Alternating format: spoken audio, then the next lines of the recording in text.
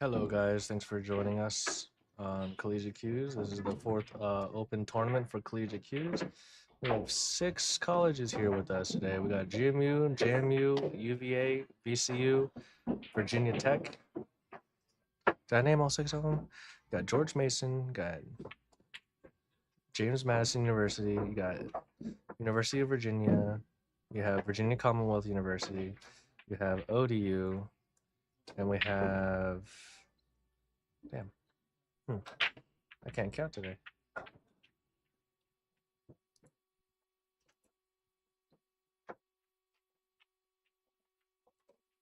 So we have ODU, VCU, Virginia Tech, University of Virginia, George Mason, and JMU.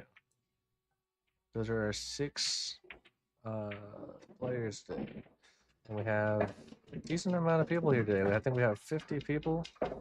It's going to be a great tournament. We should be this stream should be up for about 6-7 hours. So come on and tune in if you see any of your players or anybody you'd like to watch. We're streaming on table 26 and 31.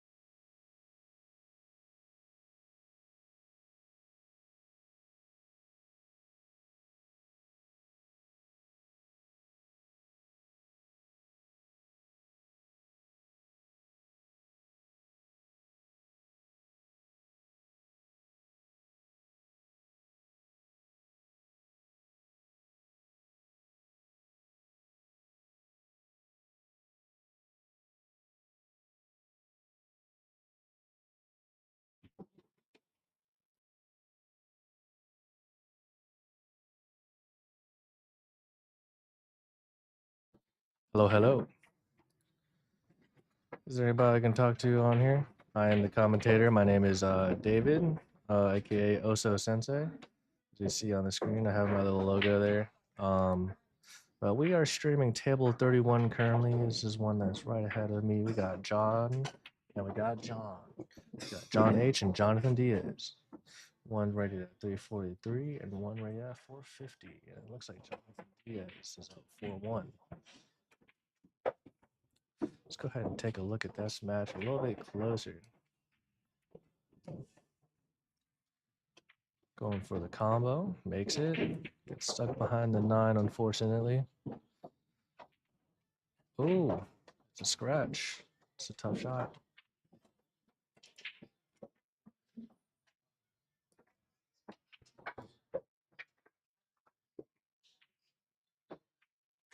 He's trying to line up the 1-9 combo. That is a bold statement right there. Me personally, I think I'd run it out. 4's not too complicated if you can get to the 6. Yeah, calling the 9 in the corner pocket. Make sure you line that up straight. It's taking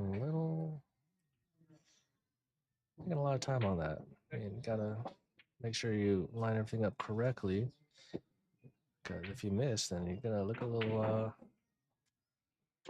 I want to say, oh, look at that, 9 ball in the middle of the table.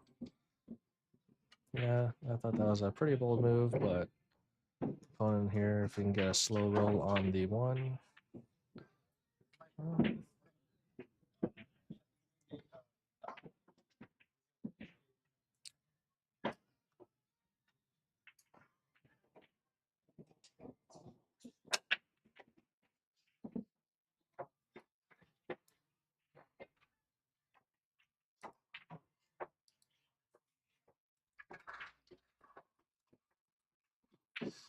Pops the 1 for the 4 in the corner pocket.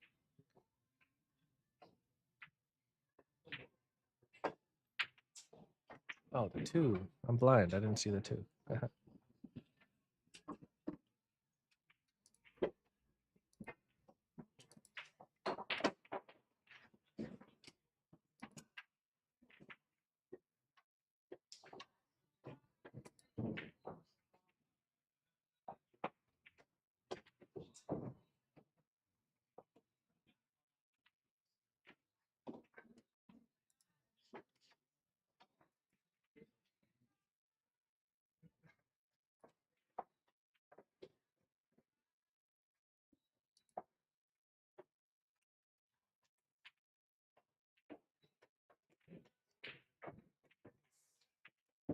That's a pretty nice cut down, all the way down.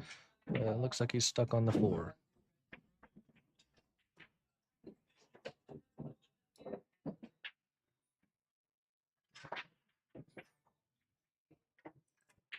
Going down rail. Ooh, just short.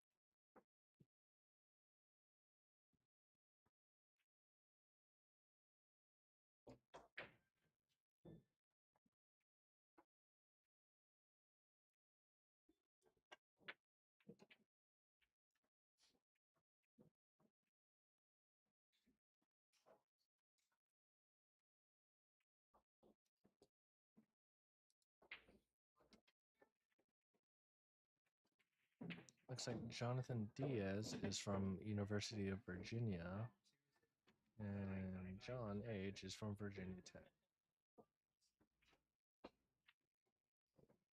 I've seen both of these players before in our tournament, so hopefully they give us a good show. Jonathan Diaz for University of Virginia is up 4. John H 1, giving Jonathan Diaz on hill.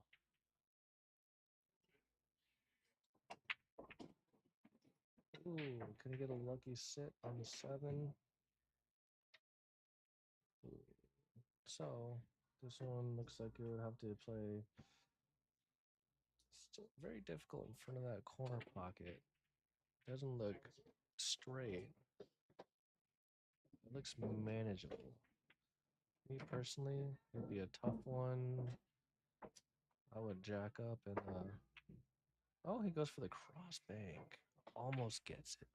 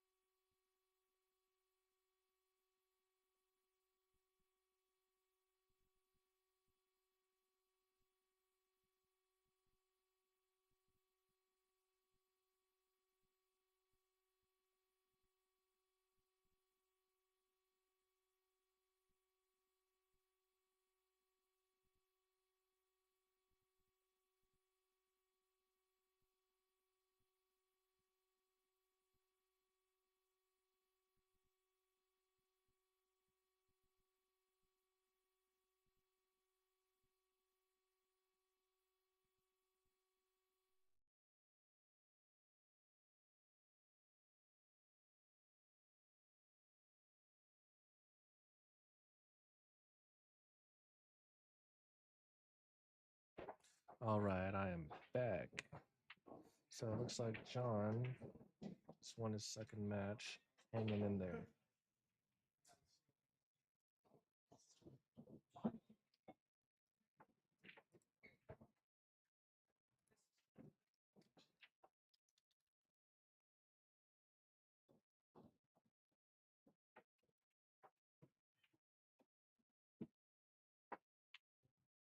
Ooh, wild shot on three. Looks like the three hangs for the corner. Next ball is the four.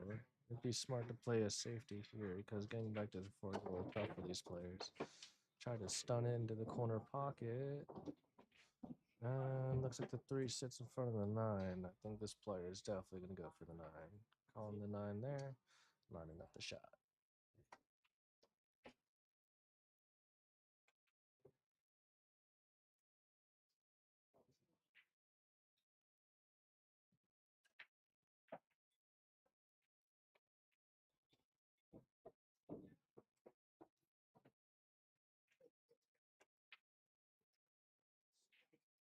Now, I don't want to get too much into mechanics analysis, but looks like John there has a very short stroke with a lot of power, which could be very beneficial, but it's a little wide. Needs to get that under control, and it looks like a lot of Q movement as well. Yeah, a lot of power. Ooh, almost fluked in the three. So I think get that stroke under control. No, these players aren't too familiar with the Q Masters tables, but you actually don't need to hit it too hard. All you gotta do is have decent cue ball control. You can understand these fast tables. And it's not even the fact that they just play fast. They have a little slide to them. It's a little bit like an ice skating rink. And a lot of people that don't really play on these, I believe these are Simonis claws. They they play with a little bit of speed, you know. So it's more on the finesse of the stroke. And me, I'm a Filipino. I've never been trained or anything, but you can totally see where if you take your time on your shot and then you hit your spot on the cue ball, it'll go where it goes. You just don't need too much power. A lot of people in this tournament are probably used to their home tables, which are just tables that they're provided at the colleges. And I've been to ODUs, I've been to VCUs. I haven't seen JMUs, but I know they're not the best of tables and they're not really well kept. So compared to those tables, this is a big difference and a surprising touch by him, and the cue ball stays in the corner pocket. But yeah, it's a small fish in big waters here. So they need to take time to get used to the tables in order to make good shots. Like John earlier made a really good touch on the three.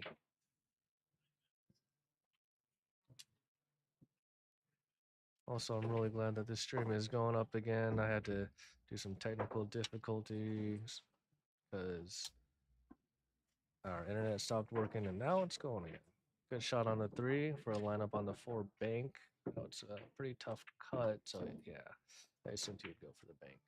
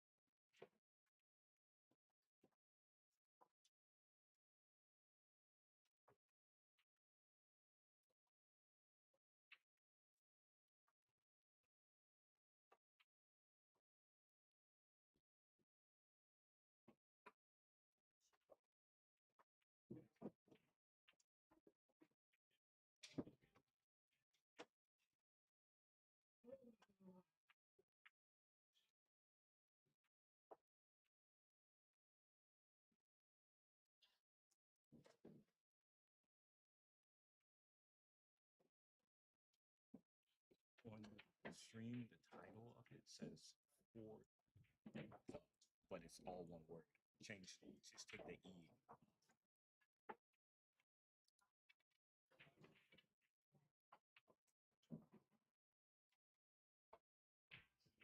Where? I don't even know where anything is anymore. Hold on.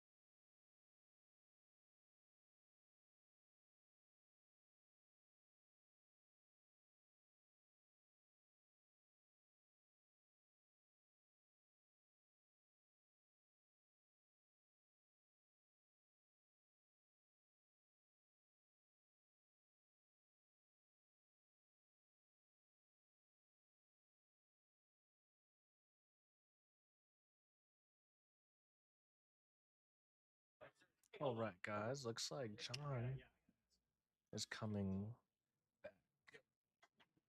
Yes, sir.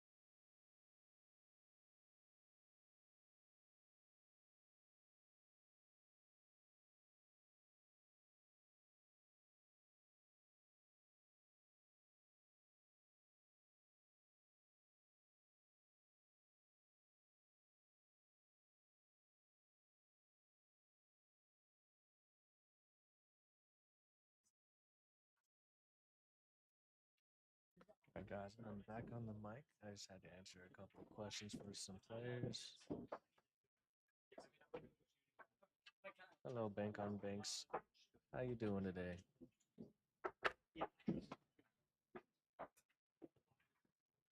It says Bank on Banks to Market. Thanks for joining the stream. We're currently streaming John H and John Diaz on table 31. Jonathan Diaz on Hill, raised to 5. John was just on Hill 1-4, and John H is making a great comeback. And they just asked a very interesting question. So, the 9 ball was not called. They made it in. So, the 9 ball is spotted. And then it's opponent's turn where it lies.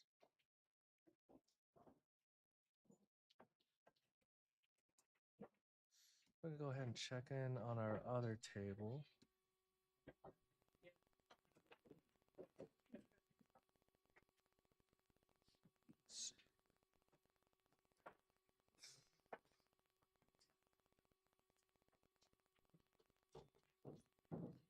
On this table, we got Miles and Jack Sellers. Miles is for part of ODU and Jack is J. Miles to shoot the 7, placement on the 8. Hits it with medium speed. Makes this an interesting shot here.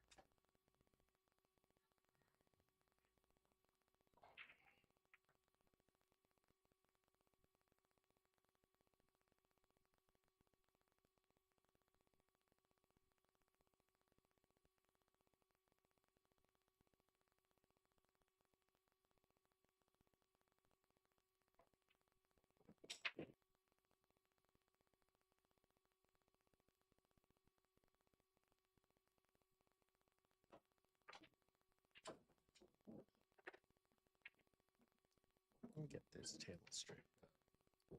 we go. Looks like Miles and Jack's game match just started. And it's going to be the first rack completed.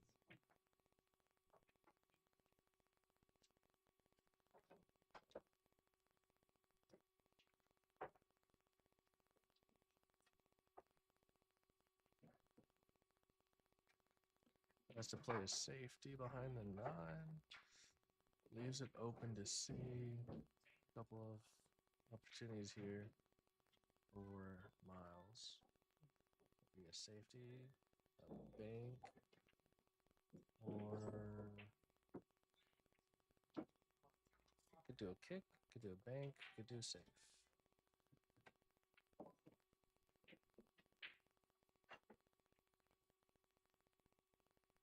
Goes for the bank.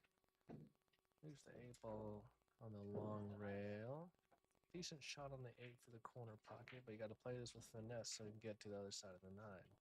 Because if you play it too slow, actually, no, I'm looking at this. If you just slow roll it, maybe it's stun or just a little forward roll, you should have a perfect reaching of the 9.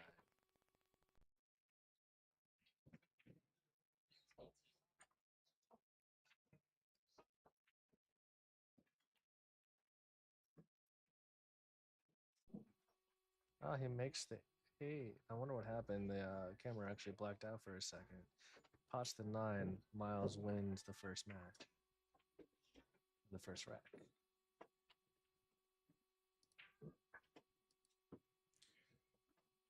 So it looks like Miles broke first, so now it's Jack's turn. The format here is going to be alternate break, alternate rack. So whether you win or lose, it's going to be turn after turn, racking and breaking. This is a fair format for these colleges.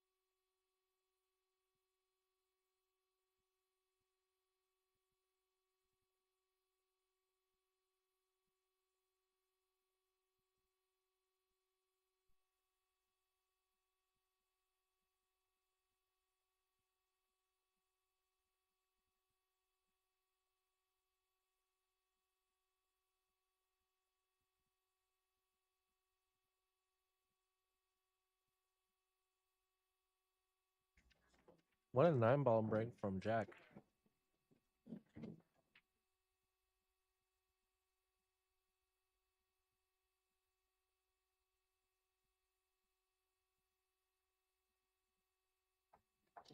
Unfortunately for these players today, this tournament format is no golden break. What a 9-ball break from Jack.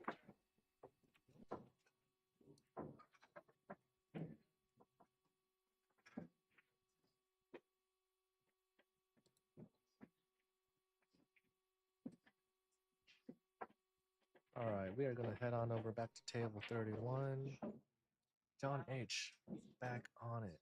It is Hill, John H., and Jonathan Diaz. John H. did not give up. It was 1-4, and he came back 3 matches. Got a Hill race here for John H. and Jonathan Diaz. I believe this is. I think this is John H.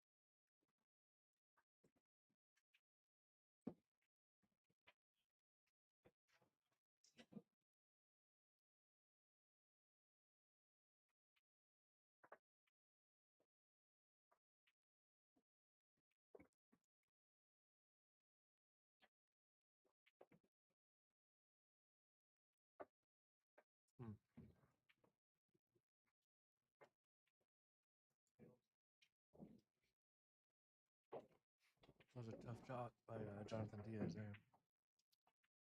Good cut from John.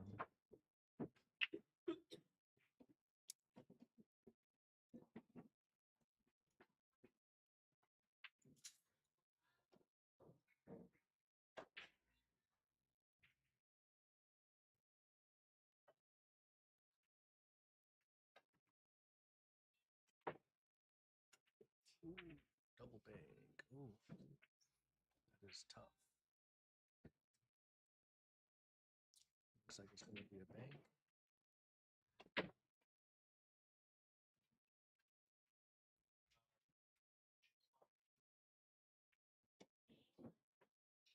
Looks like we got a bank out over here on the 8.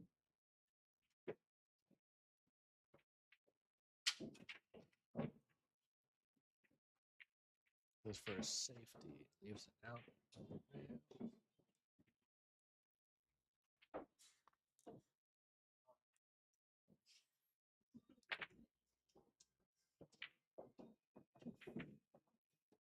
Attempts to leave it on the short rail again. Long shot on the 8.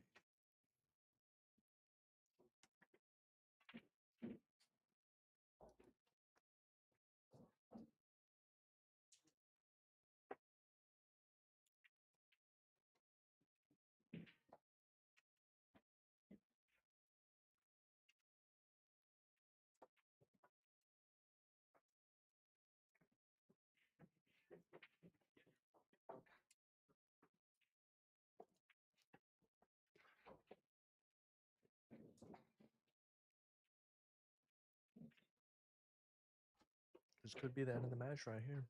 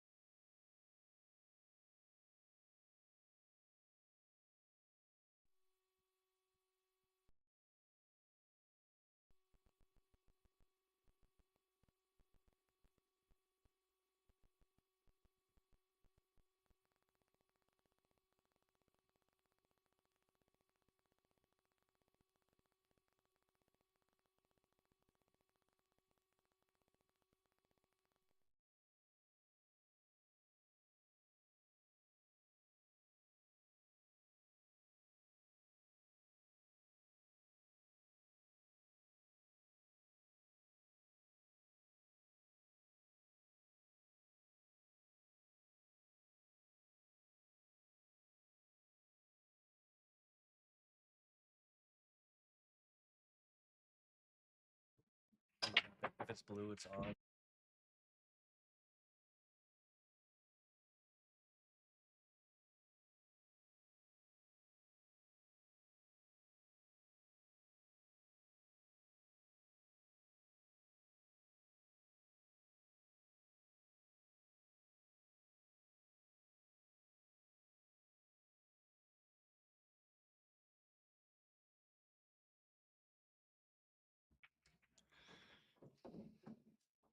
All right, next up on the stream table, we have Calvin Herbert and Jalen May.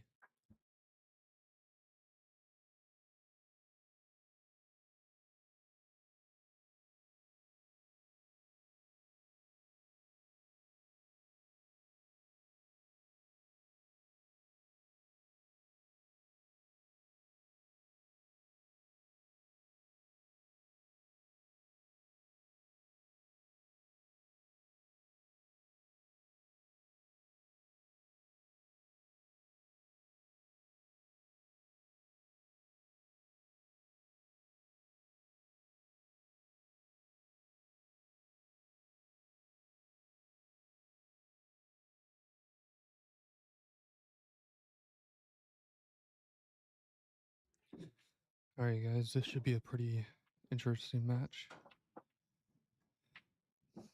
Real good friend of mine, Jalen May. He's a 545. Calvin looks like he did not have a Fargo coming into this match, so we did start him out as a 450. Played a nice defense there. Played a little bit of inside and used that 4 ball as a blocker. Looks like Jalen is going to be kicking.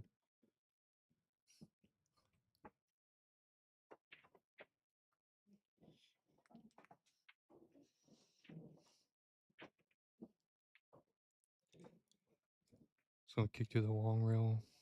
Just straight top. Cue ball should go bound table. Yep, just like that. Did get a little fortunate that 2 ball did hug that side rail. So I don't think the 2 ball passes to 5.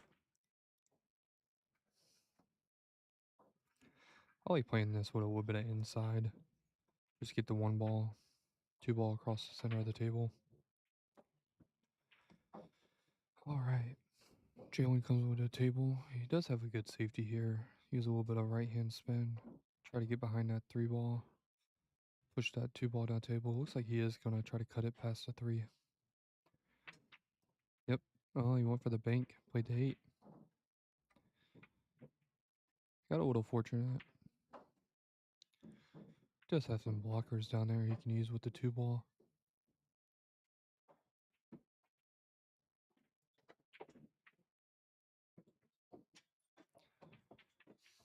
Ooh, it did pass the 8. Got unfortunate. Got a nice, unfortunate rub on the 9.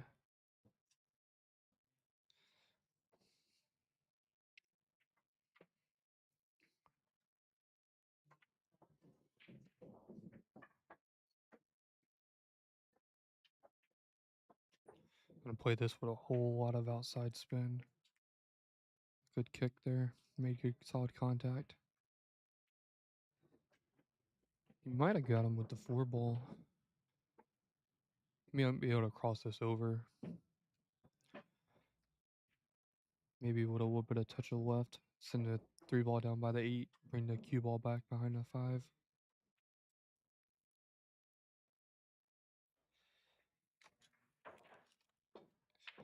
Yep, just like that. He played it. Oh, and he drilled it. Good shot there by Jalen. He's off to the races. Play this with just straight bottom. Go over to the side rim. Might better float up. Yep, just like that. All right. He's got a nice angle. Comes straight down table. He wants to play that 6 ball in the side pocket. Knowing Jalen, he does not like taking early 9s. Yep, just like that. Oh, he needs that ball to slow down. Yeah, that's... I kind of like using just a straight high ball right there. Take your chances. Just play the overrun.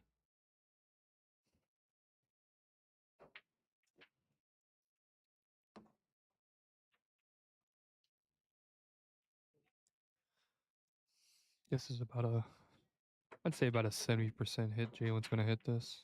Yeah. Oh, he might get. Oh, he might scratch. Oh, he got fortunate. 6 ball went down table. Cue ball came back behind the 9, blocked him.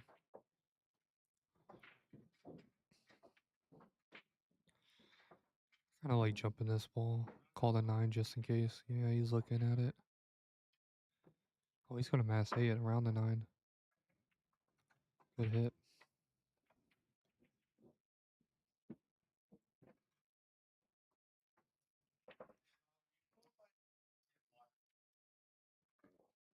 A straight stun draw. Go to the side rail and bounce out.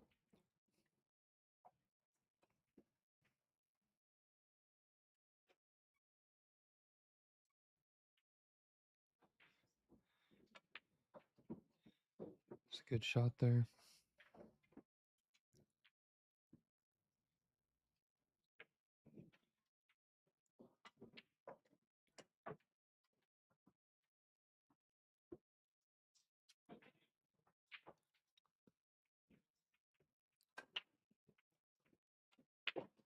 Jalen goes up 1-0. Race to 5. Looks like Jalen did break first, so we are doing alternate breaks. So Calvin's going to be breaking. Let's switch over to this other table. See what we got going over here. So we've got Jack Sellers, 453. So it does look like he's played in some tournaments that were reported to Fargo. Got another real good friend of mine, Miles Watts. Jack is up 2-1. There's a nice shot there. Looks like Jack is from JMU, it looks like. So it's a nice matchup here. We are playing a race to 5 on both sides.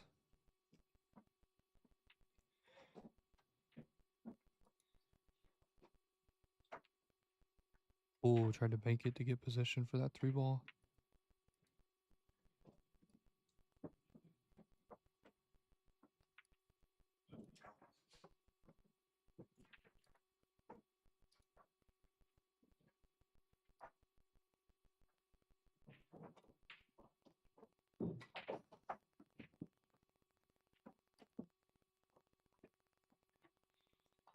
Miles comes to the table.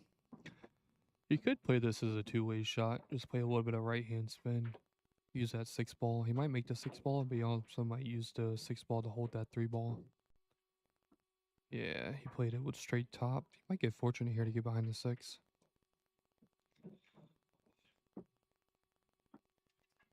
Alright, bring you guys back over to Jalen.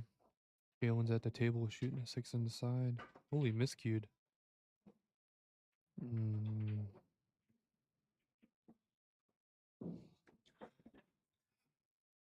Tough break there. He may just, not sure that the 6 ball passes the 9. Well, he played it. Nice little 2-way. Got fortunate with the roll.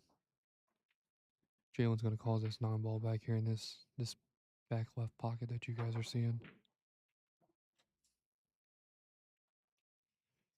Yeah.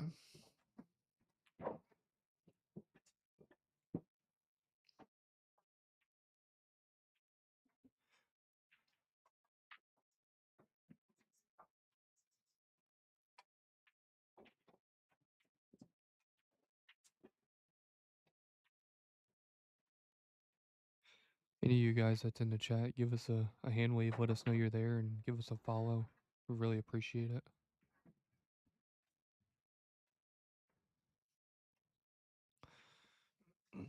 Alright, Colin comes to the table. Pretty easy run out.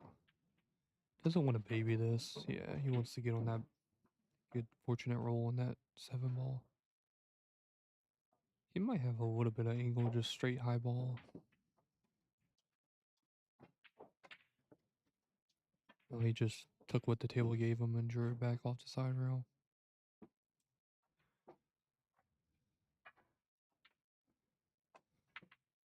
Oh, double kiss.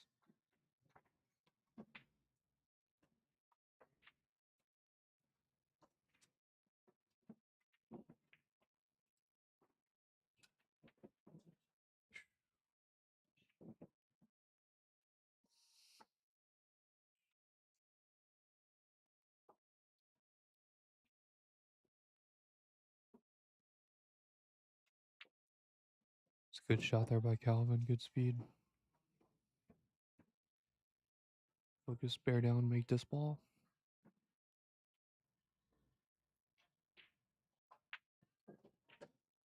Calvin does even it up 1-1.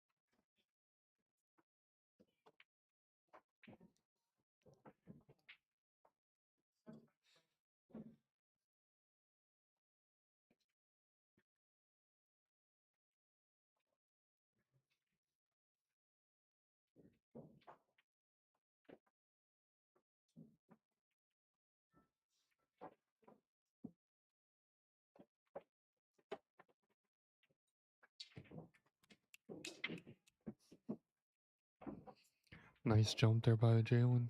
Made that 2 ball in the corner. Hit a little tester here.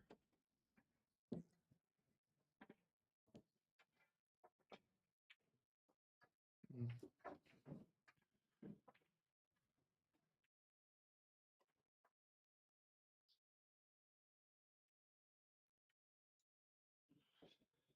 All right, this is a big shot. I think this shot right here, if he cuts this down the rail, plays a natural position. He just wants to make sure he wants to get on the backside of it. He wants to go 2 to 3 rails. He wants to get where that 8-4 will pass it. Looks like he might have set up for an early 9.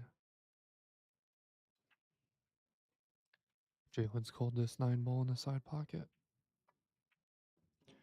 Just like that, goes up 2-1. Calvin the break.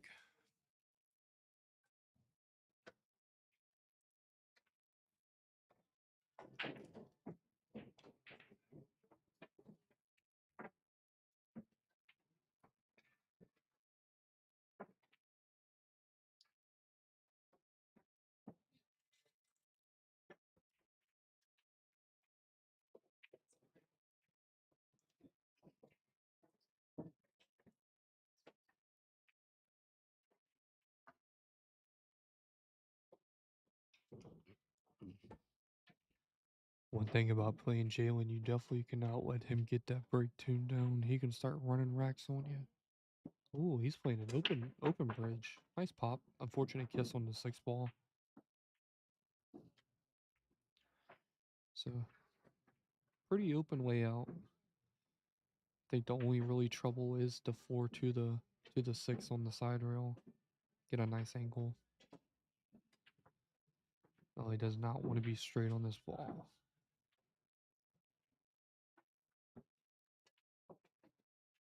Yep. So I might just use a little bit of stun draw. Bounce this off the long rail back to center table. Does not want to get straight on that 4 ball again. Yep, just like that. Oh, he lowered his string. Slowed his stroke down. He wants to make sure he misses a little bit of bottom left. Big shot here.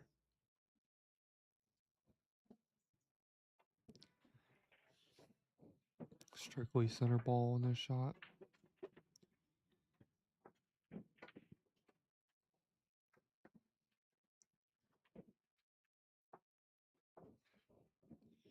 All right, this is where Calvin needs to take advantage. You're not going to get too many of these. Well, he went for the bank. That shot right there, I was kind of like trying to get that 2 ball behind that 8 ball and just send that 6 ball down table. Use that 8 and 7 as a blocker.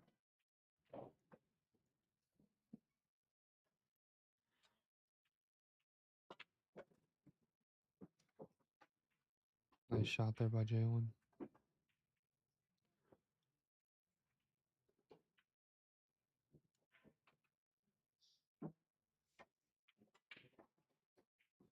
Just took what the table gave him, just straight draw. Now he wants to use a little bit of high ball, maybe a touch of inside. Don't want to come too across that face of that 9 ball. Yep, just like that. He did get center table, so all he's got to worry about is making this 9 ball.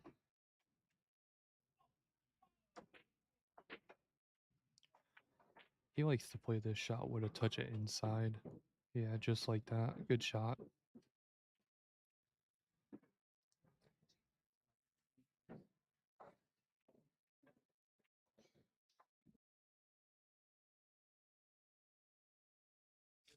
All right, Jalen goes up 3-1.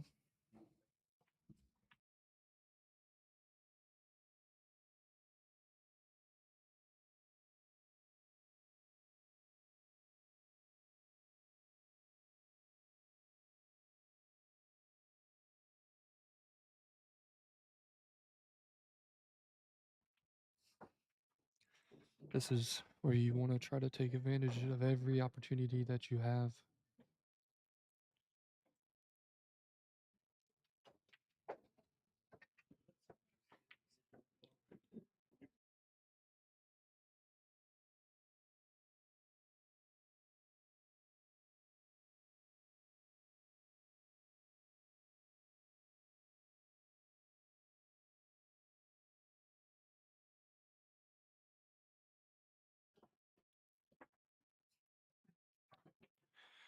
All right, made the 6 ball on the break. He might try to cut this in that corner where that 9 ball is. Just focus on getting that 2 ball out center table. Nice shot there. Wants to spin this ball, at least 3 rails, get on the backside of that 3 ball to play that 3 ball in the side pocket. That was a good shot. Good speed. Use a touch inside, come between the 4 and the 8. It might be straight high ball. Yep.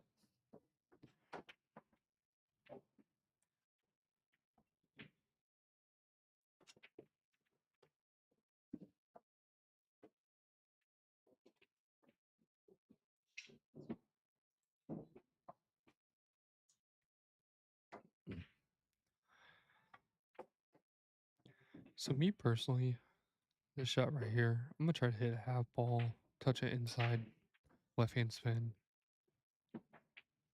Yeah. Just use that 5-7 as blocker, send that 4 ball up table. Come 2 rails out towards the 5.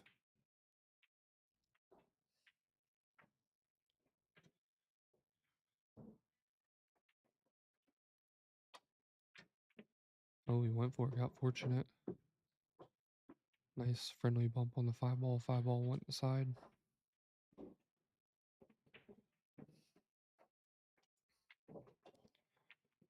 We slow that stroke down again.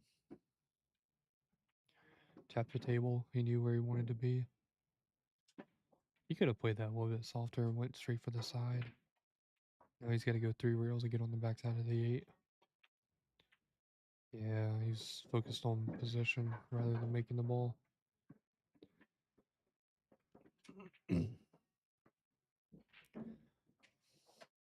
This is where Calvin really needs to buckle down and Get this rack. It's a good shot there. He doesn't want to be on that bottom rail. Wants that cue ball to slow down. He has called the 9 in the corner. Don't want to hit this too hard because it'll bobble out. Nice medium speed, just like that.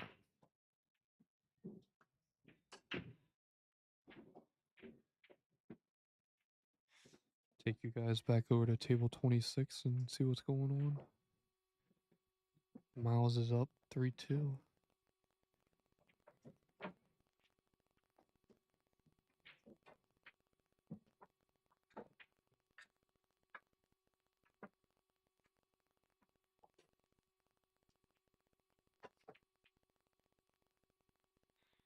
He is playing Jack Sellers. Get back over here. Cal in the break.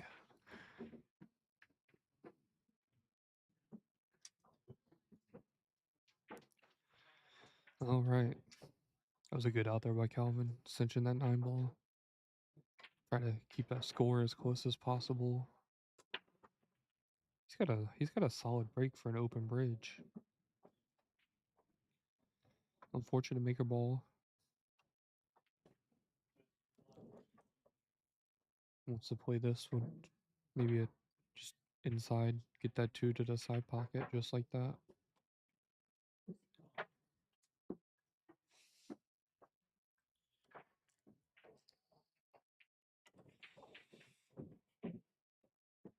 Looks like a fairly open rack. Jalen could go back up by 2 on this one.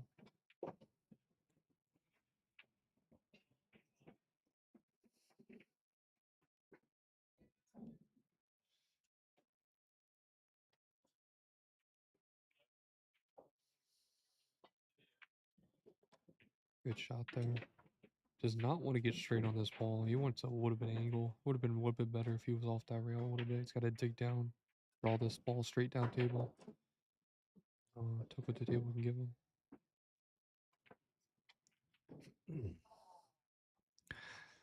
This shot right here, a lot of people would try to hold this for the 7 and get on the backside of it. Yeah, just like that. I kind of like hitting that ball a little bit harder just to make sure you get back out center table. It's a natural position. Maybe a little bit of touch of outside, go around that 9 ball. Yep, just like that. Overran it a little bit, but I think he might have a shot in the corner. Past the 9. Ooh, unfortunate roll there. Cue ball went straight to that pocket. That's gonna hurt. Calvin's gonna be back on serve if he can finish his rack out, make the 8 and the 9.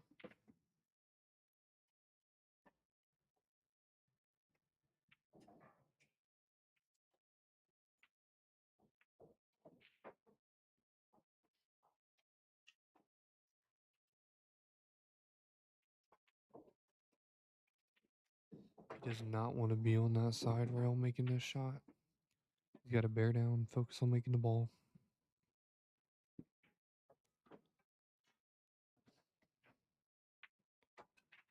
Good shot there.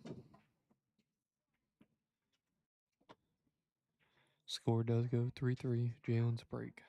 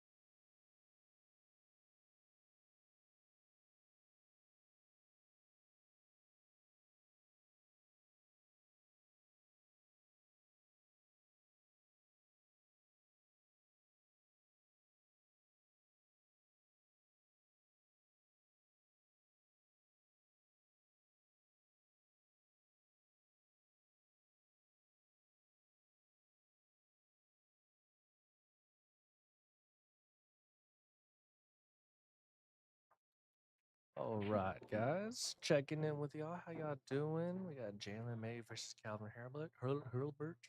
My name is Oso Sensei, also known as David. That's my real name. But I'm the original commentator here. We got James that just hopped off the mic. I don't know what he's been up to, but I know Jalen May really well. I'm actually the one who got him really into pool. We played when he was a freshman in ODU, and I taught him my things, and now he's come a really far way. Looks like it's 3-3, and got Calvin. He stun drew the last ball into the side pocket. This should be an easy run out for Jalen May, leaving 4-3.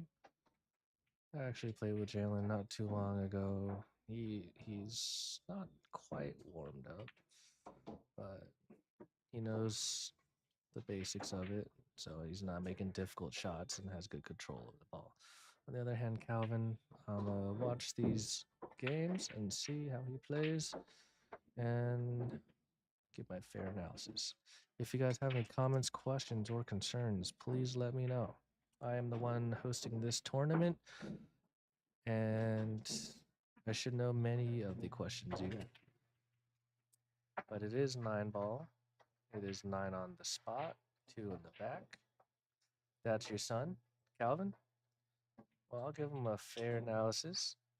Looking very mature on the table.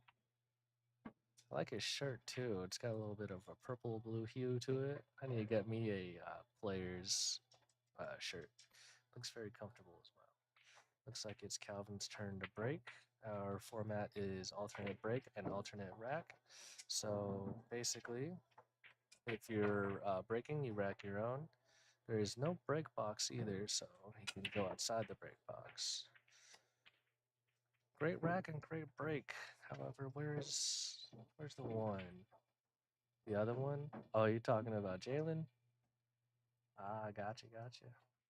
Mr. May. Looks like Jalen pushes the 7. That was the first turn of this break, meaning the players can push.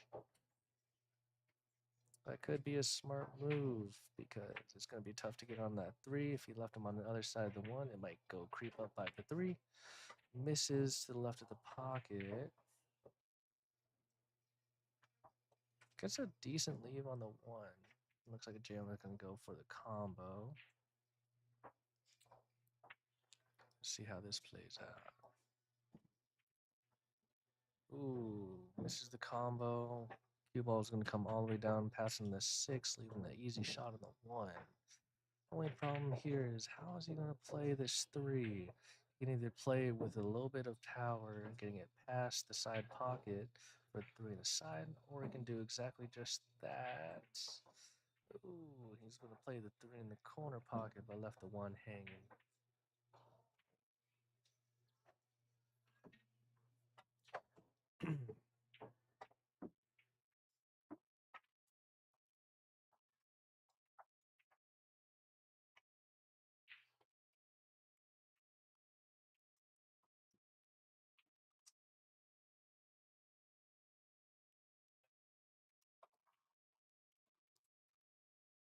Go ahead and zoom in on this just a little bit so I can get a better look at the balls.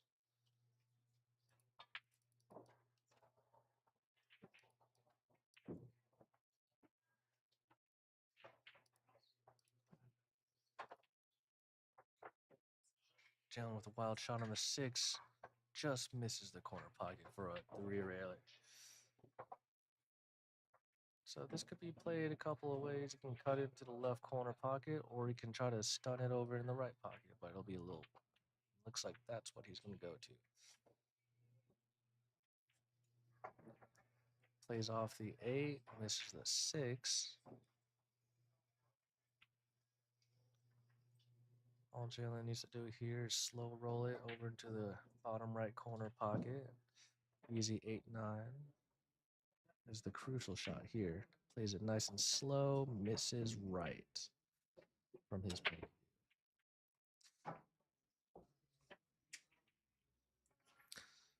Looks like he rushed the shot just a little bit.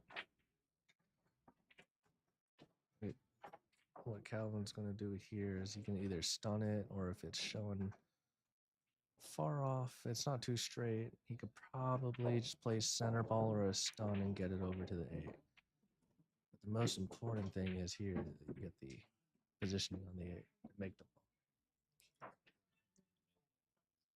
No practice on the tables match to see if he plays like 30.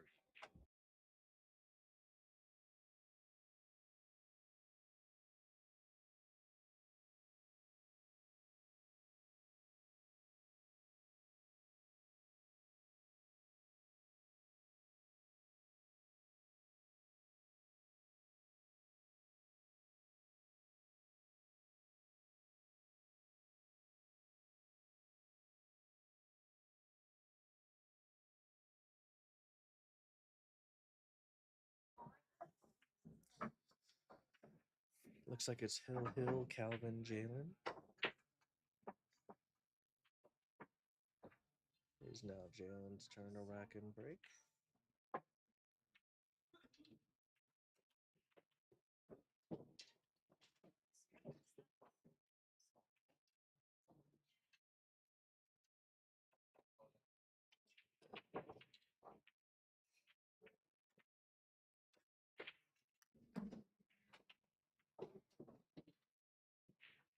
Decent break by Jalen, but is dry.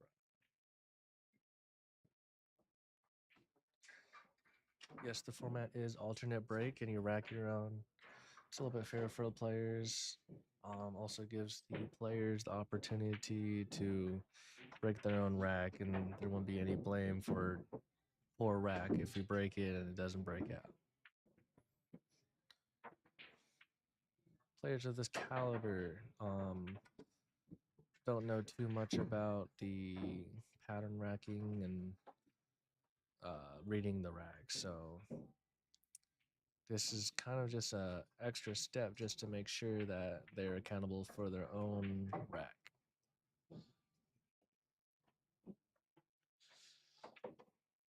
I know Jalen here, he's going to go for the cut all the way down. He's on it right now. And all he needs to do is play at 2 rails. The only thing in his way is probably the 7. Oh, he plays it bottom right for slow positioning on the 4, leaving the 3 hanging and open. Now Calvin's only problem here is having to get the 3 and getting back to the 4. What college are the players from? We have 6 colleges that are attending this event. We have ODU, Old Dominion University is one of them. University of Virginia is the second one. Virginia Commonwealth University. We got Virginia Tech. We have George Mason and James Madison. So ODU, UVA, VCU, Virginia Tech, George Mason, and JMU. These players have all been to our tournaments before, so we're glad to have them back. We actually, I think the furthest one from us is probably JMU. I don't know the quiet metrics, but some players did have to travel 2 or 3 hours away from here to get to this tournament, so we're glad to have them here. And another thing I'd like to do is shout out Q Master Billiards for letting us host this event here. They have been great help for us in the past, and we have good success here now with the streams and the tournaments. So this is a hill match right here. So this rack here is on the line for the win. Either Calvin or Jalen are going to be advancing to the next round in the winners, or entering the losers bracket. Looks like Calvin gets a tough shot on the 4. He can see the 4, but I'm not sure if he can pot it or not.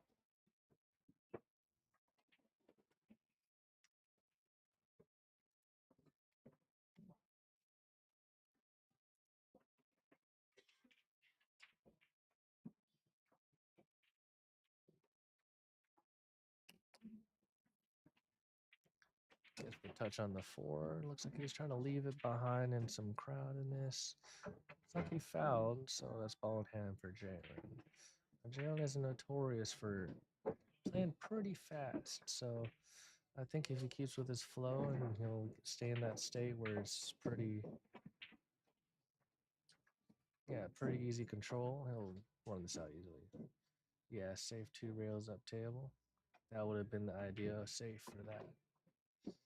Gets a little short on the 7, but it shouldn't be too hard to get back to the 8. Plays 2 rails. All he needs to do is follow the 8 ball.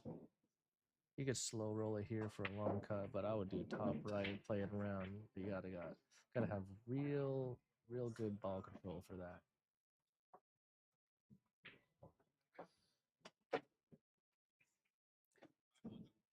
Most important thing is though is you make the next ball in order to get to the next ball. Almost flukes the 9, leaves the 8 in the middle of the table with the cue ball on the opposing short rail. This could be a difficult shot since it's so close to the rail and it's down table for the next 9-ball shot. If he makes it, he probably goes for an easy shot, let it roll forward just a little bit. He could still probably cut it in. Ooh, rushes the shot, short strokes it, leaves the 8 by the 9. Cue ball not in a favorable position. I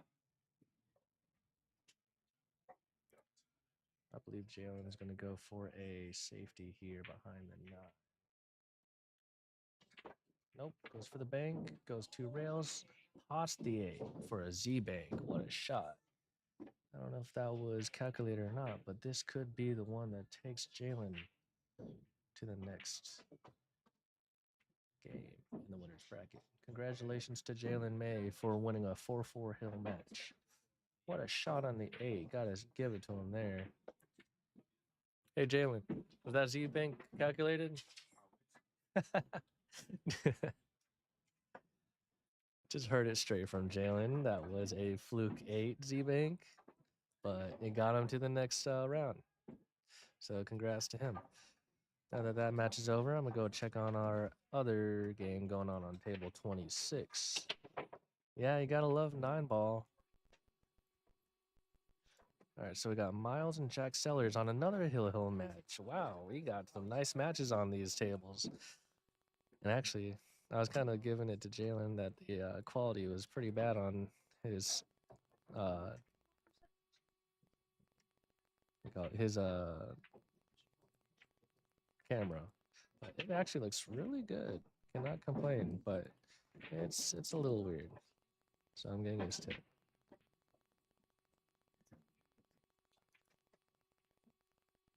Oh, that's why. Okay.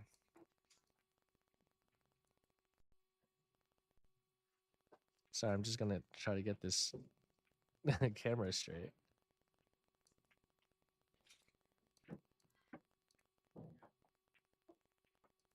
There we go. That should be pretty good.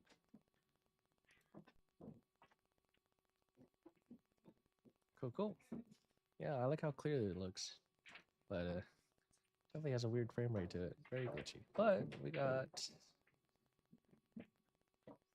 Miles shooting. Just made the 4, stuck behind the 9.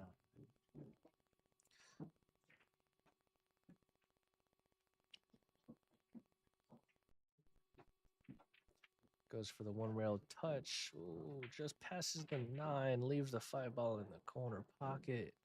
Everything has a pocket. So 5-ball, all he needs to do is get. Oh, our stream is kind of lagging out a little bit. A little weird. Looks like Jack is going to go for the stun draw.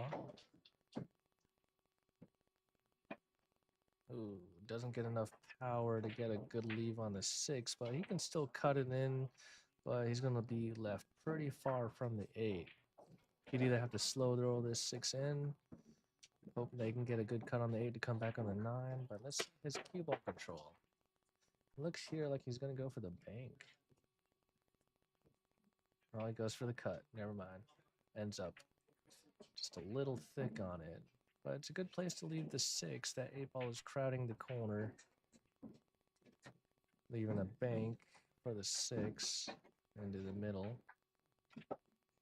Smile's going to do here. Goes for a rail safe, ends up hitting it too hard, leaving it into the side pocket. I apologize for the laggy camera. It's very interesting that it's kind of glitching out like that a little bit, but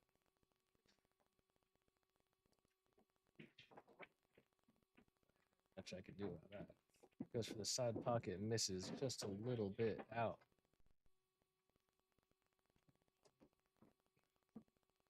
This is another challenging shot for our college players here. You don't see many of them making this. I'd say the shot percentage on this is 30%, depending on, you know, their cue ball control. Looks like we're having technical difficulties with this camera, so I'm going to move back to our other table. We have Christopher Dennis versus Connor Rose. Christopher Dennis is one of our freshmen from ODU, and I know him pretty well. I let him stay at my apartment for another match another tournament that recently happened. Pretty cool guy. He's got good spirit and is always challenged to learn. Our other players can be Connor. Connor seems to be from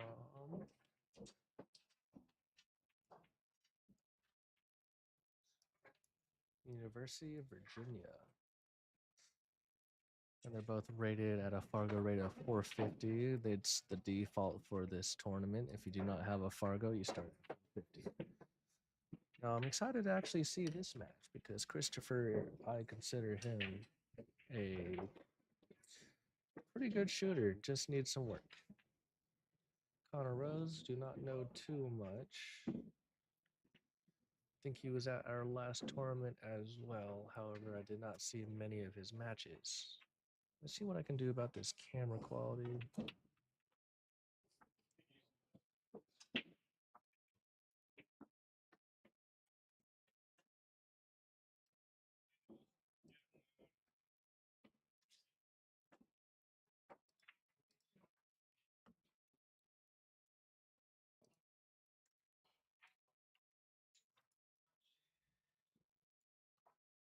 Goes for a touch on the one. Was that a push?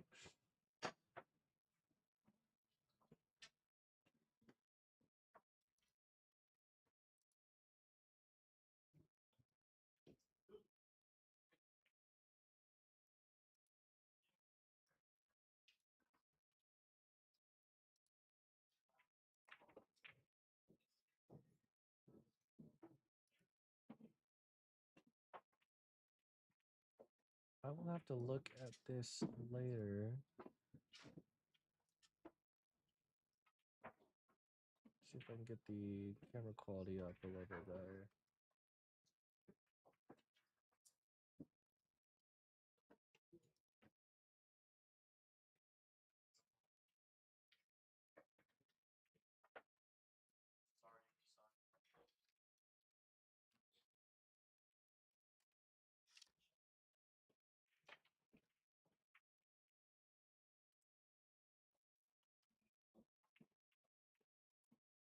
Cut on the one in the side pocket by Connor Rose.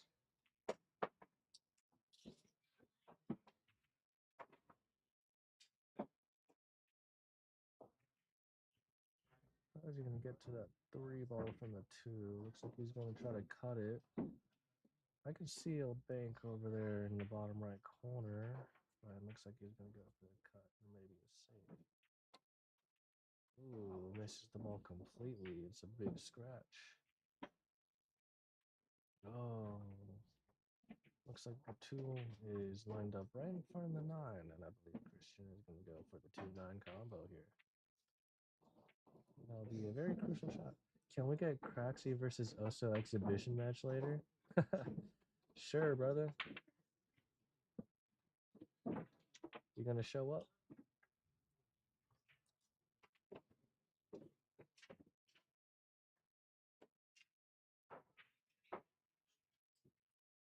Christian pots the 9. Pretty good shot from my boy Christian. Yes, indeed. Let's go ODU. Nice combo, bro. sitting right in front of me, the man himself. Now I want to see one thing. I might expose myself here, but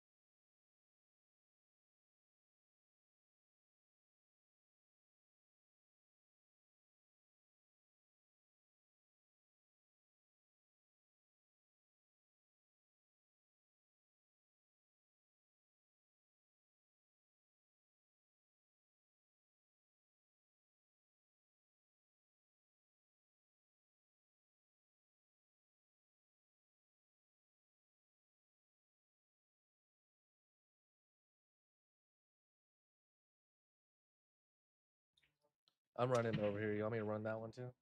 Huh? It's on Collegiate Cues. I can run that one too. Okay, can they go at the same time? No, No? we don't have another computer set up for Okay, that. okay, okay. Yeah. Yeah, that'd be great. Okay. Thank you. I just realized my microphone was off this whole time, but we're gonna go to our other table on table 26. Oh man, Christian with that shot, the 1-9. I don't know if that was planned or not, but that was pretty sick. So over here we have Michael Savage and Calvin Hurlbert on table 26.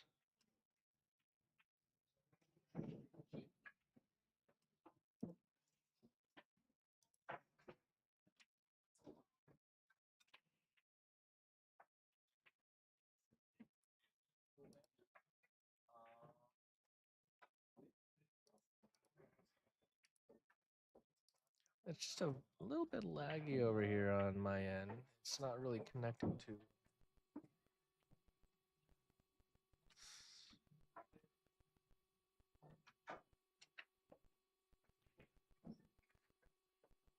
Calvin Hurlbert for the shot.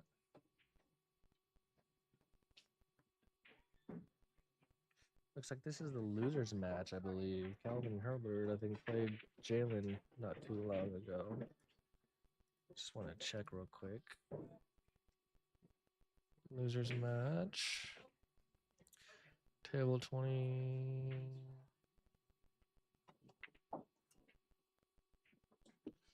Yep, table 26. Michael Savage and Carl Herbert.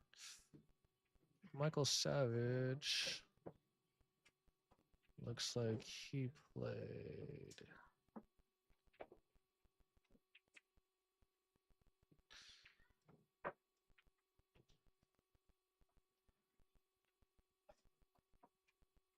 Michael Savage played Neil Cruz. Neil Cruz won 5-1.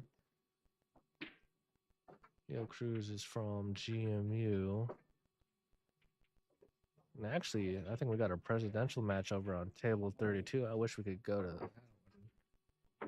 Oh no, actually Neil won 5-1 against Lee in an A, and Neil moves up to the third round. Actually, I have an update. So we got Anthony Villanueva versus Satya Rungan, and that is the first match of round 3 that will be done. Next third round match is going to be Griffin Mahoney versus Thomas Daly. The third one's going to be Peter Jean versus the winner of table 22, which is Eric Clatter and Liam Thai. We have Luke Lear versus Neil Cruz as well in the third round.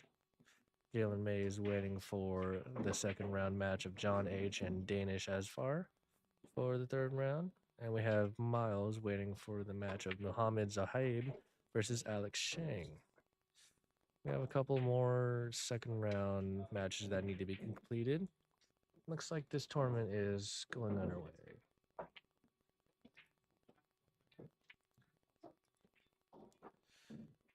As I come back to table 26, we have Michael Savage shooting on the 8. Looks like he's going for a bank. Ooh, hits that right in the pocket.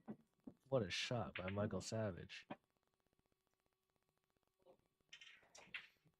After this match, Z-Bank misses the 9 after such a good shot on the corner pocket.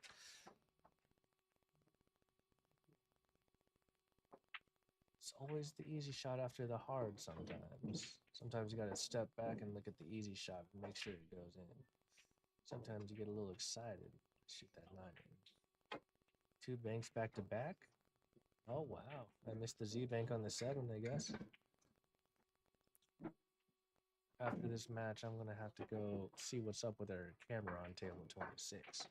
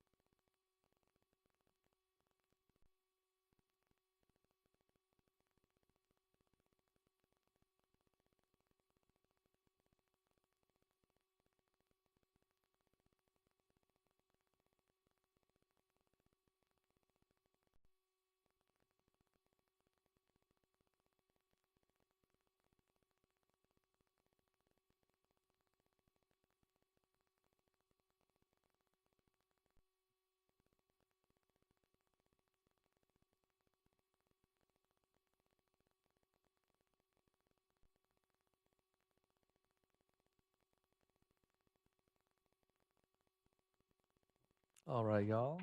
Oso Sensei back in the table. Michael Savage and Calvin Hurlbert for the losers bracket match here. Whoever loses here is out of the match. I have to make a couple of announcements real quick, and then I'll be right back. What a shot by Calvin, though, for the combo, leaving him a cut on the 6. All right, be right back.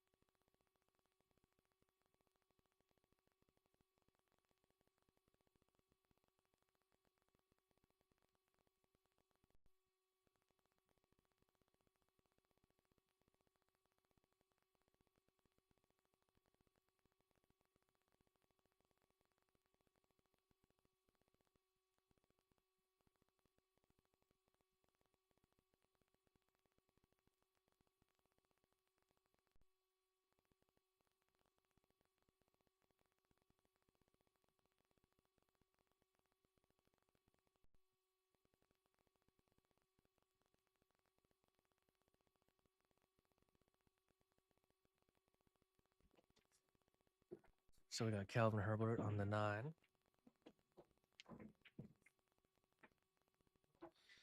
Overcuts it on the pro side, leaving Michael Savage on the rail.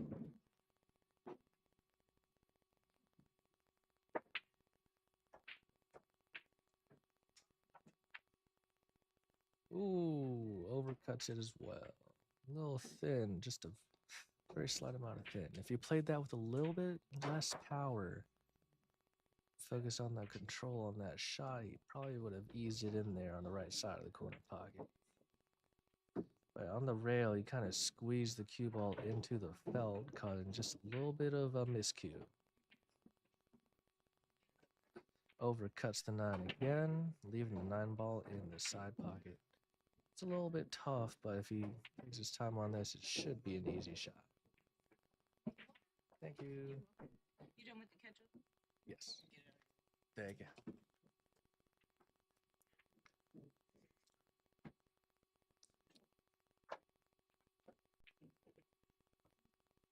Easy. Oh, overcuts the 9 ball again. These tables are ruthless.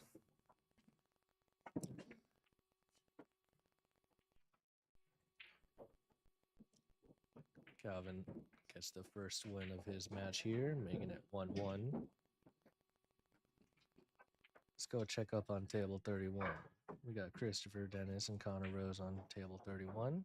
Looks like the match score is 1-1.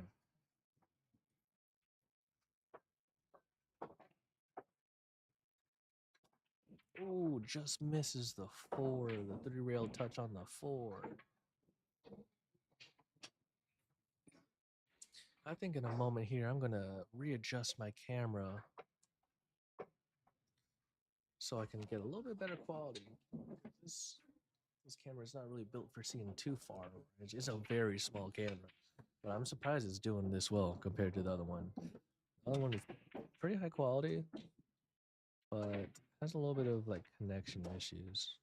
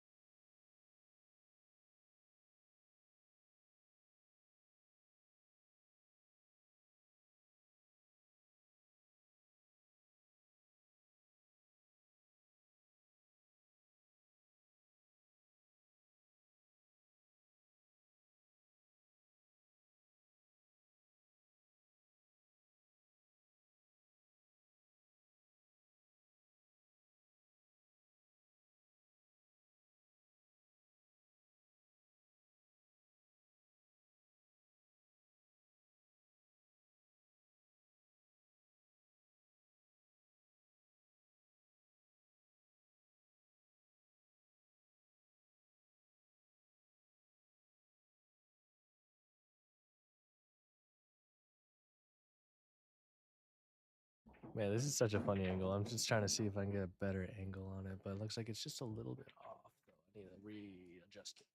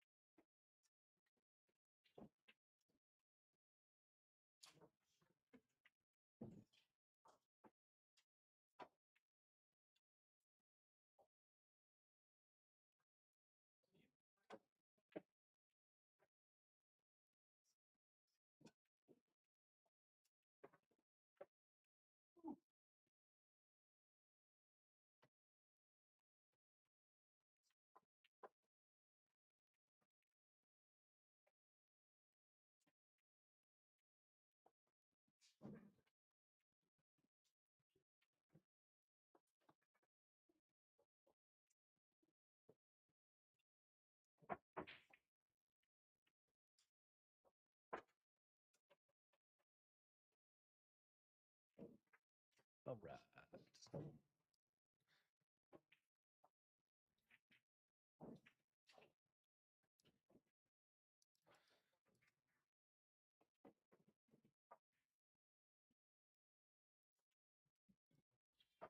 That's a decent look on the table. Sorry, we are working with what we have here. Yeah, that looks good enough. Wish I could rotate the camera a little bit. That'd be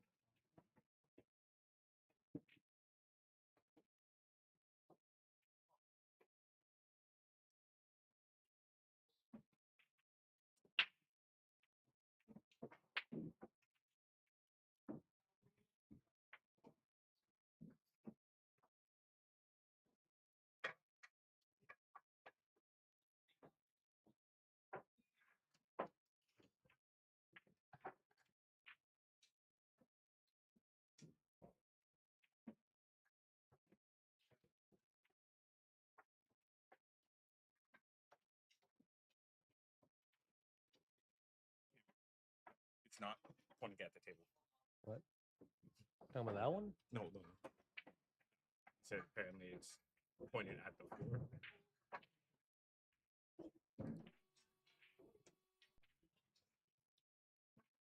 It's not even showing. That's table 26. Maybe it's just It's frozen. Somebody probably tripped over the cable or something. Go check.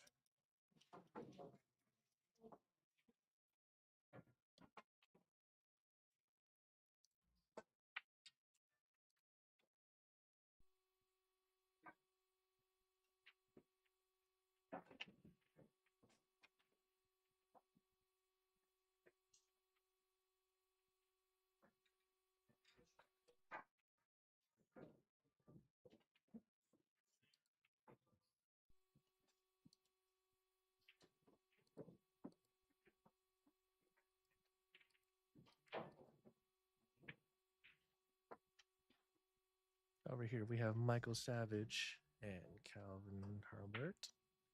Michael 2, Calvin 1. That's Michael for the combo and the 2-7. Pretty good shot there.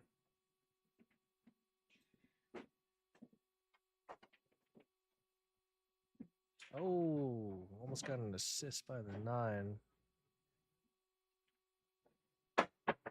This could be a pretty difficult shot for Calvin here as he has to jack up.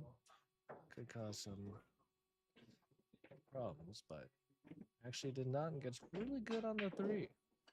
Usually people would play that shot off the rail, but he played that, I would say, pretty perfectly. Plays a hard stun on the 3 for the 4. And looks like he might either try to draw it past the 5 to avoid the side pocket, or he might just slow roll it, trying to get all the way down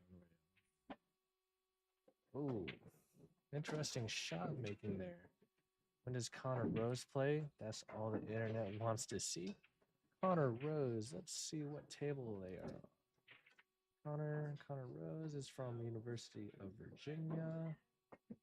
And Connor Rose is on table 31 playing Christopher Dennis. So they are actually currently playing on one of the streaming tables. So they are actually playing right here. I'll be going back and forth from these matches. Unfortunately, we don't have multiple setups. So I'll be going back and forth. I do apologize for the inconvenience. However, this is how we're going to have to do it. Welcome to the chat, Andrew Frieden.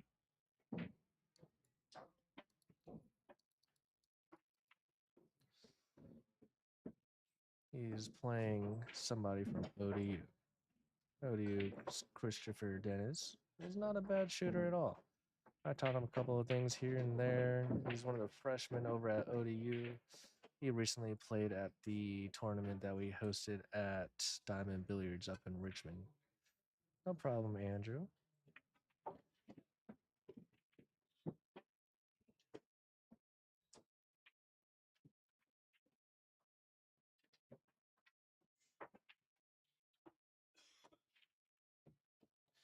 If y'all have any comments, questions, or concerns, I am here to answer them. My name is Oso, aka David, because that's my name. I'm the one actually hosting this tournament, and I am running the stream currently. If you have any questions, I'm pretty sure I can answer them. Looks like that 5 is going right to the side pocket, just barely misses on that fluke. This will be a tough shot for Christopher here, because you got to get back to the 6. Now you can cut in this, or you can bank it like a boss. Wow, what a shot. Gets a little straight on the 6, goes for a little stun and misses, leaving the opponent a little tough shot. Could be a 6-ball cut, could be a safety behind the 8 within a bank attempt. Ooh, what a leave by Connor Rose. Christopher attempts the 1 rail touch here, gets a little thick on it and scratches. That is a common mistake there. One thing you gotta do is play those a little softer with not a lot of top spin, because if you catch that on the wrong side, it's going straight to the corner pocket. Now, what I would have done there is I would have measured out the angle. There's a little bit of a measuring rule there for coming off the rail for a cut. Want to make sure you're just a little bit wider on these tables because these tables are like ice rinks. Like, let me tell you, first time playing on these tables, it was pretty difficult trying to get used to the speed on it. After a while, you get adjusted to it, and that's what these players need. So playing kicks and banks on these tables might feel a little foreign to our players at this tournament. I don't think many of them played here often. Not often enough to know these tables too well. Christopher attempting the kick. Ooh, just touches the 8, leaving him on the good side. Connor goes and taps this bank. That 9 ball is in the way. If he goes for the cut into the left corner, there's a possible scratch in the bottom right corner. So what will he do here? Goes for a soft touch, leaving cue ball down table and 8 ball in the corner pocket. Now this could be a routine shot here. Not many players think of this, but you could just bring it 1-2 rails and you set up. However, Christopher rattles once again in that corner pocket, leaving him on leaving Connor on a difficult shot. Doesn't look like there's enough room for a cross bank into the corner pocket, but it looks like that's what he'll be attempting. Looks like there's a double kiss, leaving the cue ball down table, 8 ball by the right corner pocket.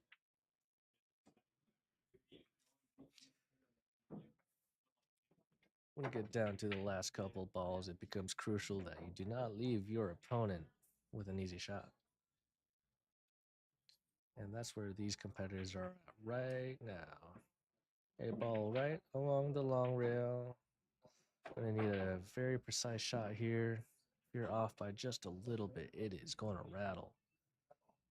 Gonna make sure if these players play with English or any stun or follow, that they do not waver off their path. What a shot. Just accurate enough and gets a great leave on the knot. All he needs to do is pot it. If I was in his position right now as being down 1, I would take my time and make sure my stroke is correct. Unfortunately, he misses the 9. What these players need to understand is that every shot counts. And if you don't take your time and formulate your stroke, it will deem crucial.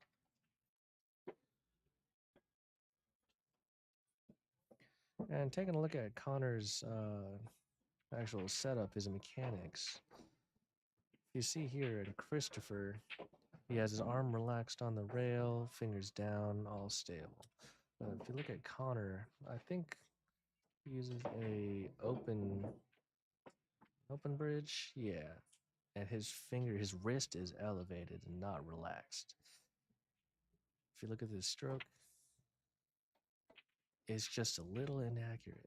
If he can fix that, oh, looks like it's a little late to fix it for this rack, but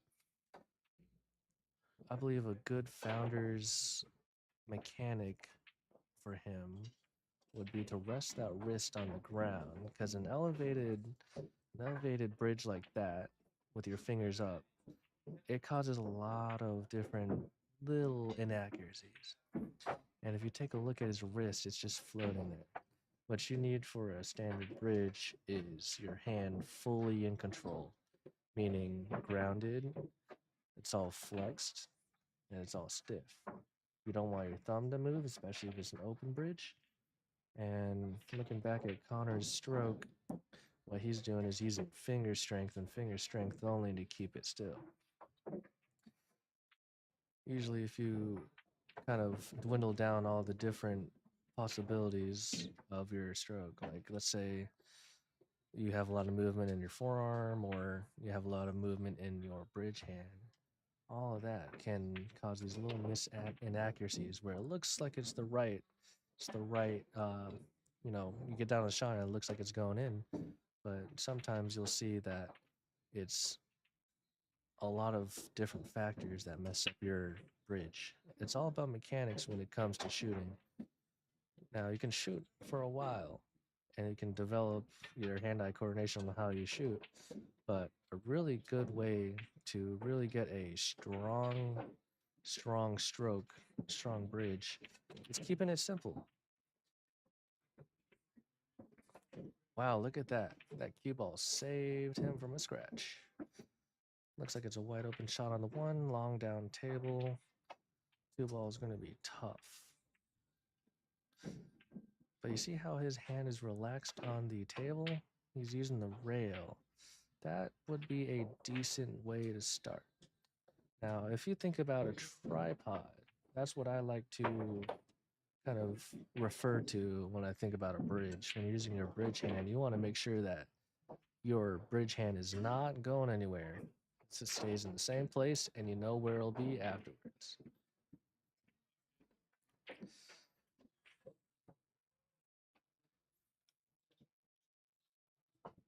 Actually, notice he's being able to use the rail a lot on these. Let's go, Christopher. Hello, little buddy. Welcome to the chat.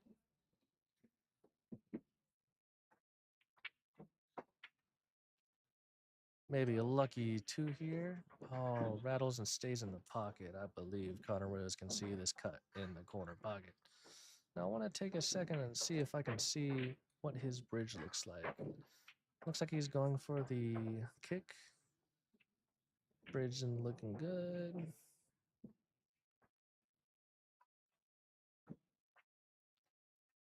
Changes from the kick to the cut.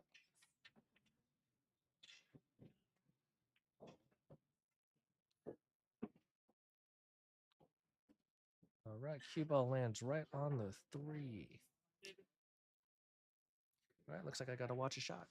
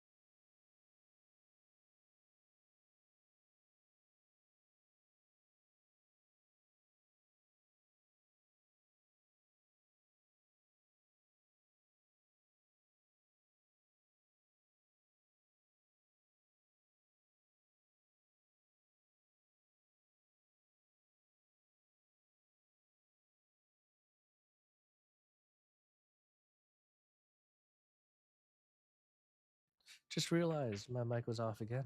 I need to keep track of that.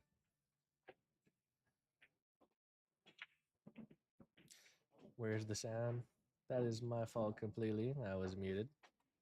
I can turn on the camera's sound, but that'll be a little bit too much. It'll be a lot of background noise. So you'll have to hear the sweet sound of Dave. You'll probably hear occasional balls clicking.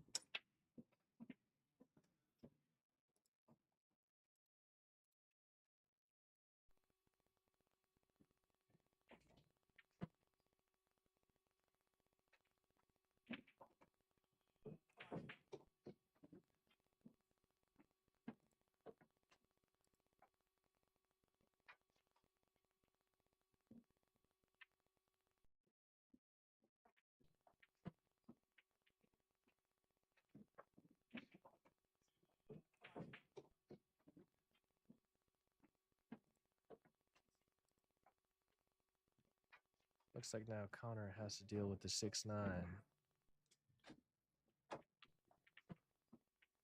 6-ball track into the side pocket. He gets it.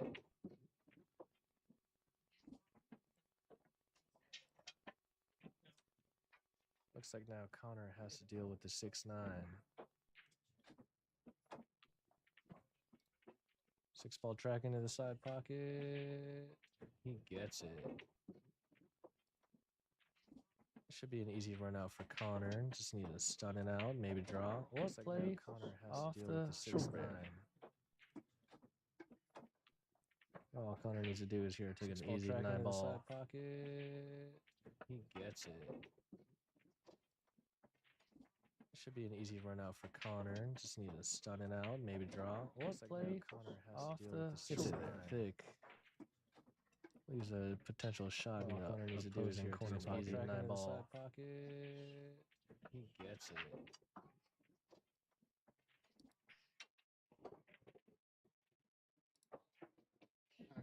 Anyone like brought? Huh? Has anyone brought over like a black case, Q case, simple, pretty much nothing on it, no stickers or. I haven't seen any cases over here.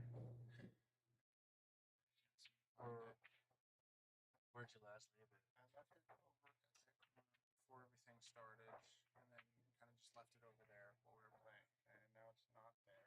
Is your matchup? Yeah, I'm done. I'm out. Oh, you're out. Yeah. Okay. I was trying to put my.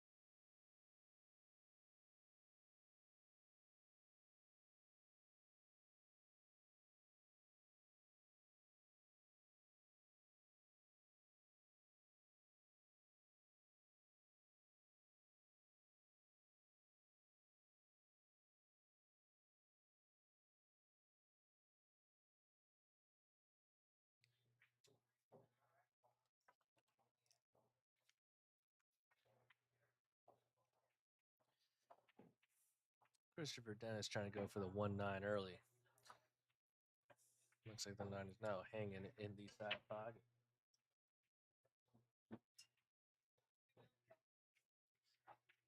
How many viewers we got on here right now? Looks like 9 watching. Thank you guys for tuning in.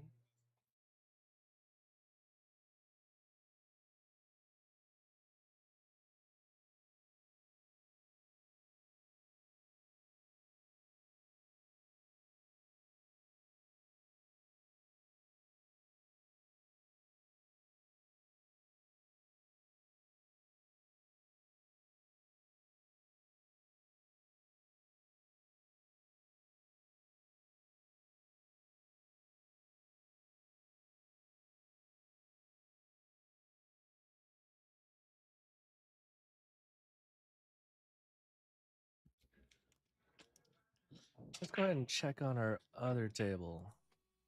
Got Michael Savage and Calvin Herbert still playing over here, apparently.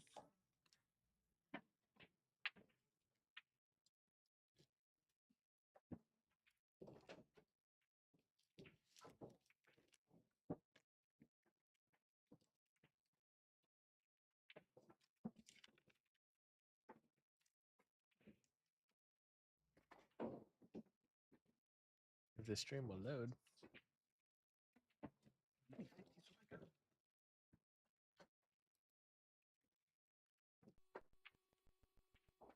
There we go. We got connection back with it. Looks like it's gonna be Calvin's shot. I believe Calvin's going straight for the 1-9 combo. I think this is the most I've ever seen people go for the 9 ball.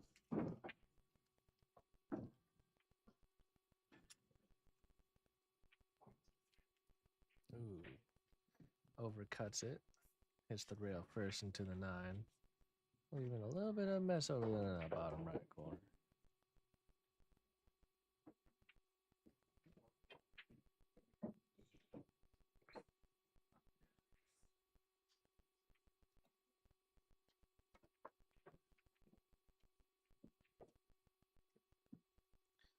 Does he get this safe? Looks like it's going to roll past the 6 for an open shot.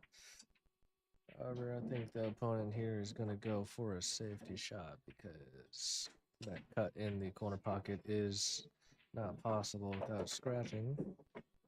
Goes for a bank. Gets the 8 in. What a shot.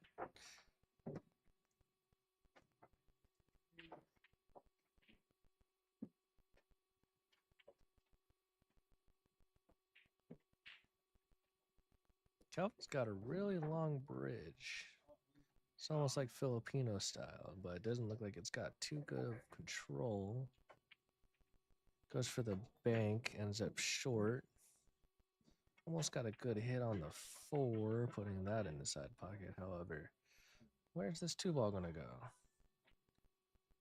Me personally, I probably would play it safe right behind the 9 and 3. Goes for the combo, but the 3 takes priority there and does not let the 9 ball go in.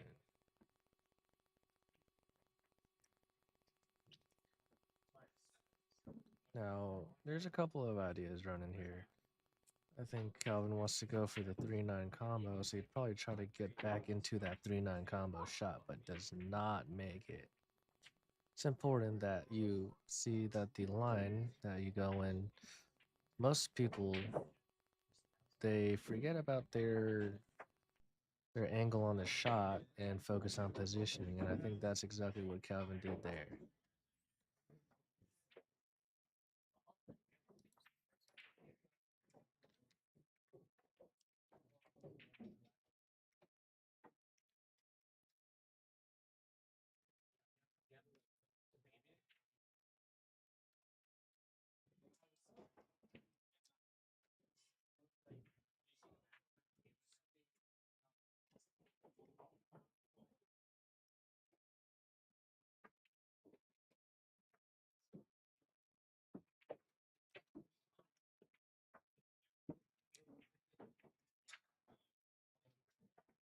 Looks like we got a little lag on this stream. So I'm gonna go ahead and switch over back to table 31.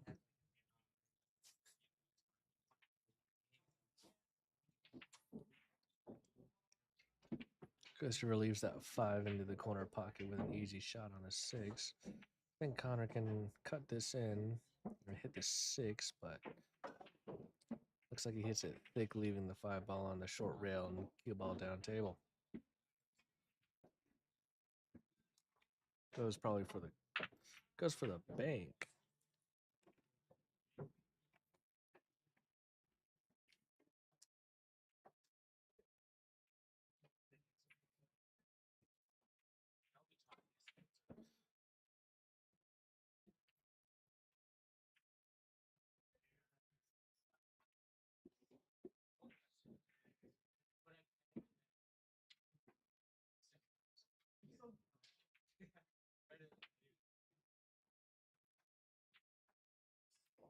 Another fluke 8.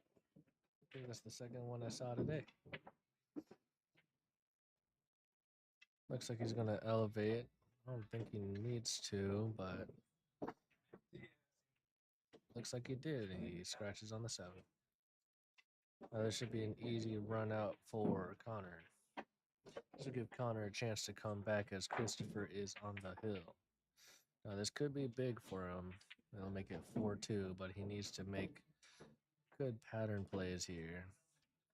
He's shot on the 5 and 6 and just needs to line up for the 7. It's up, maybe overhitting it just a little bit, but that 6 still goes, but his control on the 6 will not be as good.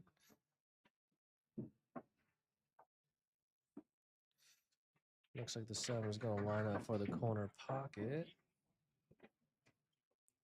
Could ease this past the 9 for the side pocket here. This is one of those crucial shots I'm talking about that these players need to take some time on.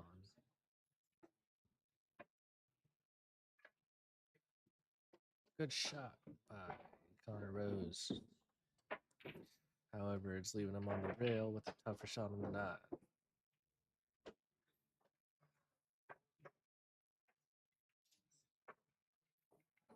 Connor calls the top left pocket.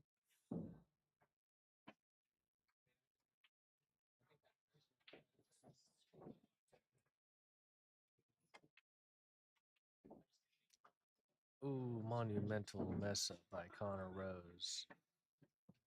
This will be a ball in hand for the 9 ball. Looks like Christopher Dennis wins this match.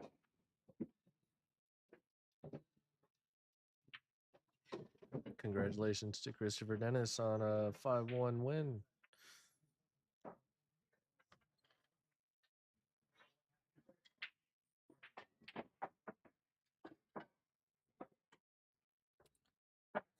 What is going on here?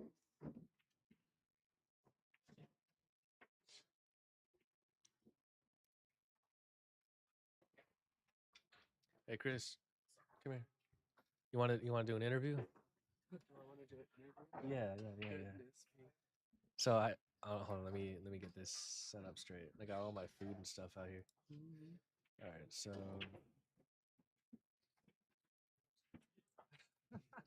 all right, I got Christopher Dennis here at my station. Say what's up to the people watching. What's up, y'all?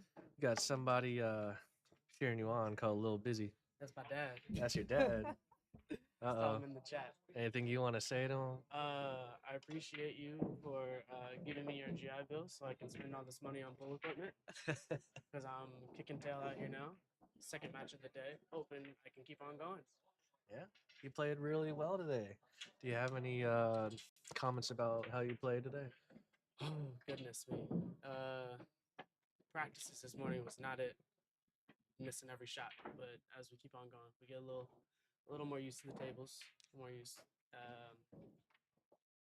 and still nervous, obviously, but So it took you a little bit of time to warm up to the table. Just a little Absolutely. bit. I was talking about this earlier on the stream. It was just some of the shots looked a little bit uncomfortable. I mean, he had a lot of rail shots. I did. Me and him. So that was his first game of the day, and he was warming up, and he just kept putting me in not good situations. Basically. It was getting really annoying. So I had to bite the bullet and just go for those shots. Okay, cool. Good to hear. Is there anything else you want to improve on your next coming games? My straight shots and my cuts. With my cuts, I've just been cutting too much and not really actually trying to hit the ball. So I just really need to work on those more. All right. Anything else you need from me? No, No. We'll keep playing good, bro. of course. Try not to get too bored over here. I'm not. I'm having fun over here. All right, that was Christopher Dennis with a win against Connor. We're going to go ahead and redirect ourselves back over to the table.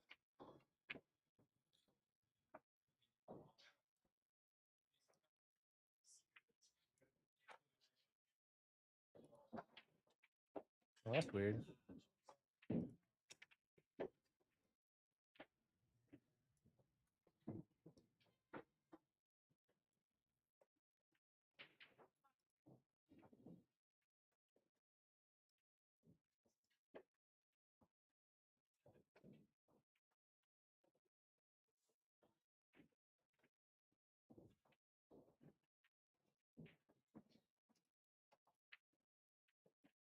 All right, we're gonna redirect over to table 26 and see how these games are going.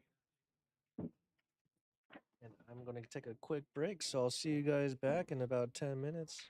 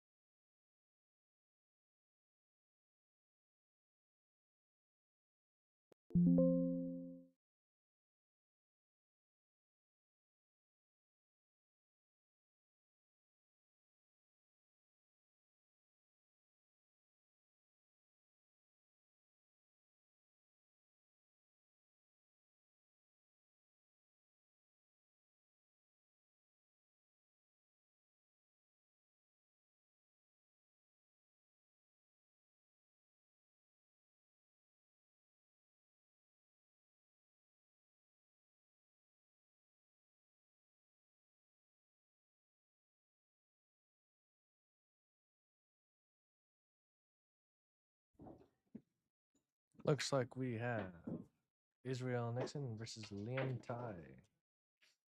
Looks like I think this is Liam Tai practicing on the table.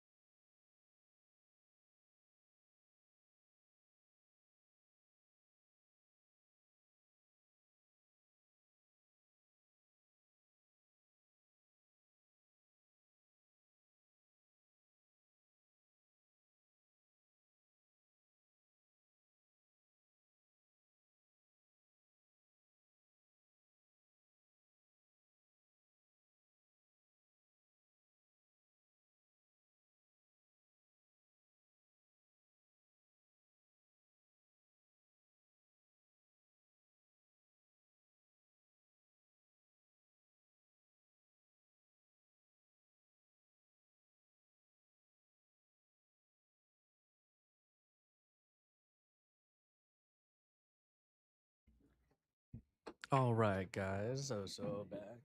We got Israel Nixon and Liam Tai on table 31.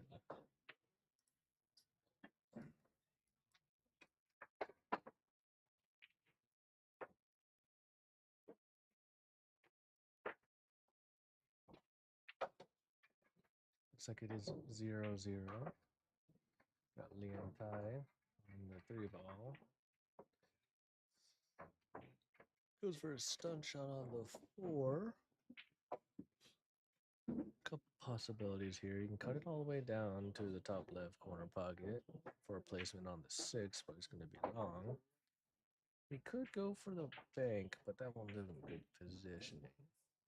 He can also cut it in the side pocket, but that is a tough shot. Ooh, he musters into the corner pocket. No assist from the 7 either. Great shot on the 6 for the 7 too. All he's got to do is slow roll it. Hits it with shooting the pocket on the rail too, leaving him space for the 7 to get to the 8. He could play this with a stun. He could play with a follow. Plays it too powerful into the corner pocket. Good attempt by him though. Wanted to get far enough for the 8. Israel up to shoot.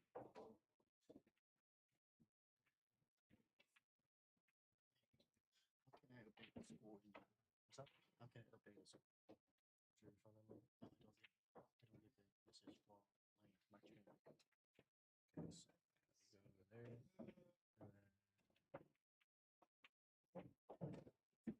that's here. So, your match.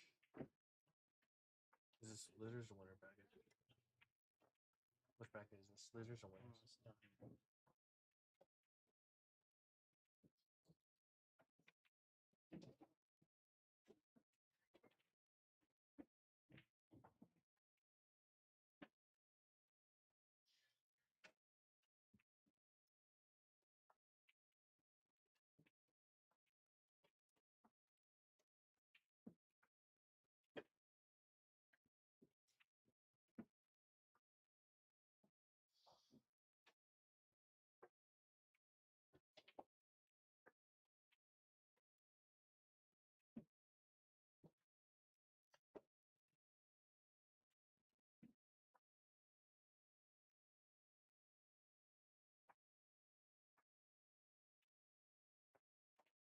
Like I need a link to update the score. Okay.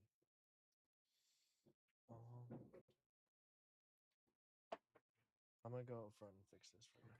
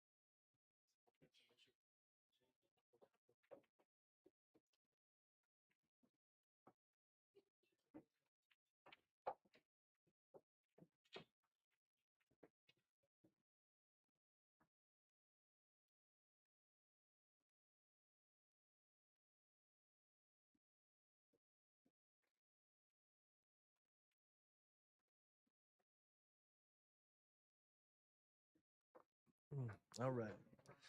Dave back on the play. That was a really good cut by Liam Cobb.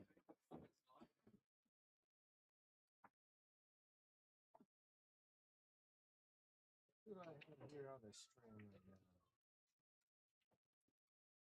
If y'all have any comments, questions, or concerns, or just want to talk, I am here. It's a little cold in the pool. You know, if it's cold, then tables are going to run just a little bit.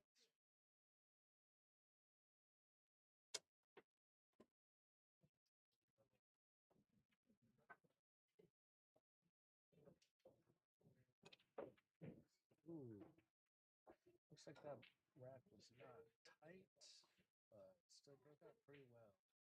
I'll leave on the one though. It's definitely going to be a safety.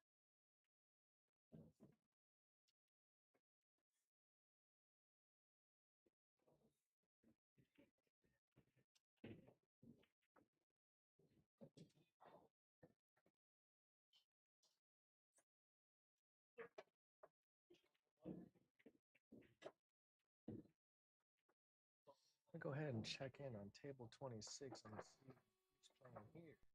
We got Eric versus Peter Jean Baptiste. Can't wait to see this one. I know Peter personally. Eric, not too much, but I believe this would be a great match.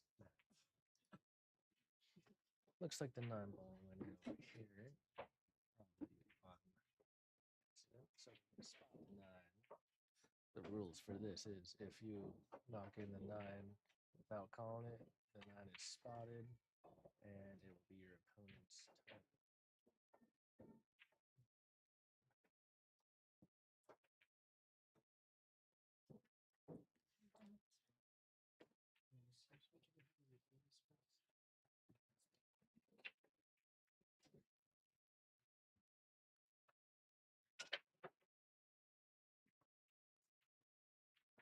Looks like Leon needs to get a good shape on this 3. If he cuts in that 2 in the bottom right corner, slide past the 8.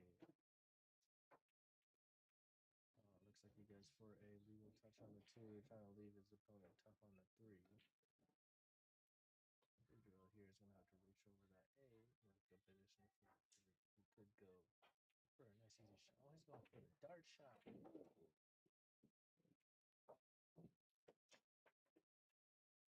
Leaving his opponent a tough shot. What an interesting way to play that. That's the first time I've seen it in this tournament here, folks. A one-handed shot. Liam rails it down table, trying to leave it tough. It looks like it's going to be a safety game. This could be a tough combination here. Triple combo. The 2 into the 4, 4 into the 6, or just the 2. Can't see a 2 well here, but it looks like he has sight on the 2. It's for that trigger happy shot.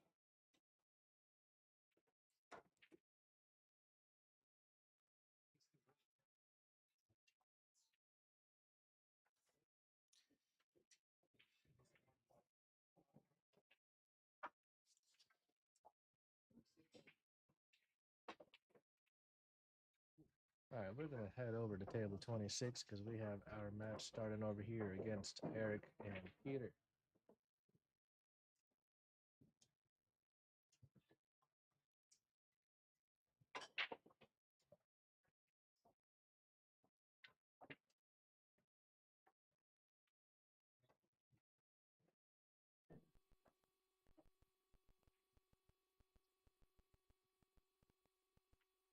Looks like it's going to be Eric to break.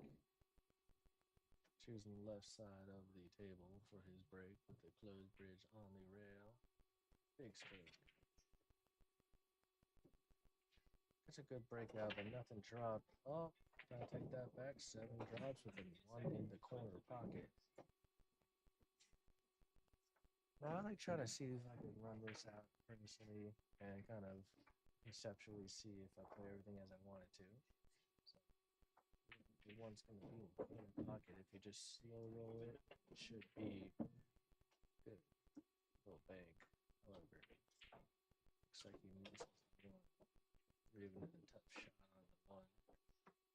Here, what would be favorably is a safety. You could either cut it and bring the one down table, leave it behind the 3 and 9, or you could sneak that one past the 5 and creep up the cue ball 2 and 5. That would also be an exceptional safety.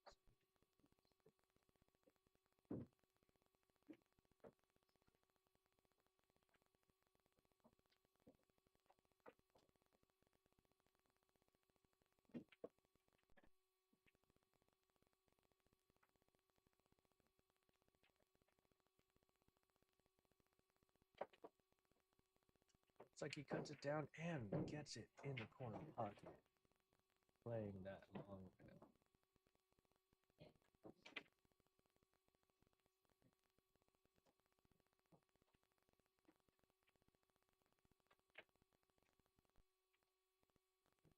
Looks like he goes for the bank and ends up scratching.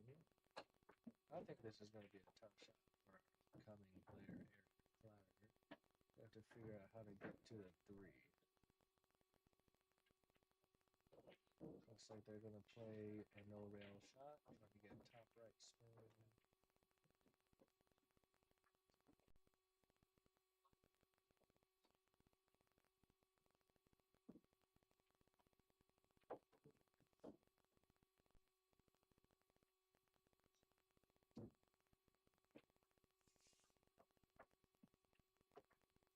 Looks like he misses the 2.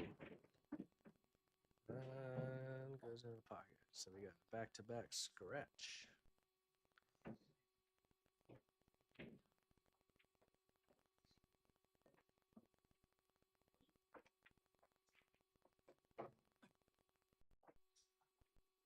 Looks like these players are just focused on making the 2. Except for Peter here is actually lining up the 3 ball. Not too sure not if he sees that 3 ball going in that corner pocket or not. He gets down on his shot, so I assume so. Real easy little stroke right there. I think I was talking about this earlier. You know these tables, you know you don't need a lot of power, you need cue ball control. It will get to where you need to. Just can't be too much in a rush.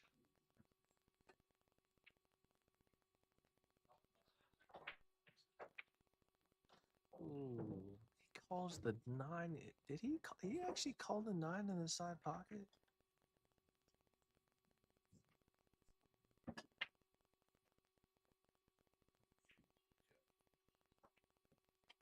Hold on a minute.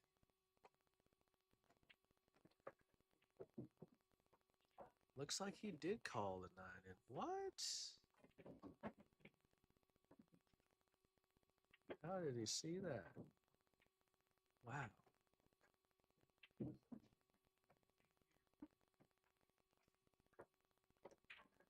I think that's the shot of the night so far. Like that 3-9 were locked up and he brought it back.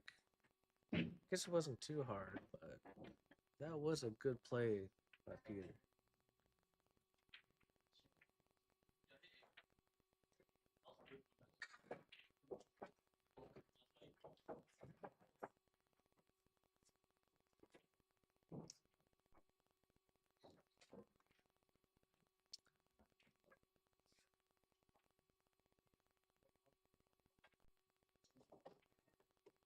Let's go ahead and check on him table 1. We got Israel break.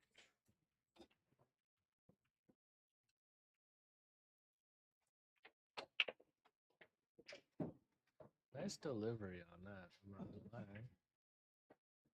Break out too much with the 1, 3, and 9 in the middle. That's a decent spread. It's like it's a little snookered behind. I think that's the 7 ball right there. Them is going for a jump.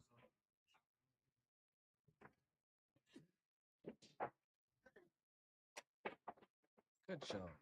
Clean until it goes in the side pocket. That's so unfortunate. Sometimes jumps can go wild like that.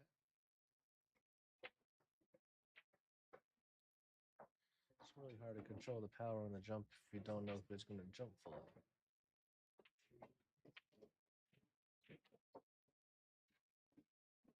Looks like Israel got just a little straight on that 2-ball there.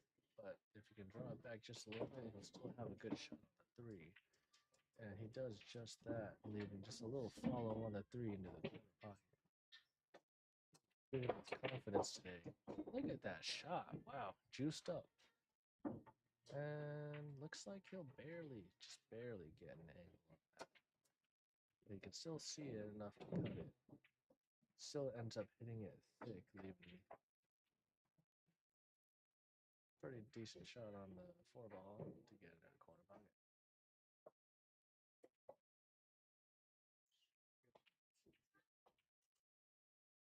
Ooh, overcuts the 4. On the backswing, it looks like when you muster it, it kind of changes the angle just a little bit. So that might be something he could work on.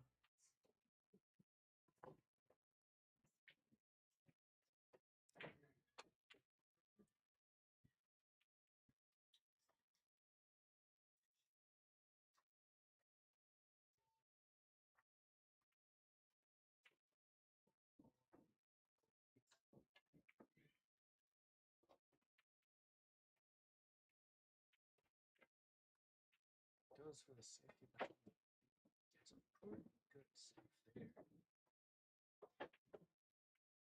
Looks like Israel's going to have to go around kick. Gets the touch. And looks like it's a return save. What a lead by Israel.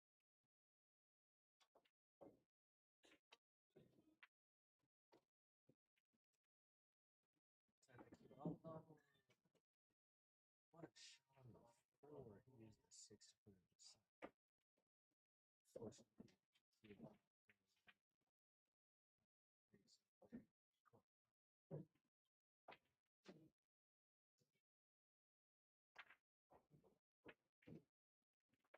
this could be an easy run out for his pattern.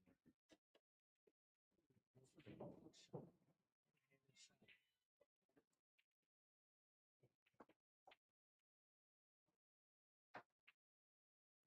Impressive plays for these guys.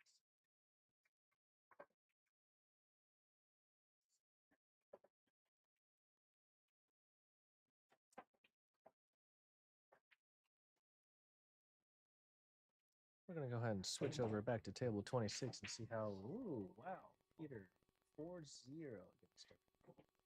What did I miss? I thought their match just started.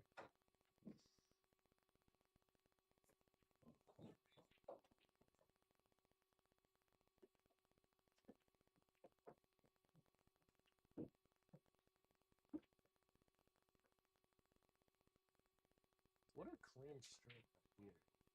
I mean, really good, a really good and composed stroke.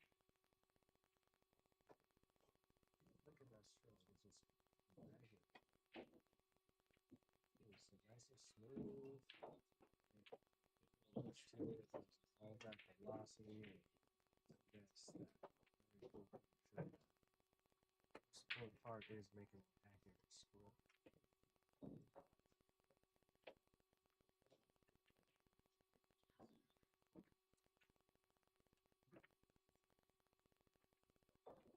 Jones is starting over for the corner pocket and gets a decent look on it.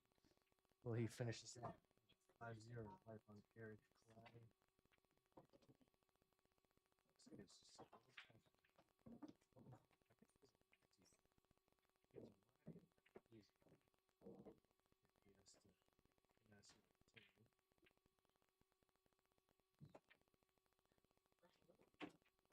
has to continue. Such a uniform stroke. What a shot by Peter.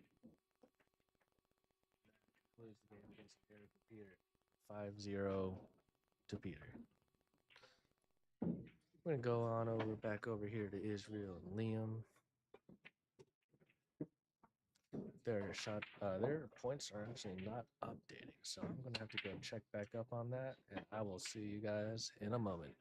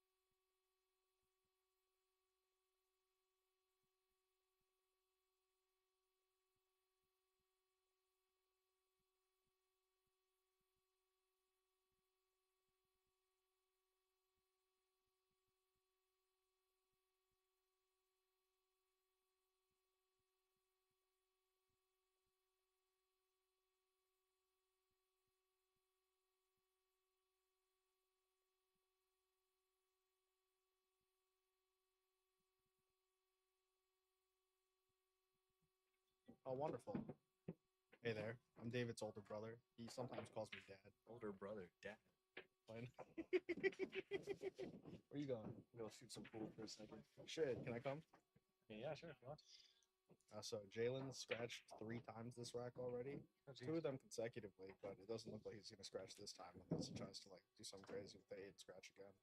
Are y'all playing 3 foul over here? Do you know? It's gonna be 3 foul, yeah. Okay, so that was 3 foul, but it looks like he's running out. There's only 2 balls left, but he's gonna leave it on the short rail, which is gonna make it a little different. What table are you going to? Bigfoot.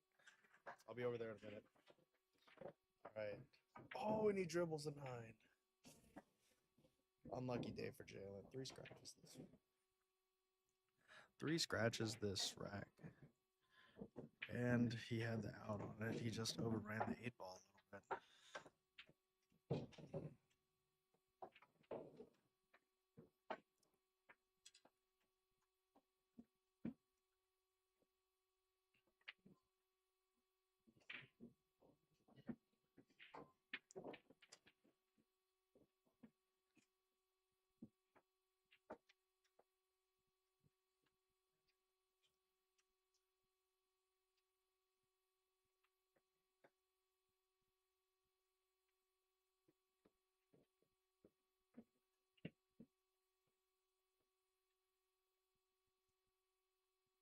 All right, let's see if Jalen can make a comeback.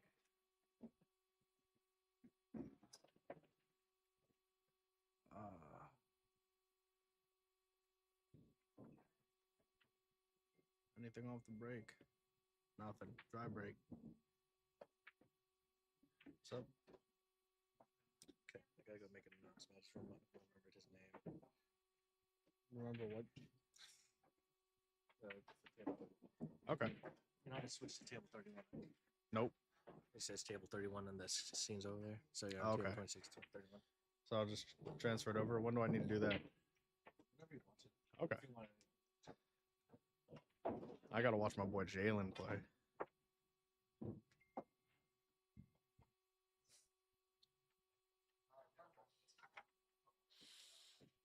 Bled out.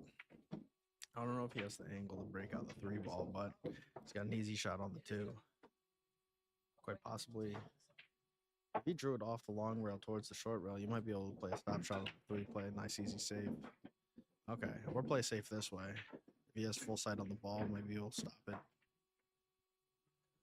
Hide it between the 9 and the 7. Keep the 3 ball towards the right rail.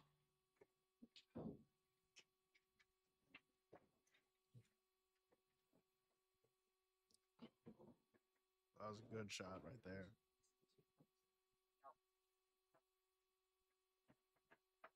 And let's take a look over at table 31. They got a match starting up over there. Oh, wait. Let's look at this jump. Good hit. Let's see the leave. Behind the 9. No, behind the 6. No, to keep bleeding. Dang. Just kept rolling. I got a match over here. Danish Afsar versus Calvin Hurlbert.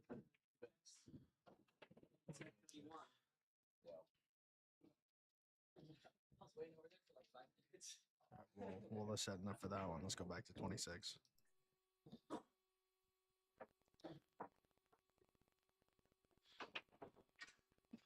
You got to watch the scratch in the side pocket right now. He's trying to draw it out.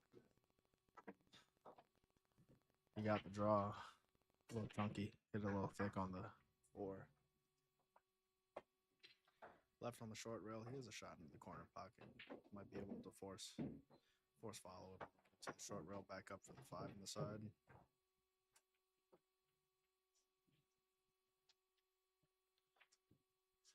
Ooh, and he's behind the 8. He's gonna have to kick at this. Way too center table to be. I mean, jump would be possible, but might as well kick on. Ooh, very close. Almost a fluke in the corner pocket. How's the leave? And it's bled out. He's a shot in the side pocket or the corner pocket. I'll probably most likely go for the corner pocket and just roll it forward. Just watching the scratch on the side pocket. Yeah, it looks like, oh, he's going for the side pocket. Is he gonna bump into the 8? Try to draw it around. Yeah, he's bumping into it. He got a lucky leave. Short rail, short rail.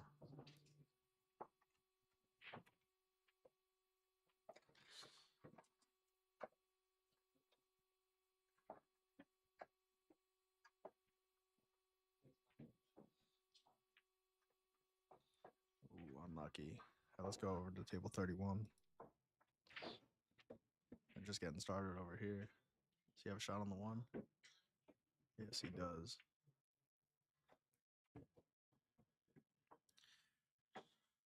Just gonna top spin it off the long rail. Just take it 1 rail back over to center table so he has a shot on the 2.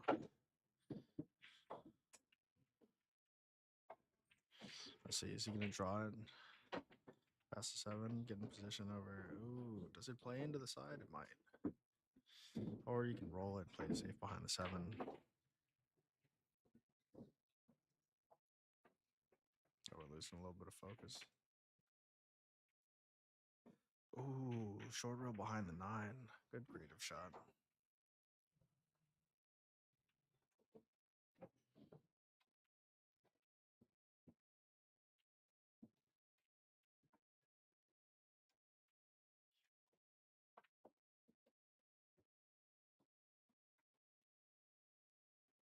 Nice counter safety behind the 5. This whole table is It is. I can let someone know.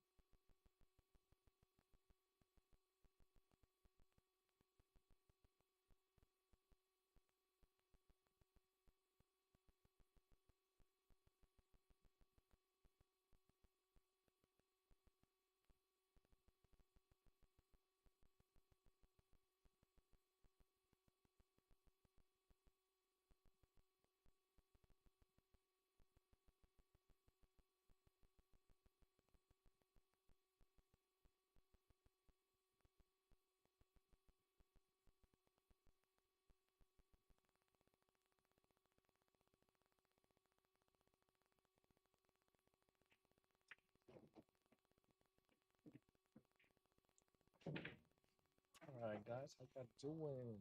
We're looking at Jalen May versus John H. Collegiate tournament record. A reminder. How possible.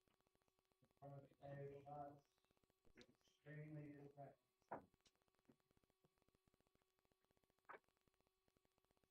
Close spank by Jalen May.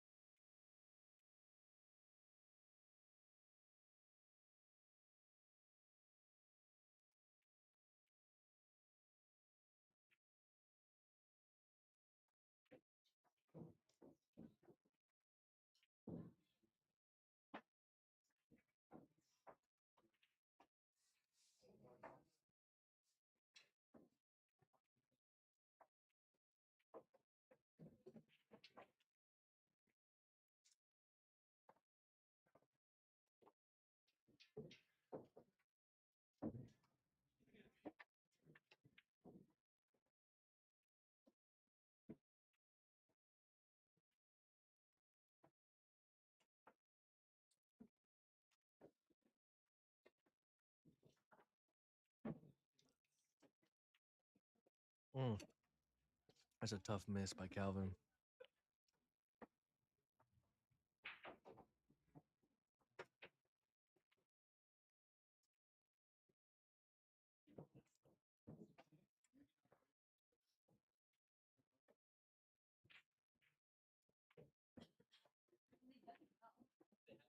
Overcut by Danish.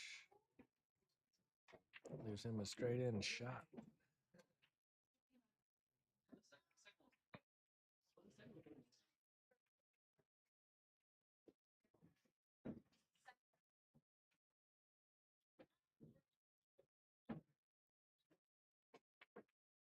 Ooh, rails it just a little bit hard.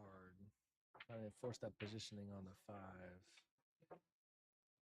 Leaving his opponent a good shot in the side pocket and easy setup for the 5.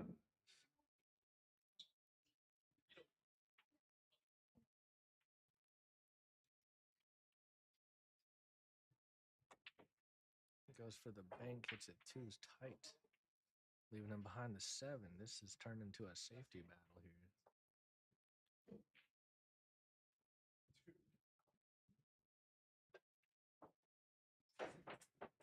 Calvin grabbing his jump cue.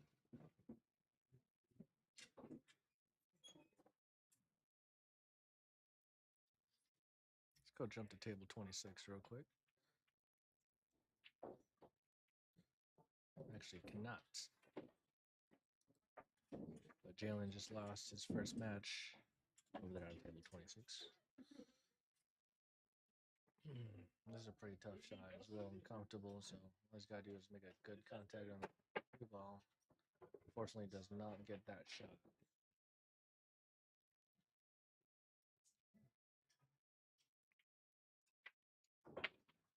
Now it is Danish's turn. 3 ball. I think they're both worried about getting back to that 5. Me personally, I think I do on the short side, do pro side, get over to the 5 ball, but it looks like he's just gonna play it straight in. Hopefully he hits it with enough top speed that he can get it to that other corner pocket. Actually hits it with a stun and actually blocks himself. So I'd rather play with the rolling cut. In that corner pocket in the bottom right. Looks like he's gonna go for a kick.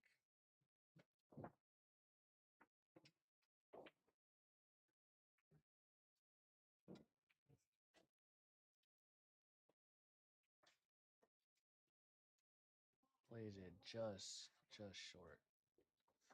It is Calvin's turn to run this. It's a fairly easy run out. You got the 5-6. You can play the 6 in the side pocket, or you could draw it back into the corner pocket as well. And the 7 to the 8 is pretty simple as long as you get a good angle on it. Looks like he's going to ease it forward. A little bit of a stun follow. Okay. Lines up for the side pocket. He needs to get this past the 8.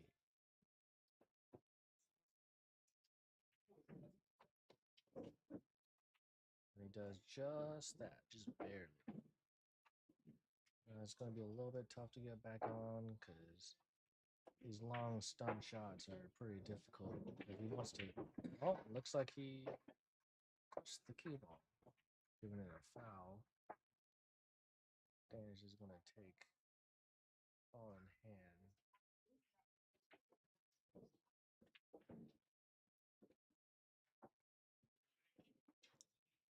Give himself a long shot on the 8 for a return on the 9.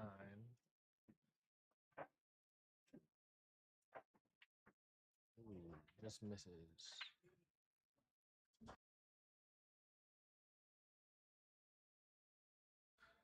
Looks like I'm going to go play a game of pool. I'll be back in a little bit.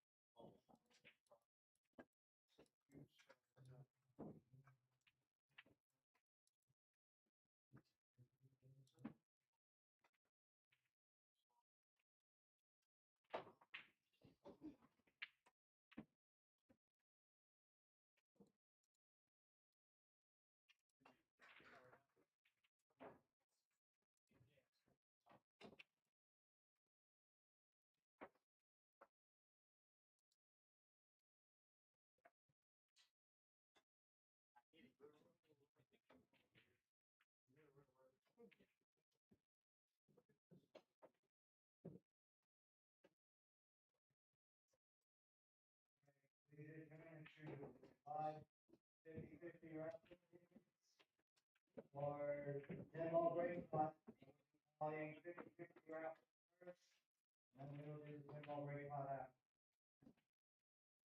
And assisting, he will be drawing the tickets. Go out to you all. First ticket for 50 rounds.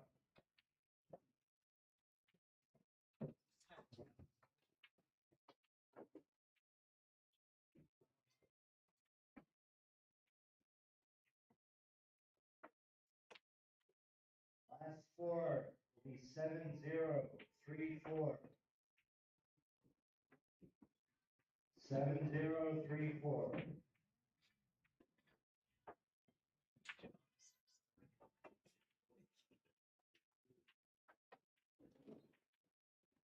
Our winner of the 50-50 round is Jacob, aka Ollie. Oh.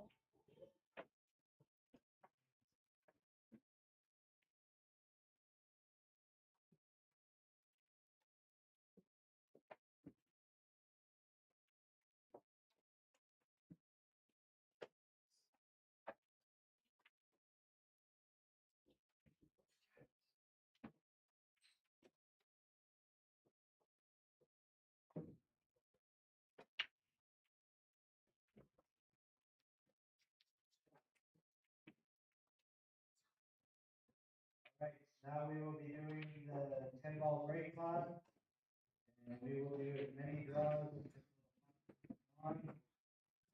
Full pot, let's say other money was $170, $17 a ball.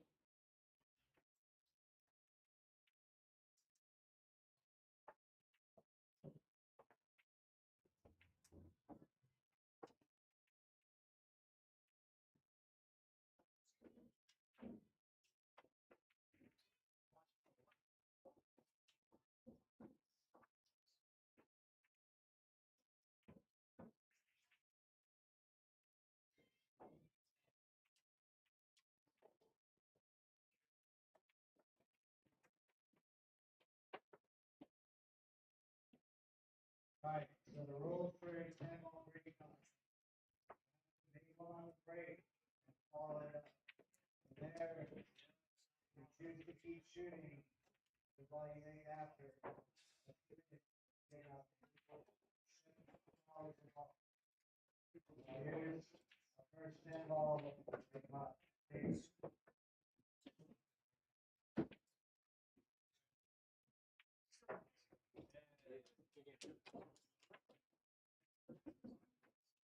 Last score 7014. 7014.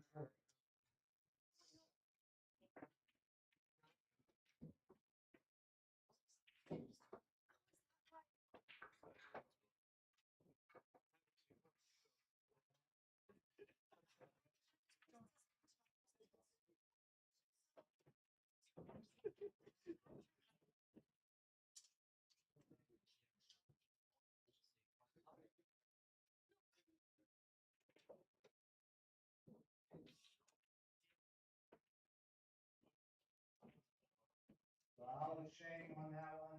We're gonna call it next year.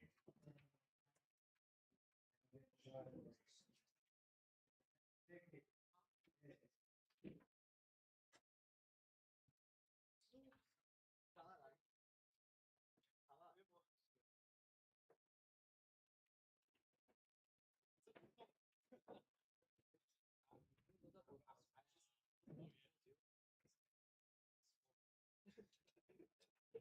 7033. 7033.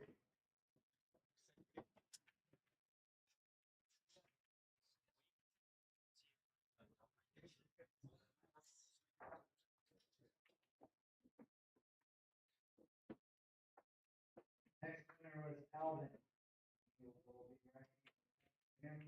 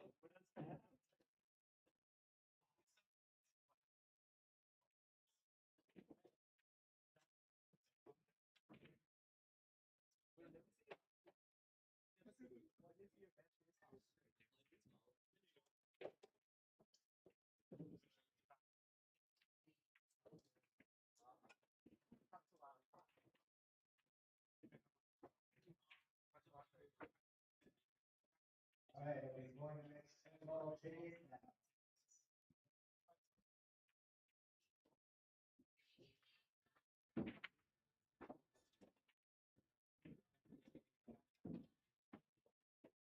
That's for 7038. 70.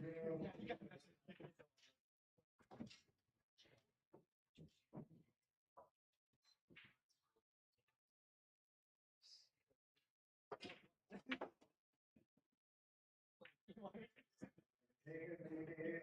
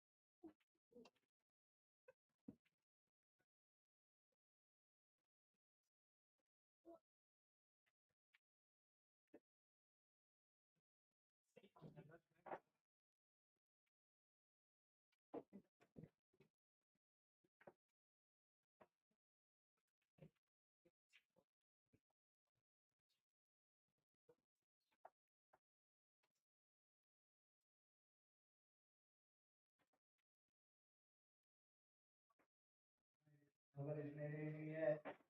Another one.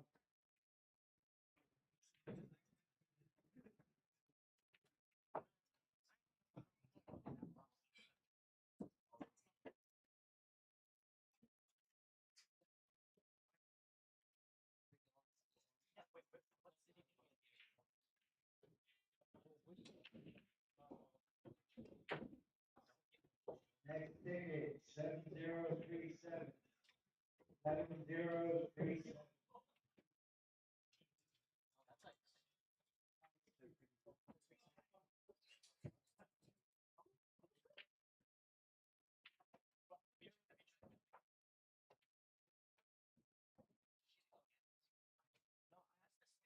So, just calling Mike back, but holiday got back to back. Hopefully he does better this time. Good luck, make balls.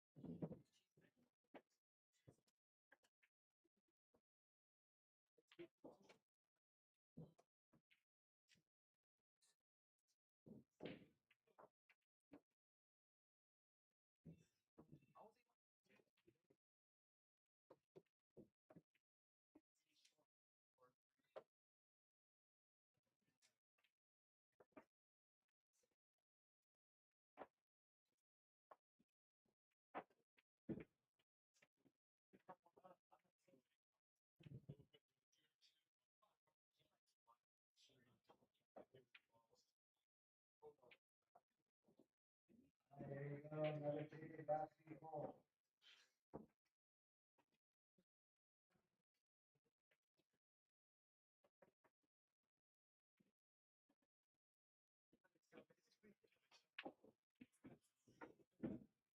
Seven zero four four.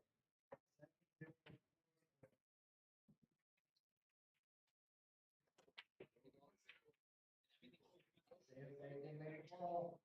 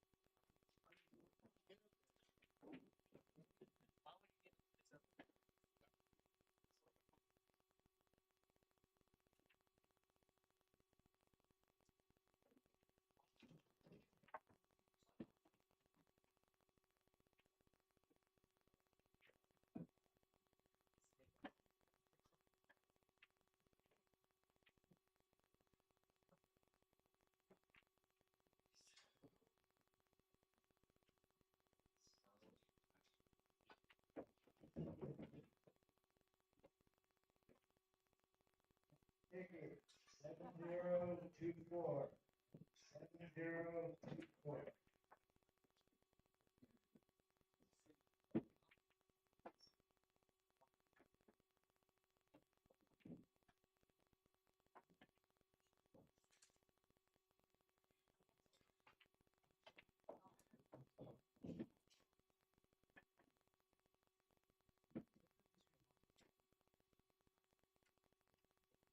Once again, next ticket 7024.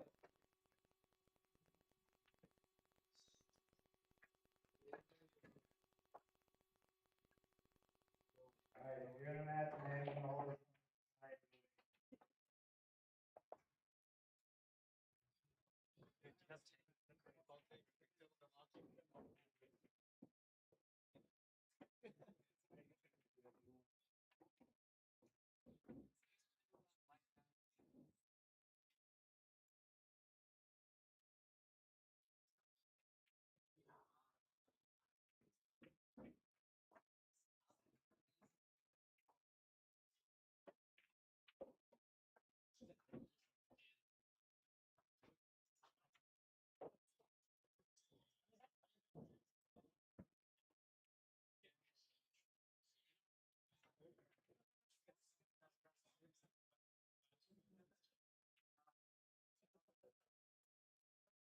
Next ticket 7039.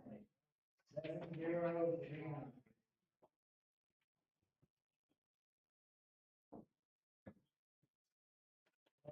Third time's the charm here. Do it again. See you make a ball.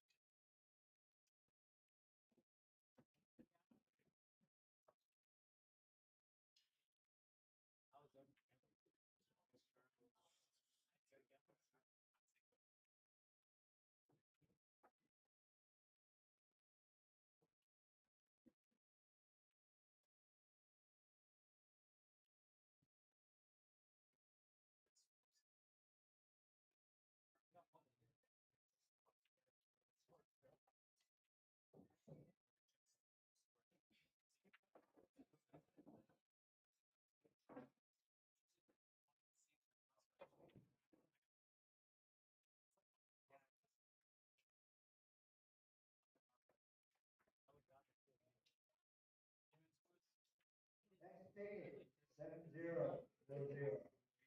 7040. We'll see if our number.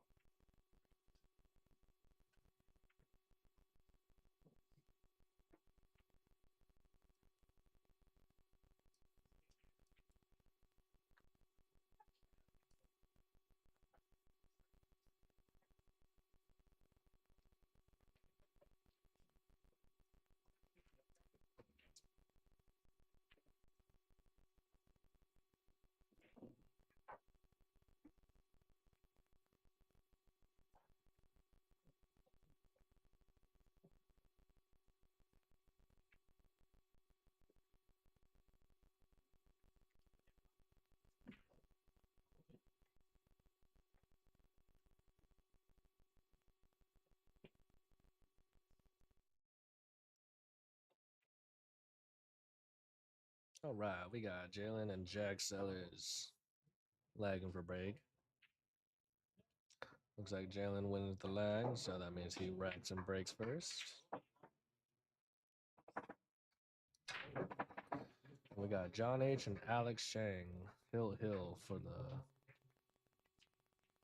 the win here. Now, which one should we stay on? Should we stay on table 31 or table 26? We got some hot seats right now. We got Alex, we got John, Hill, we got Jack and Jalen, two really good competitors.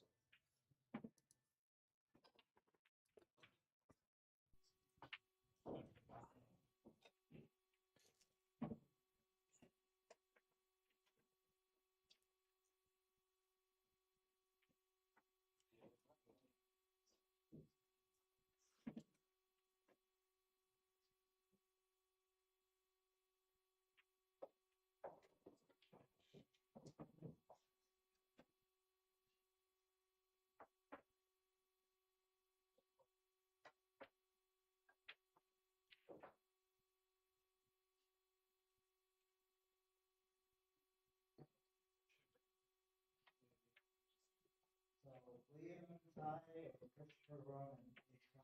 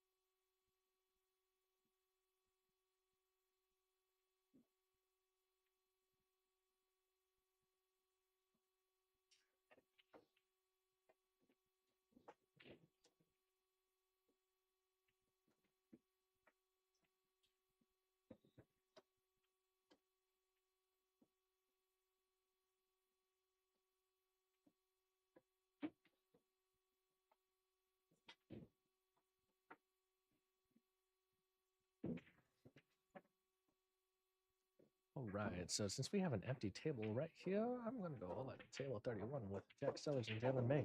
Jalen May has 3 points against 1. Looking at the Fargo, Jack Seller has 453, Jalen May has 545. We got Jack Sellers at the table trying to jump for the 2. Oh, he goes for the mass A. Did not see that he had his playing cue there. Jalen May quick on the shot. It's all about that positioning on the 3. Little assist by the 6 to get a little line of sight on the 3. Cuts in the 3 for position on the 4. This looks like a wow. Look at that by the side pocket. We got 6, 7, and 8. So all he's got to do is get that 4 and 5 out the way, run everything into the side pocket. Maybe gets a little awkward on the 5, but can he run that 6 out from here? No, he plays the other side, and I assume he's going to go for the 6, 7 carom. And he's going to leave the 6 in the middle of the table. Oh, he makes the 8 too, doesn't he? No, he doesn't, but he does have great shape on the 6. This looks like a nice little run going on here. Nice little run. Now he's just got to play it nice and easy for the 9 in the side pocket. So he's just going to play either a little stun here. If he does a top spin, it might get out of control. Looks like he had it regardless. He knew exactly what he was doing. 9 in the side pocket. That brings Jalen to the hill. 4-1 against Jack Sellers.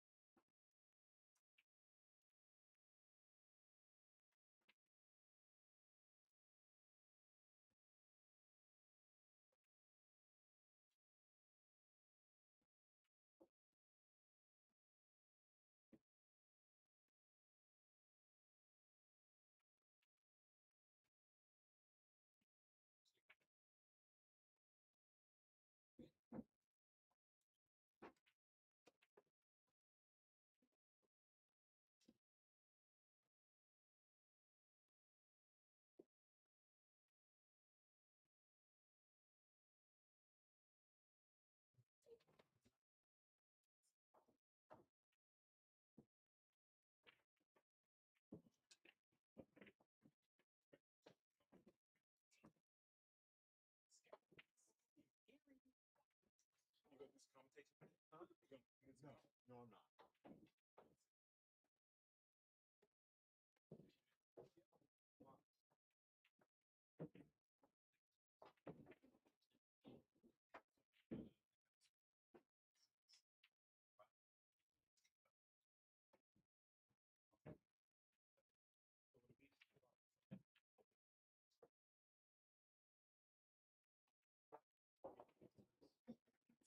I don't know if this one like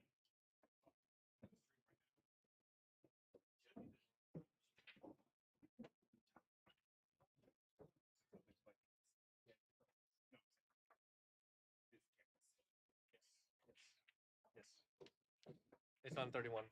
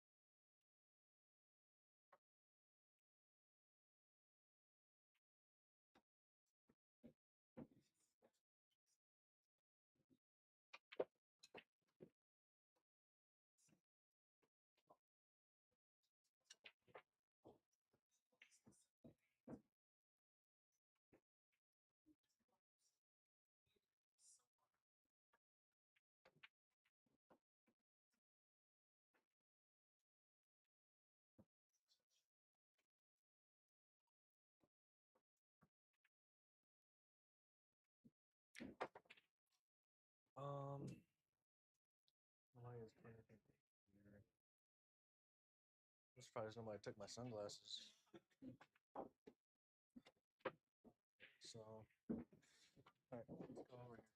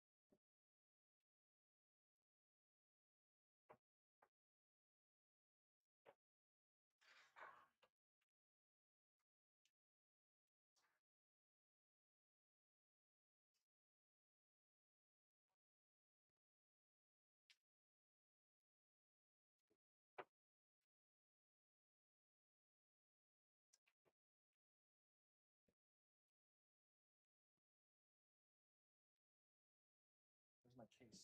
Case? What the heck? You bring it back? I have no idea. I'm just walking all over the place. Whatever.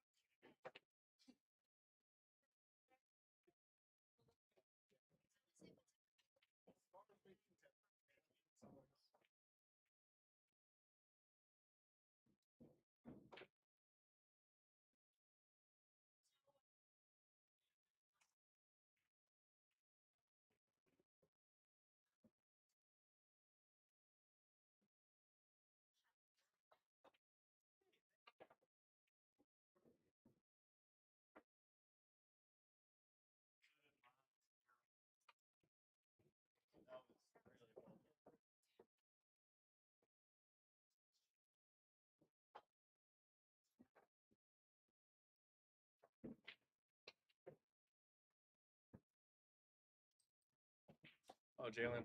What do you want to do for first? Let's try.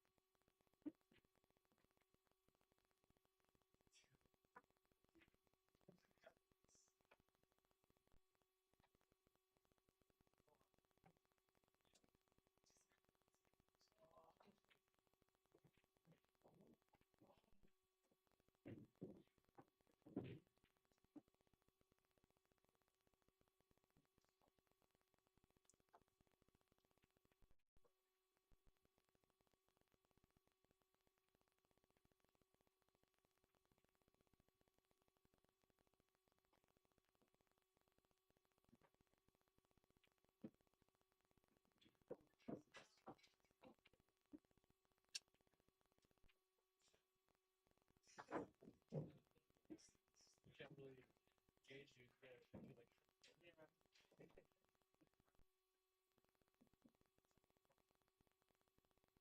Some just fuck it up. Yeah, I see.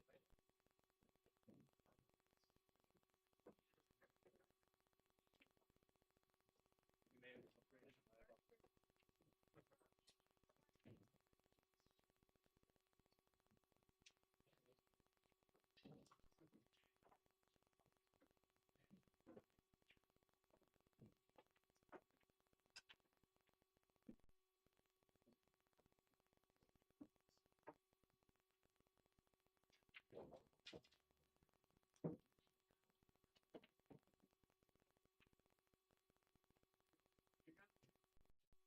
Did you win?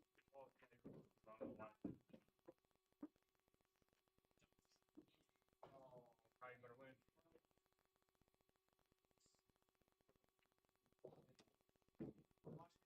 Yeah. This is free all spot. Oh, Miles.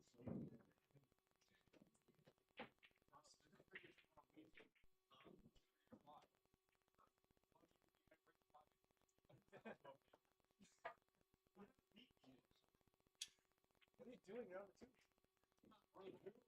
Are you that table? So like not having this table yet.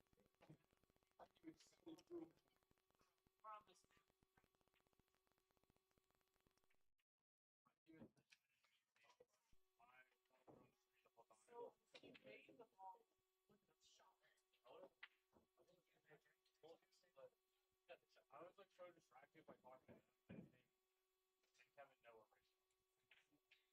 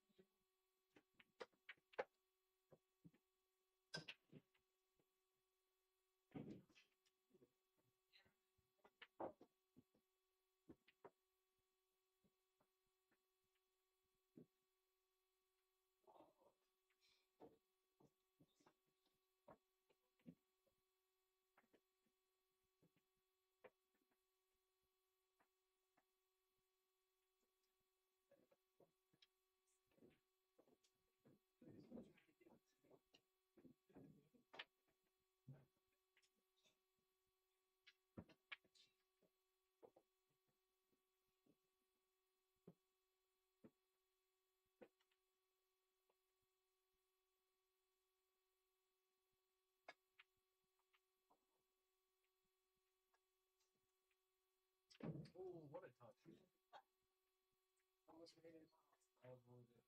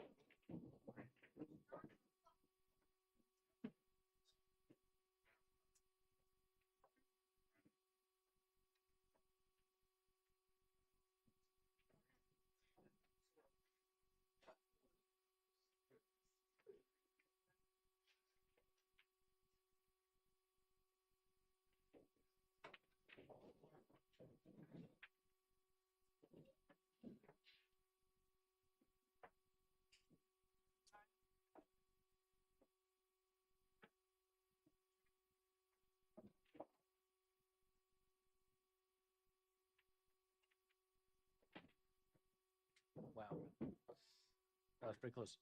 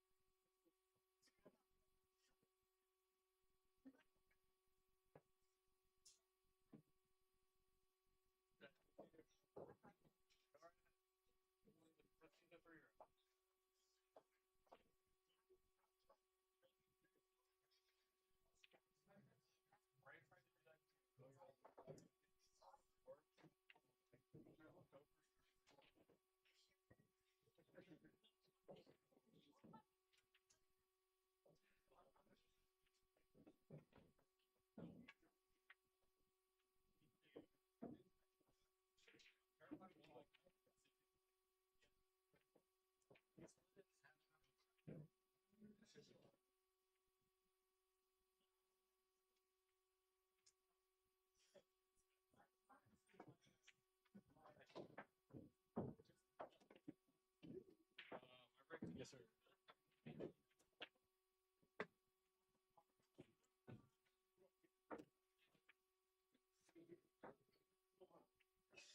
Dang, big mix for Jalen. However, it's not too easy for Neil Cruz. Might be getting the jump cue, however, he's got to have good control if he does get the jump cue. Because that might go straight into the corner pocket.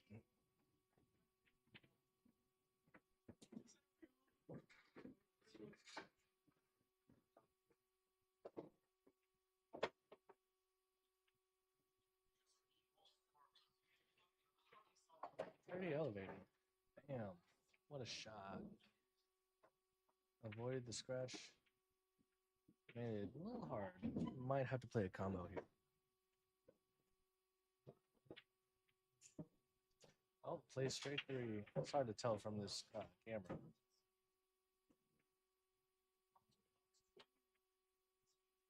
Dang. Big miss on Jalen again, leaving the four in the pocket.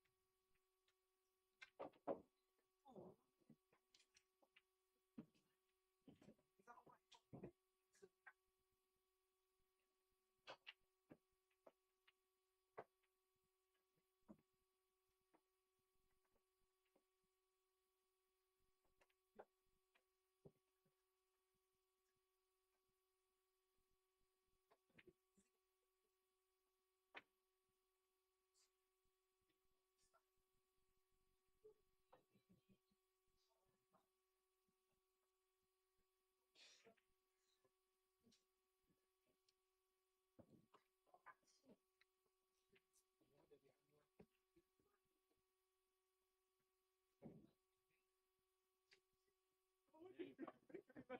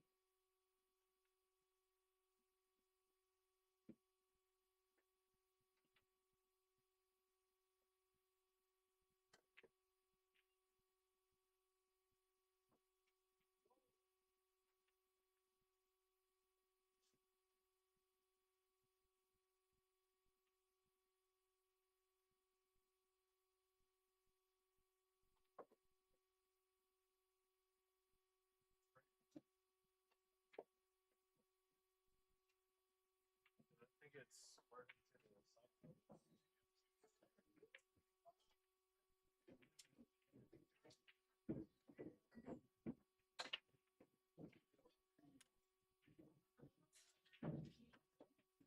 That's the thing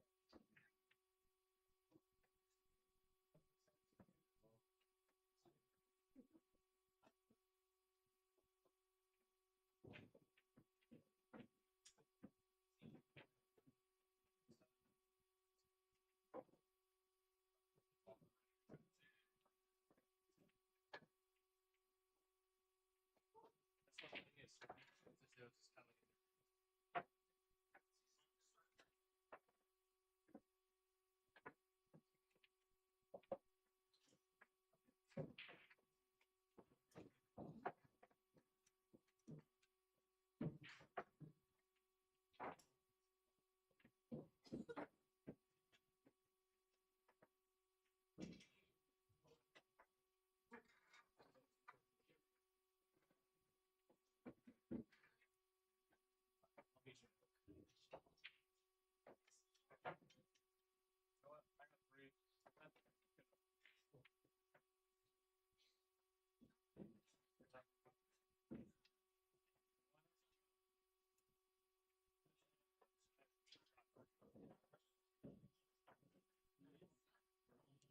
it's as though it's just kind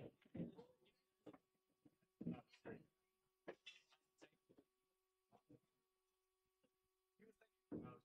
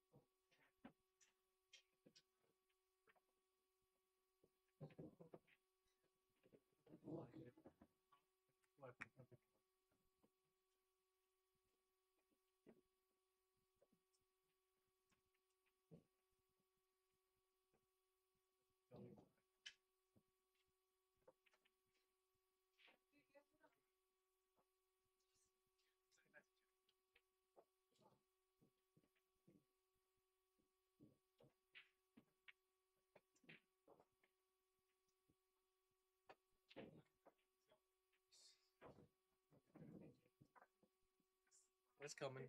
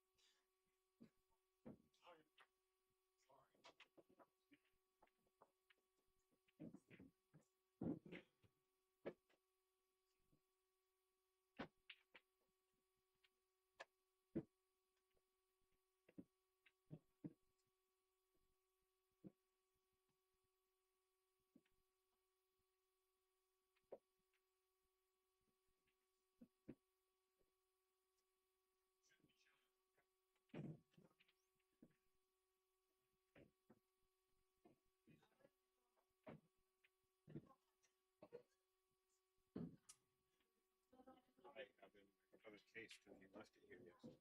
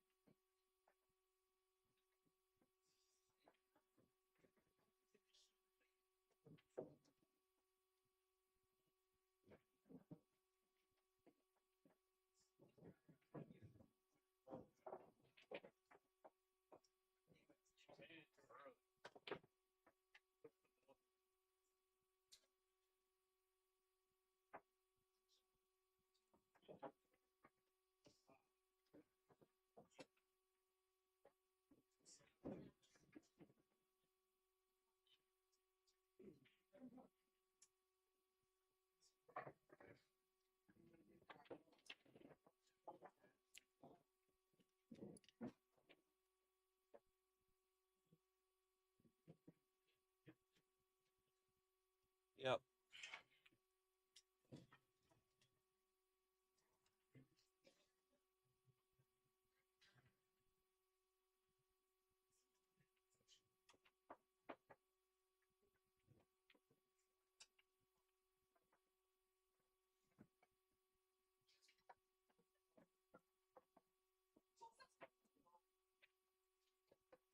Was that for Lexi?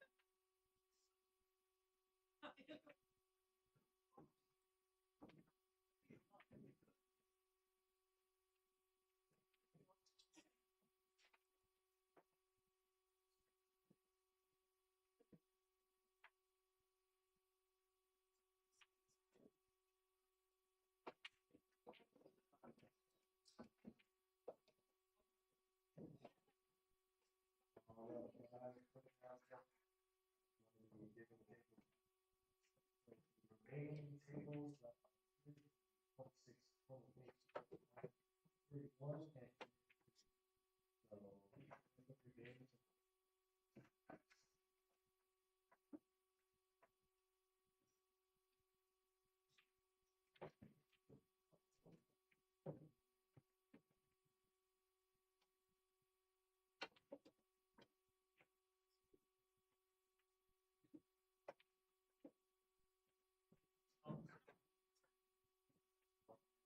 We're gonna take a little bit more once we get down to the final, so hopefully you guys.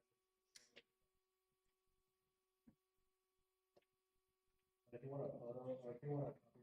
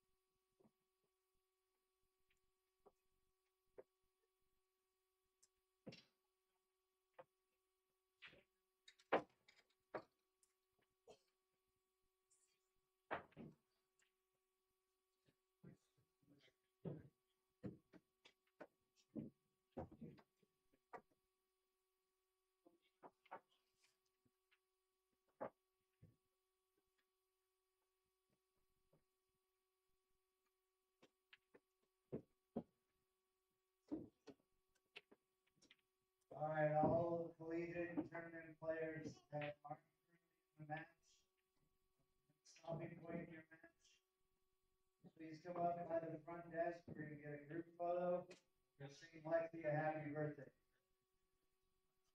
Also, cupcakes and cake over here, but we definitely need to do happy birthday for Lexi first.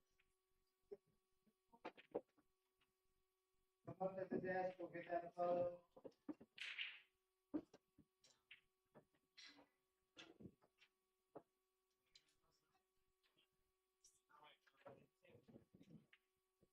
Also, I just found out that Lexi and Eric share a birthday, so we're gonna wish them both a happy birthday. Eric. So come up by the front desk and we'll get this started.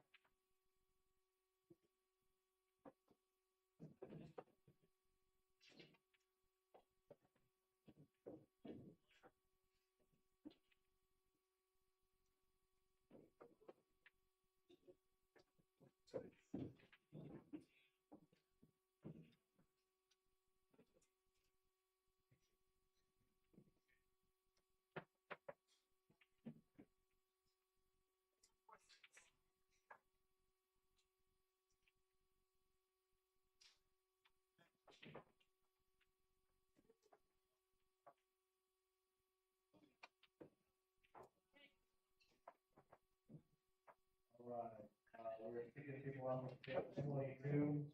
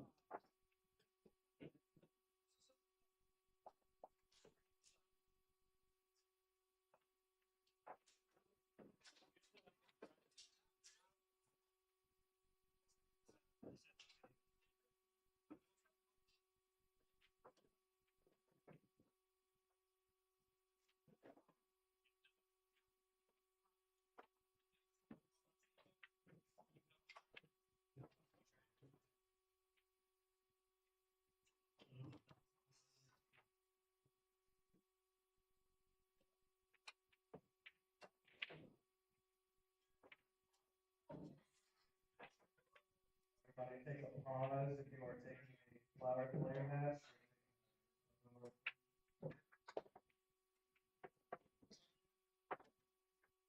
Time to be photo day. Players required, it's probably gonna go on the website.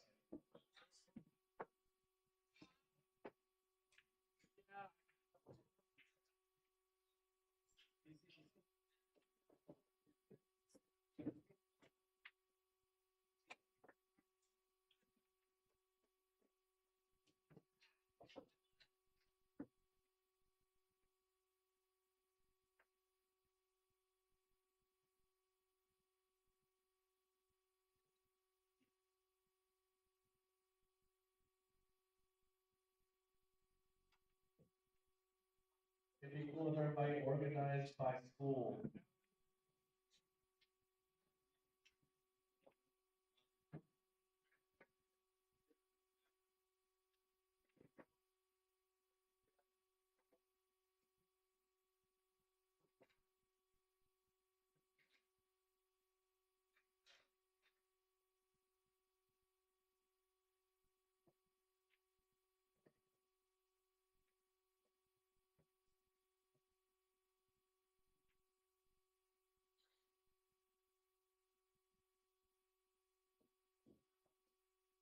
No game time.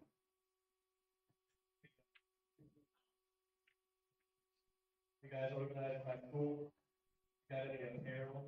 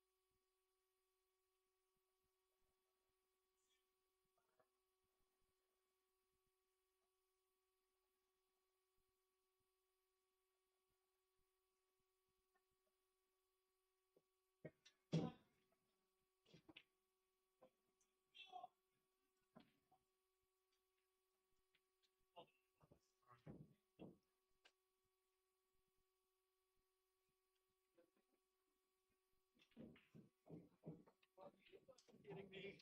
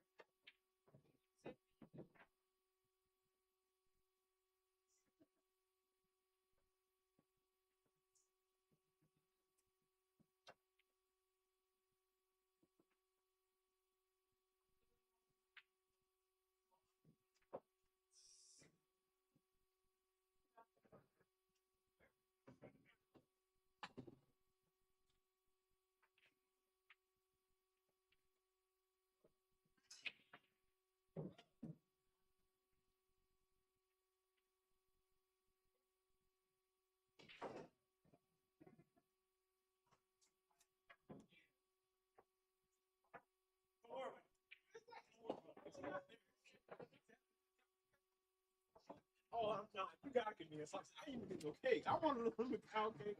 I don't know what you're talking about. Come on, man. I've been good. You talking about big boss? OG? Gangy?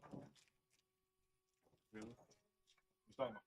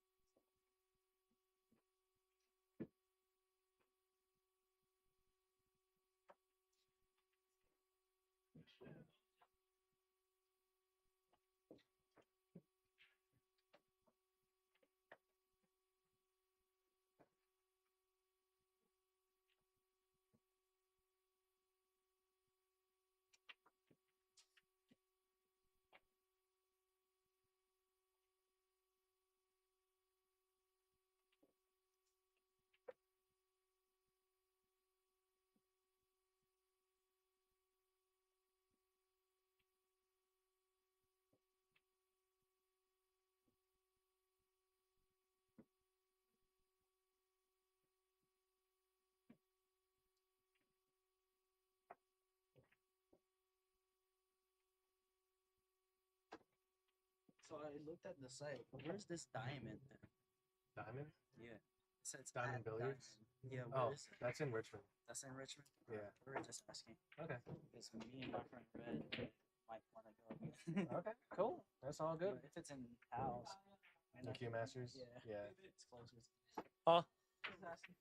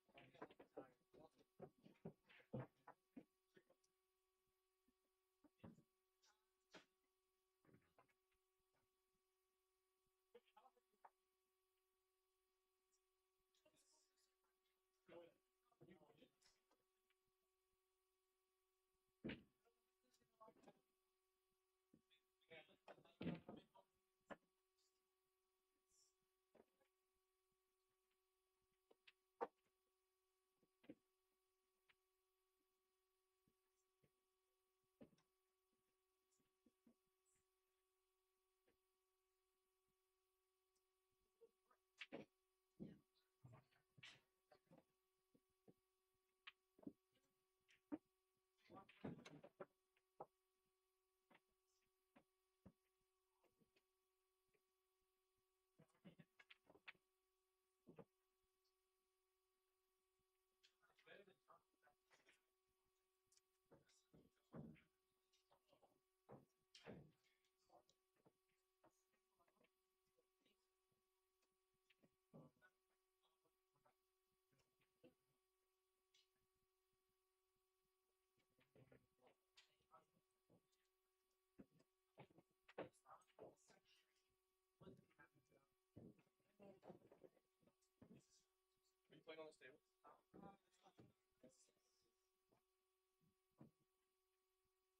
on the stable?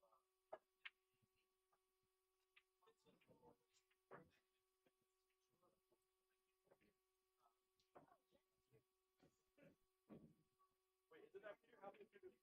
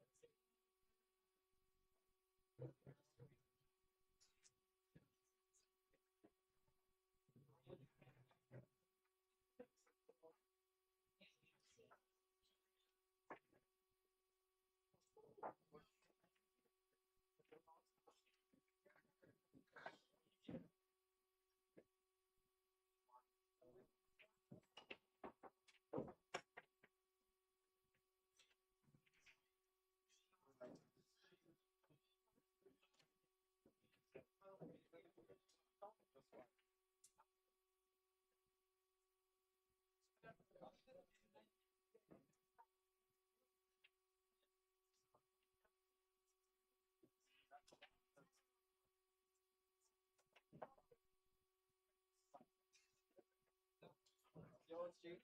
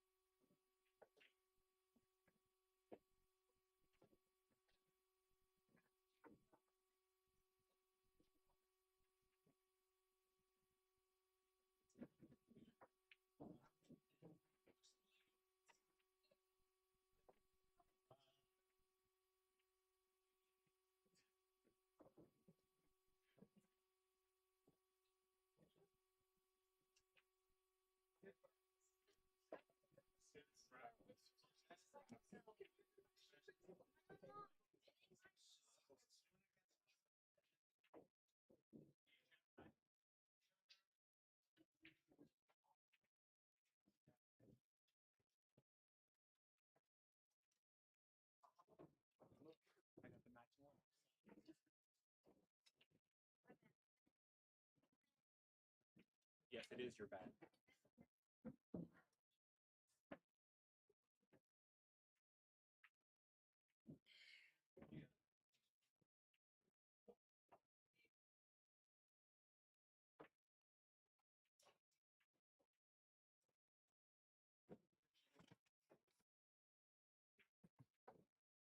What is it? 9-1, I guess.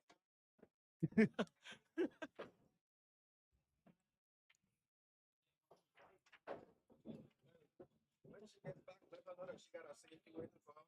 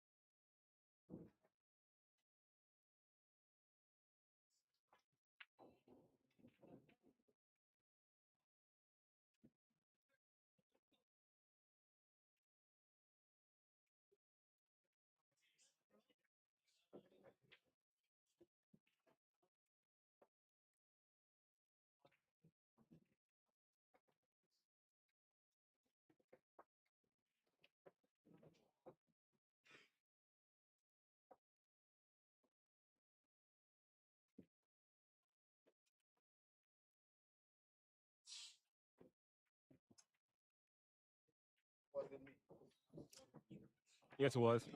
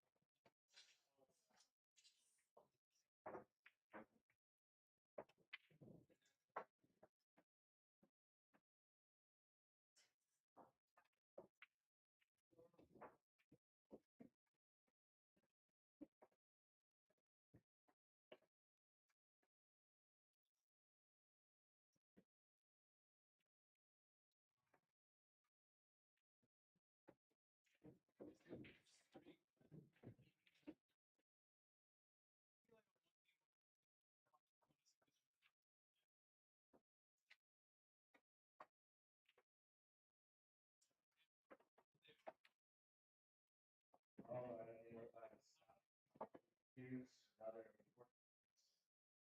They get paid this stuff, but we keep getting reports of missing chalk. The chalk isn't really should they say they need chalk to tell us the data. Don't fix chalk. So if you have a chalk, what's not yours, please just bring it up to the office.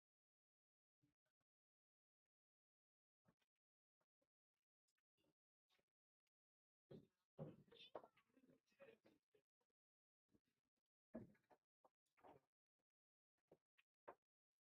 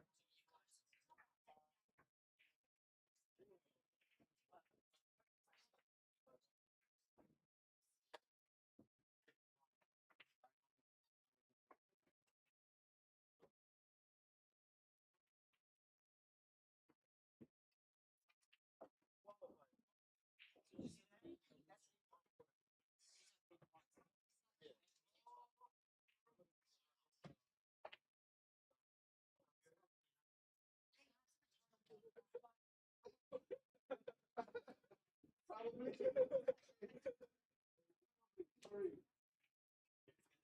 But if you win, I'm almost.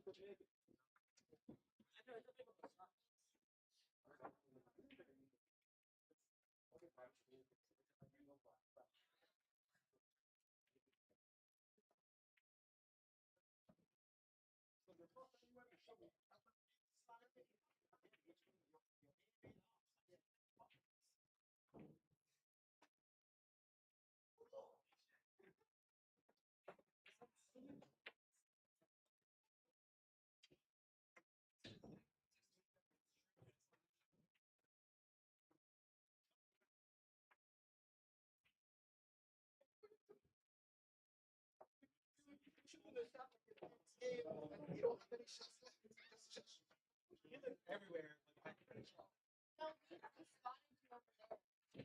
And said, that was a spot.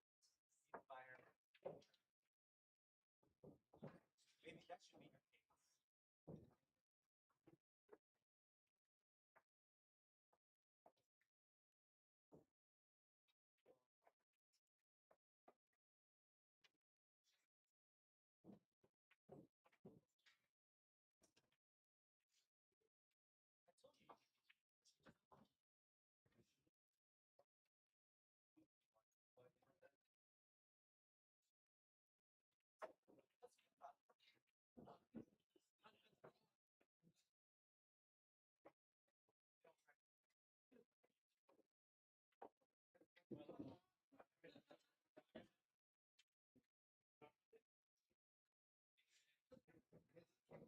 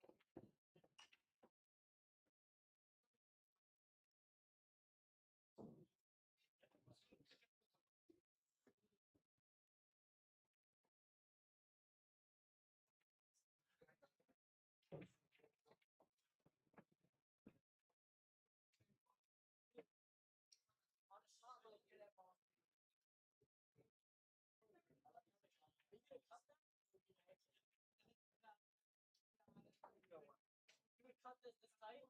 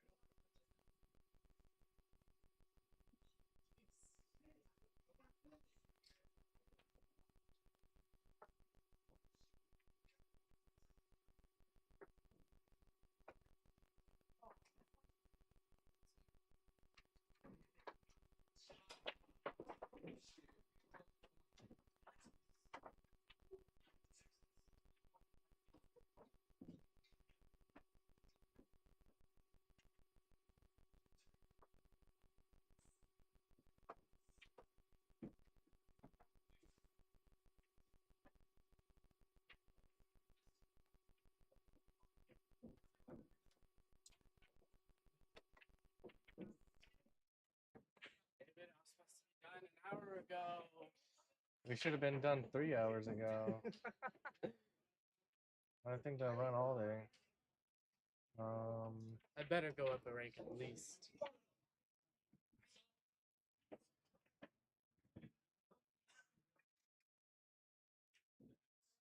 You play Alex.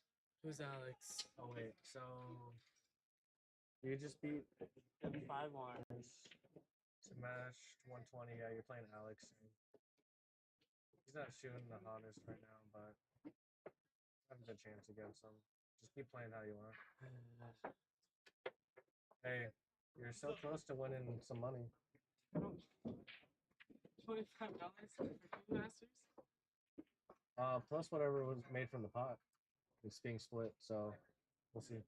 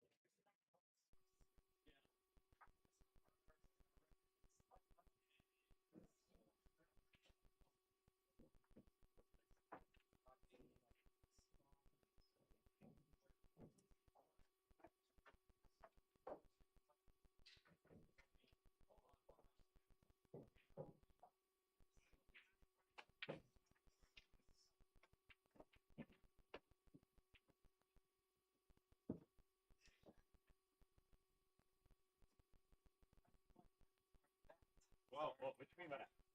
What you mean by that?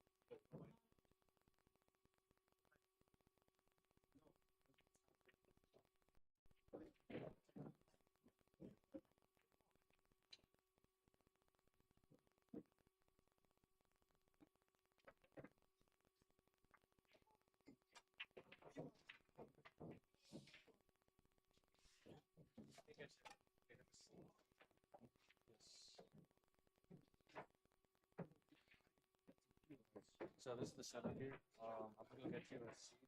Okay with anything? Okay, with anything.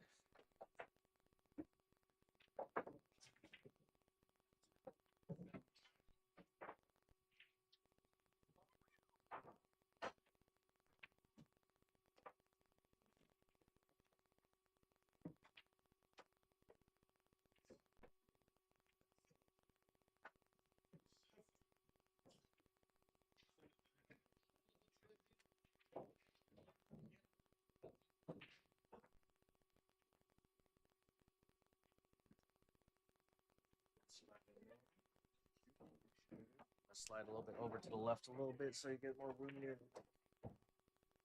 Maybe put this some red dry. I don't want it. Okay. Yeah, that's fine. All right. So pay attention to this. This is going to be our stream right here. We got That's- Christopher and Alex. That's hot. Thank you. All right. So I got somebody pretty cool sitting right by me. He's going to be helping me commentate Christopher and Alex Shang's match here as it is 0-0. So I'm guessing this is still their first match. Go ahead and introduce yourself. Hey, my name is Peter John Baptiste. I'll be joining David in the booth today. We're coming, like he said, we're commentating Alex and Christopher's match. I'm familiar with Alex, but this is my first time running into Christopher Dennis, so I'm looking forward to seeing the way he plays. Cool. And I'm pretty familiar with Christopher Dennis. He goes by Makai at ODU. He's one of the freshmen over at ODU. And I'm honestly a little bit surprised that he's still in, what is this, the winner's bracket or is it loser bracket? I think it's the top of the losers bracket, Yeah. so he's playing for the final seat, the second final seat. Yeah. And actually, Peter here is actually in the hot seat right now. So he is pretty much guaranteed first or second, depending on who he wants to play. I think I overheard you earlier that you said if you go up against Alex in the finals, you want to go for the split. Am I right?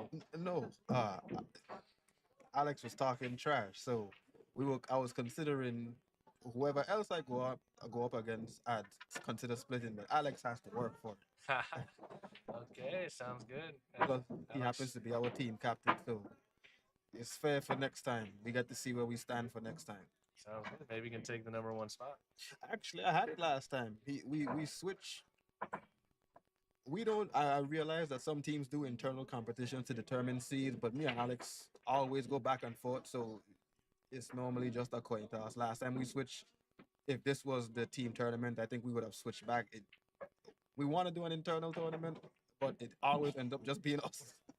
So it's been a coin toss most of the time. We literally flipped heads or tails last time, and he won. Cool.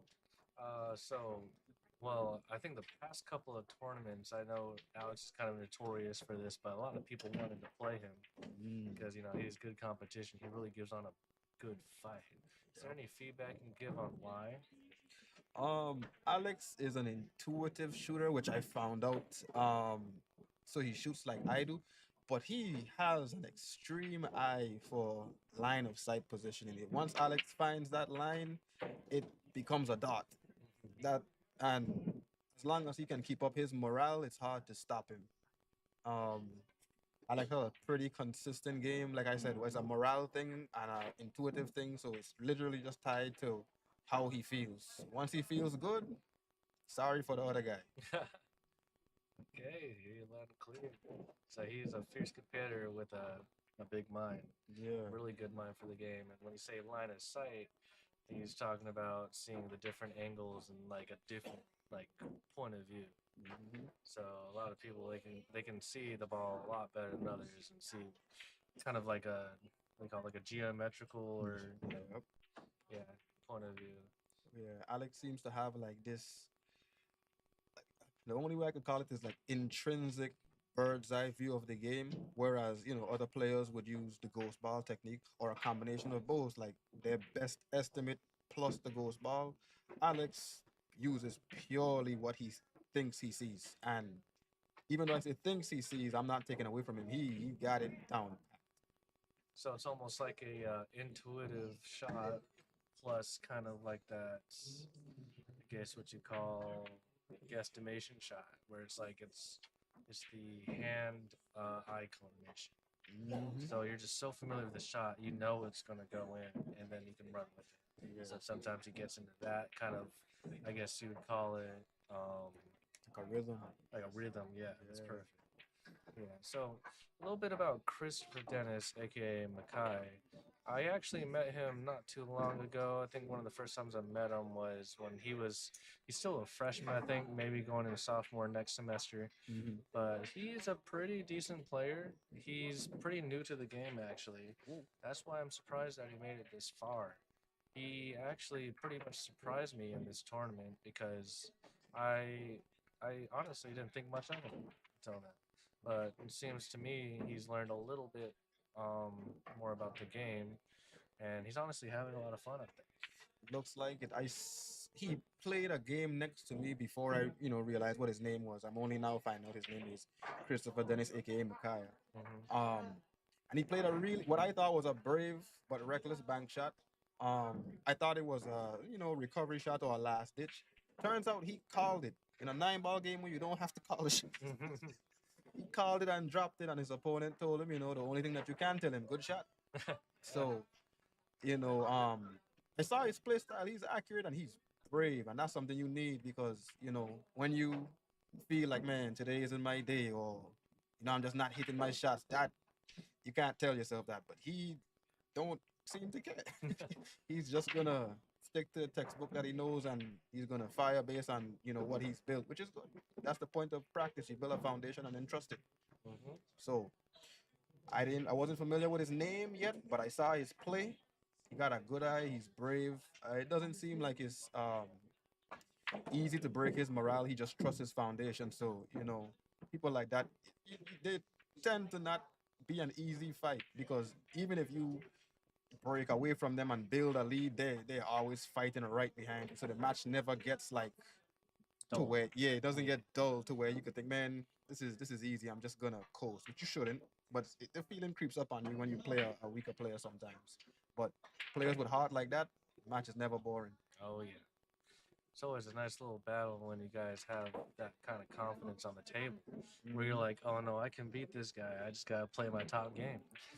And that's what I'm kind of really seeing from Makai here, because he takes every shot with almost like a big confidence. He doesn't really stand at the table for too long, which that might just be the ODU thing. Because I know when I was over at ODU, because I'm an alumni, we play a lot. Like if you're over there and you like pool, you're there a lot, and we usually end up playing so much pool, we just try to get funky with it. Like one of our traditions is literally like if you miss like the last ball, we just start banking out, trying to fix or find things out.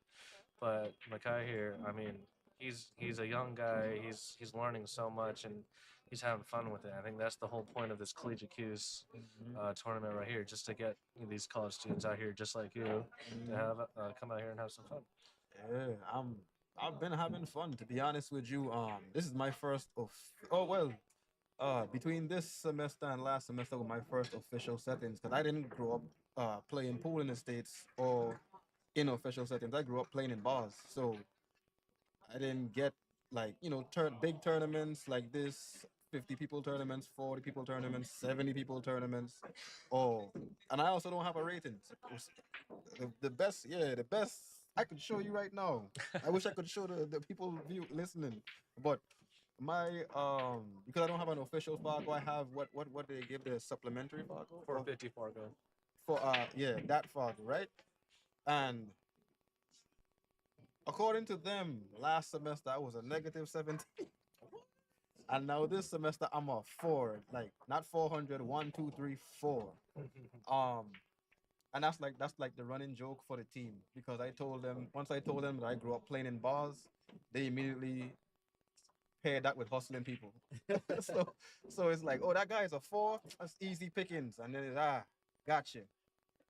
But that's the inside joke. But getting to be in an official setting finally, because grew up playing older guys. So seeing people my age play and be good at the game is inspiring. It makes me want to get better just because some of these guys are actually younger than me. And I don't know if you know this, but getting your butt kicked by somebody that's younger than you is something you lose sleep over.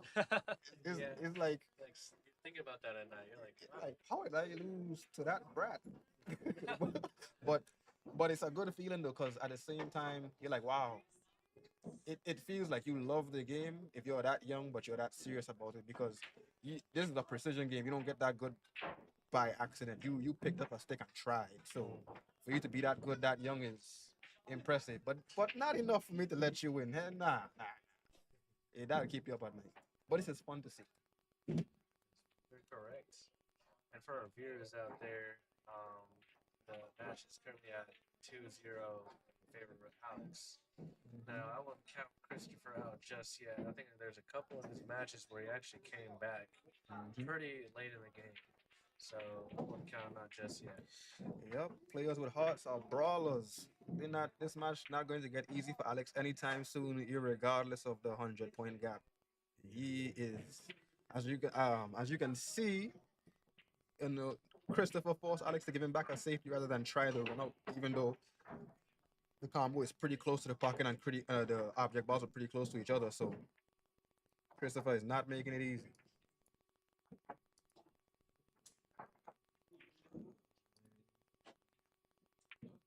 But it looks like Alex may have caught a break. Yeah, this looks like a pretty fundamental run out here for Alex. I'm not sure what was with the drawback height. I think Alex may still be settling in, pull that back a bit far, but like I said, Alex has that bird's eye view and he trusts it. So as long as his morale stays up, he's more than likely gonna fire this or off the bridge. I think he's gonna feather it. Yep, Spin, yeah. feather it with some left spin and then just try to get back. A little bit of bottom right. A fun fact about Alex.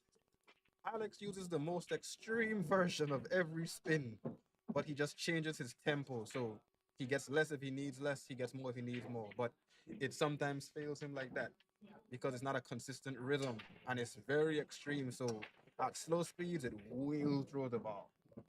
At high speeds, Alex can do some amazing things, but at slow speeds where you need that, Whoa. He just went in there and blasted it. he went and blasted it. See, I mean, if it was me or you, we'd probably go rail or two. Get back for that position on 9. But I think he just feels confident about that. So let's see what Christopher can do, aka Kai. Looks like he's thinking about it. I like that too. Calling the bank. Woo!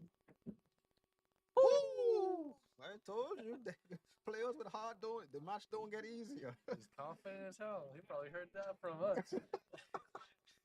He like, they come with instructions. They in there commentating exactly what I need.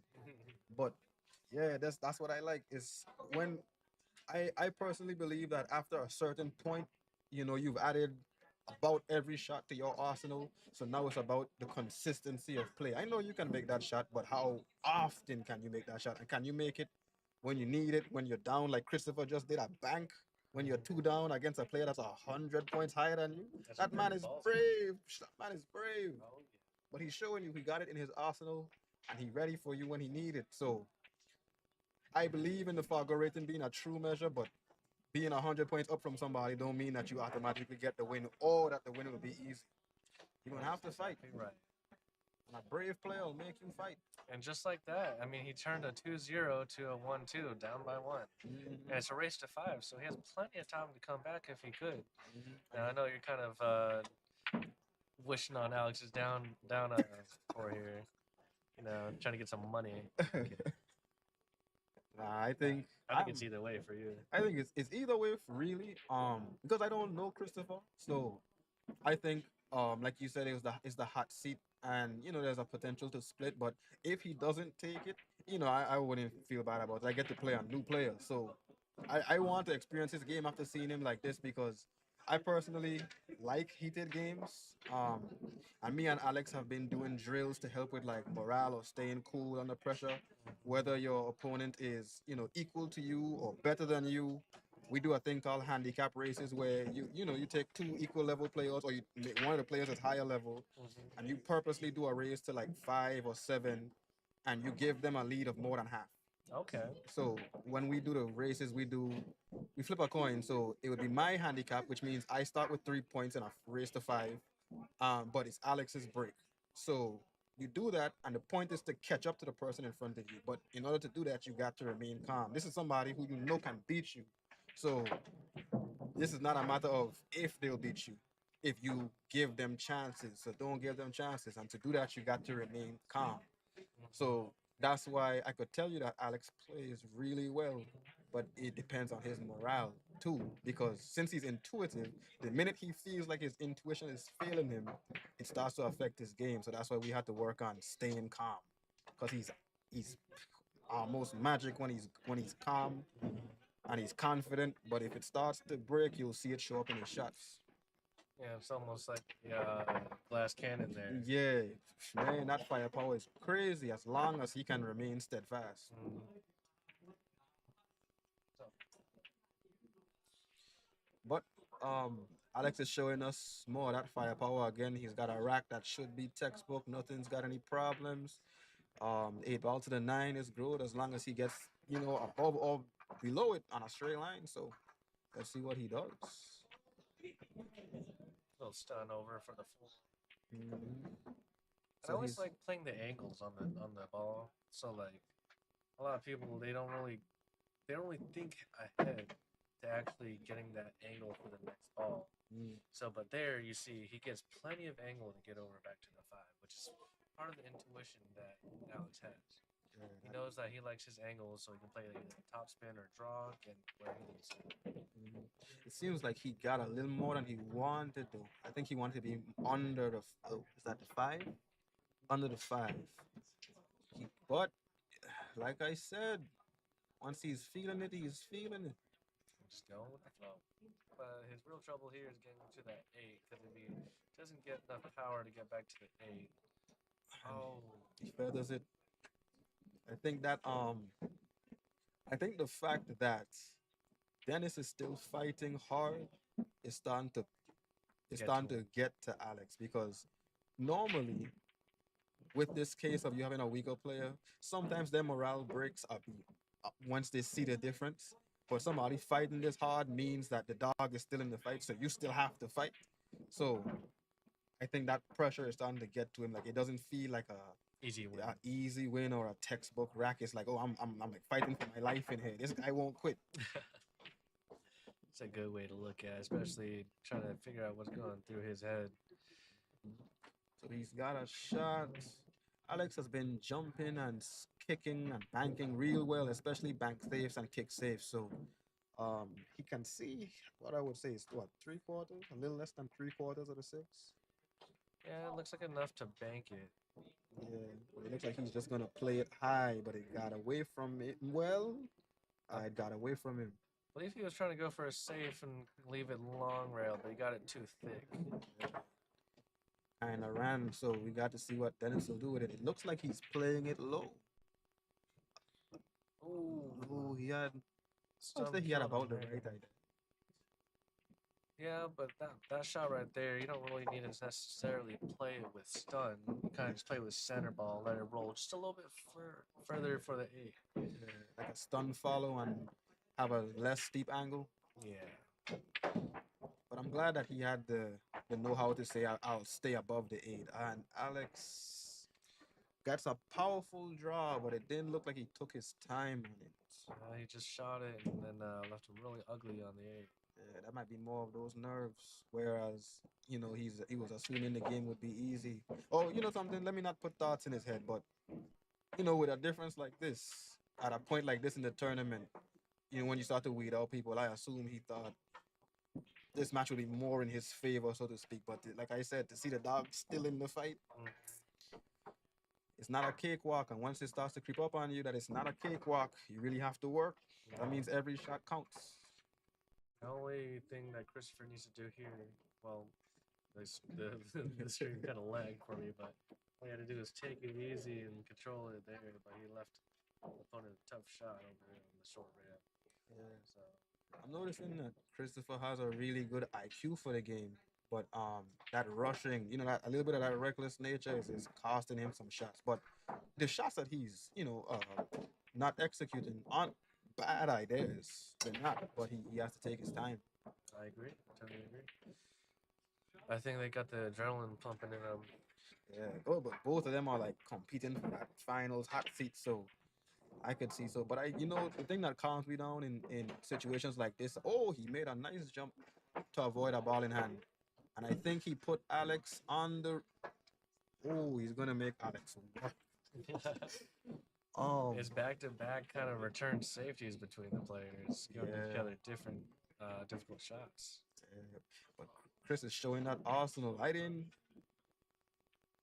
Can he get behind the 9? Possibly the table's rolling. Oh, he more than got it. He more than got it. No, this is Christian's shot. I think here he might try to go for like a little messy. Yeah, looks like it. Tried it. Let's see what he Keep gives. going wild. He gives Alex two options: either a side pocket shot. Now, one thing about Alex and I know is that they call him the side pocket king. Listen to me. If Alex can put it in the side, he will. If Alex can do two things: put it in the side or cut it straight up the table, he will. And he'll do it with style. And heart of the pocket. Let's see where he stops his cue ball. Okay, Alex, long and a little less than straight, but it's a good game without a tester shot. Oh yeah. Well, not a tester, but it's a foundational shot. It's a good game without one of those. And I think he pots it. yeah, he potted it. Good game, good shot. Yeah. Good round. It's gonna be 3-1. Favorite Alex. Heavily in favor. We back to that 2-game lead. But we already know how Dennis feels about those. He likes to shrink those. Now, I think something that I noticed is I think both of these players are left-handed.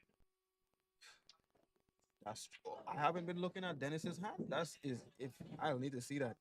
I assumed it was something like switching hands depending on the side of the table you were on. I know Alex is left-handed. That's cool. We have two unorthodox shooters, and both of them are brave shooters. That's cool. Mm-hmm. That's cool. Oh, it looks like they're switching templates. Yeah, oh yes, yeah, switching racks to a template. I had that problem too. I was racking in my match with Lexi, and midway through, the one ball would just keep rolling away. And even she saw it, and I tried to explain it to her, and she said, "Yeah." So I could understand switching to a template at this stage, as long as both players are okay with it. So what matters? You are allowed to use a template in this format as long as both players agree to. And we will see this now. Alex got a monster 9-ball break. He's been practicing it for he's been practicing it for a long time now. He actually has two now. And I have to say his side cut from the corner is crazy. Let's see if I can get a different POV. This might not be the cleanest, but we're gonna try.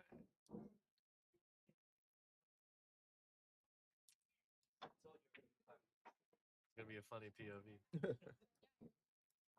And I zoom all the way in. Yeah, that's still blurry.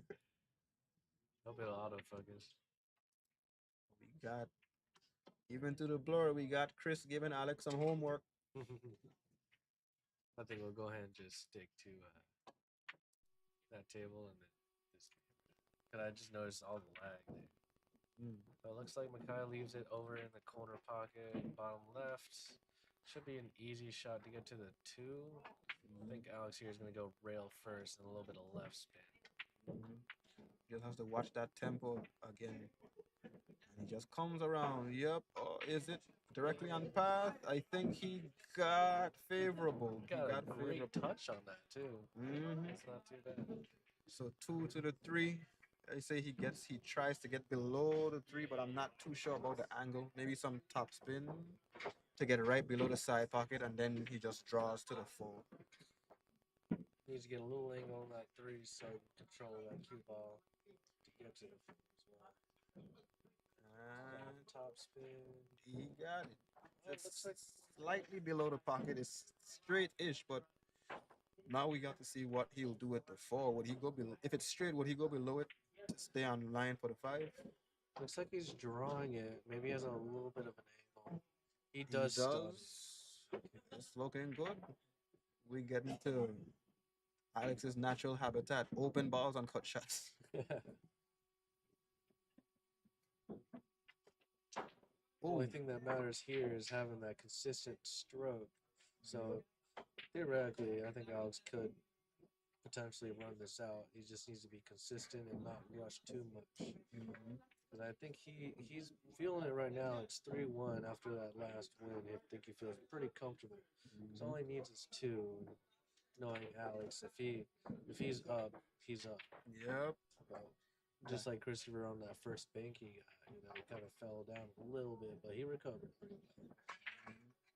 I'm not sure. I think Alex. Oh, he got a lot. I'm not too sure about the logic on that five ball. What would you have done? Try to come up top. No, sorry. I'm saying this wrong. Oh, Tough shot.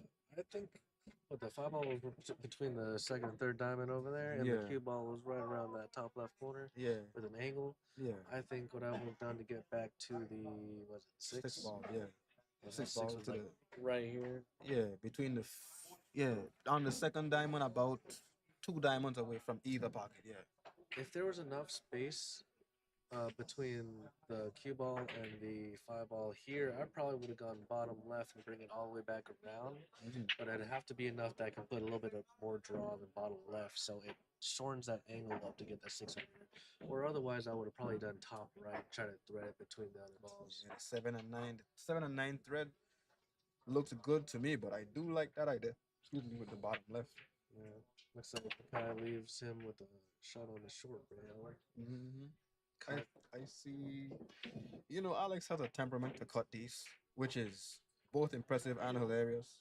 But I think I see him safe in this. Taking the split, putting the cue ball on this closer rail, and trying to push the six down to the other long rail, just to make Christopher choose.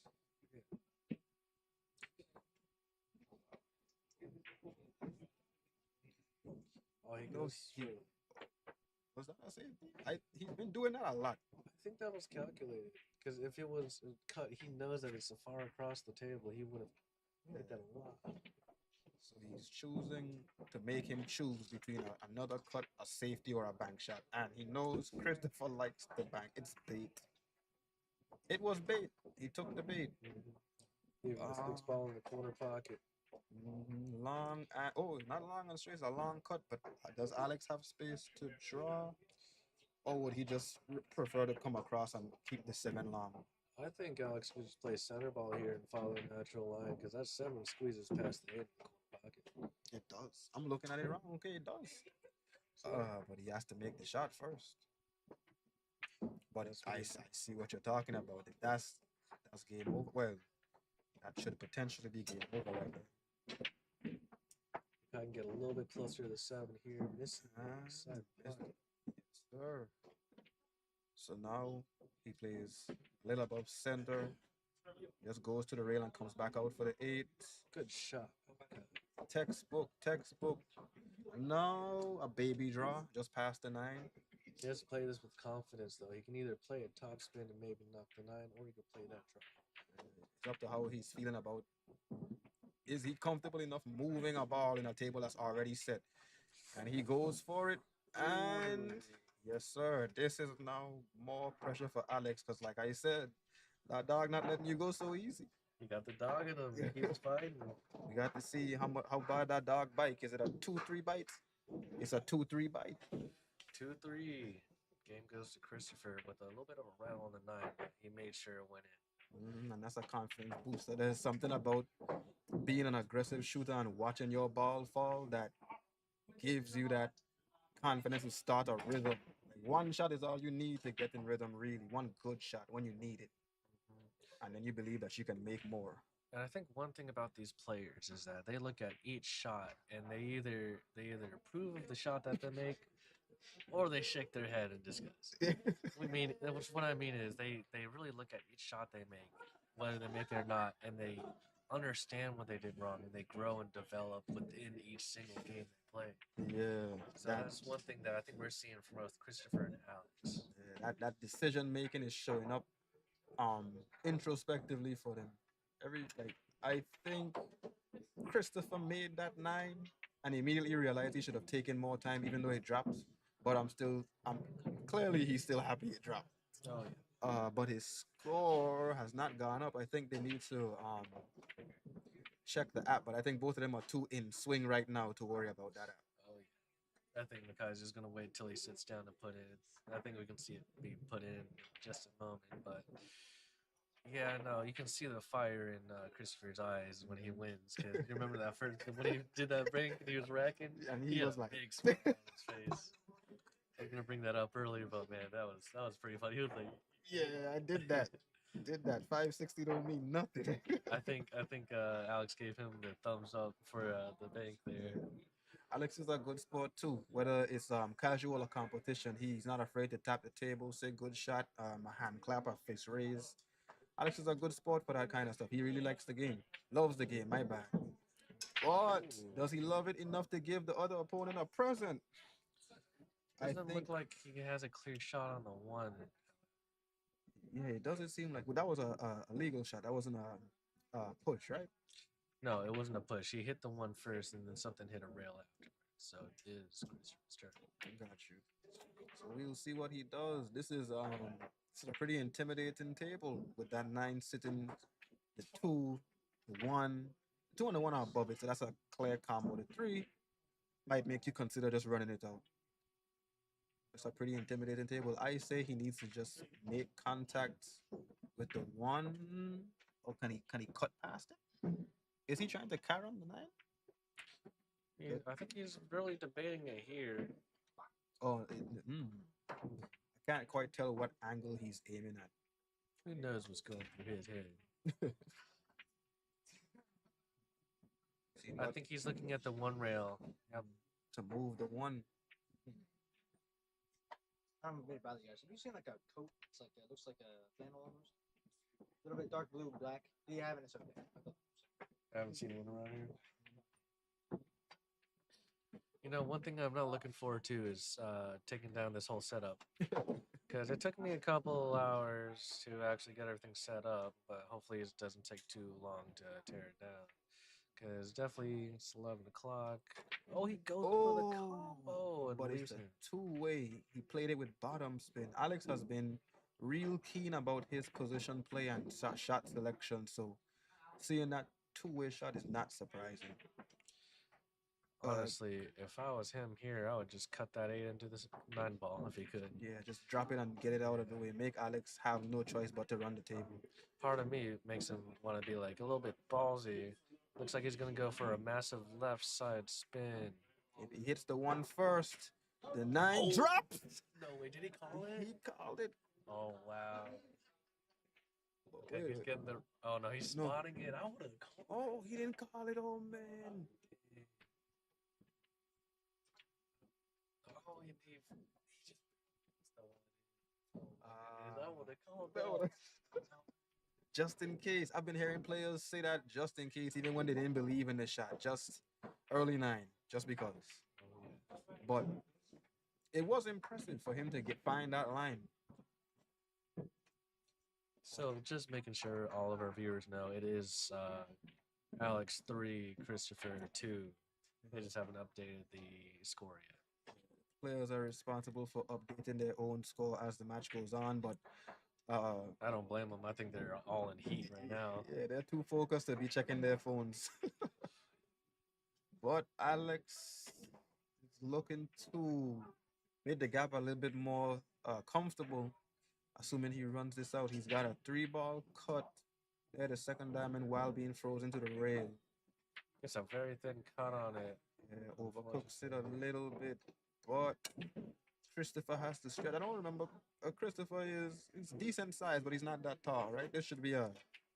He's left-handed. This should be Yeah. a decent shot for him, assuming he doesn't need the. He needs the bridge. Okay. I was about to say, I try to get them all at ODU to try to learn both of their hands before they get too good. Because I think it's important that they know how to shoot with both hands. I don't know if you know how to, but I tried. That right hand, that single-sided dominance. what a shot with the bridge shot. That's a great shot, and Gets position. It's Christmas. Mm-hmm. It's a self-funded Christmas. That's a great shot with a bridge. Um, but yeah, I played Lexi and I saw her switch hands and it just brought it to me again because there was a shot that I know I could make with my right hand, but because it was on the other side of the table, I had to get the bridge. I still made it, but it was way more difficult than it needed to be. So switching hands is important. The higher up you climb, a lot of players, They'll just stick to the bridge. yeah, stick. A lot of players stick to the bridge, but there's players who have openly admitted that if they could, use their other hand as well as their dominant hand, they might not ever use the bridge. I mean, that's where I'm at right now. I actually went through this weird training in ODU, is where I bought an eye patch and I put it over my dominant eye, which is my right eye. So, and then it forced me to learn how to see with my left eye, and that's when I started shooting left-handed. And then getting that mind over matter, that muscle memory, it was tough. But Once you man, got it, you got it. a little bit. I'm still working on it. It's still not the best, but at least I can shoot a little bit with it. I can draw and topspin on it, but everything else is still a little foggy. You better than me. I get Miss Q and scratch with mine. So you doing better than all right. Let's see if Alex ooh, Rattles it in. rattles that one in. It looks like, Christopher being right on his heels is messing with him a little bit, but not enough to really dim that shot making. And the king of side strikes again, long, medium and straight 9 ball. Right into the corner pocket. hmm Alex can make this with his eyes closed. He probably shouldn't close his eyes, but he can make it with his eyes closed. Oh, ooh. That's a very tough one right there. hmm Yeah, these pockets are not really forgiving, and they're stretching the imagination of them. Like, if I ever rattled a shot like that, it's not going in. But some of these players here actually have good finesse for being in college. Like, they understand like the speed, the spin, and the throw, and then the deflection of their cue. And I think that's something that Alex kind of like he not really like I guess specifies in. Like, he's a specialist at it, but he understands it.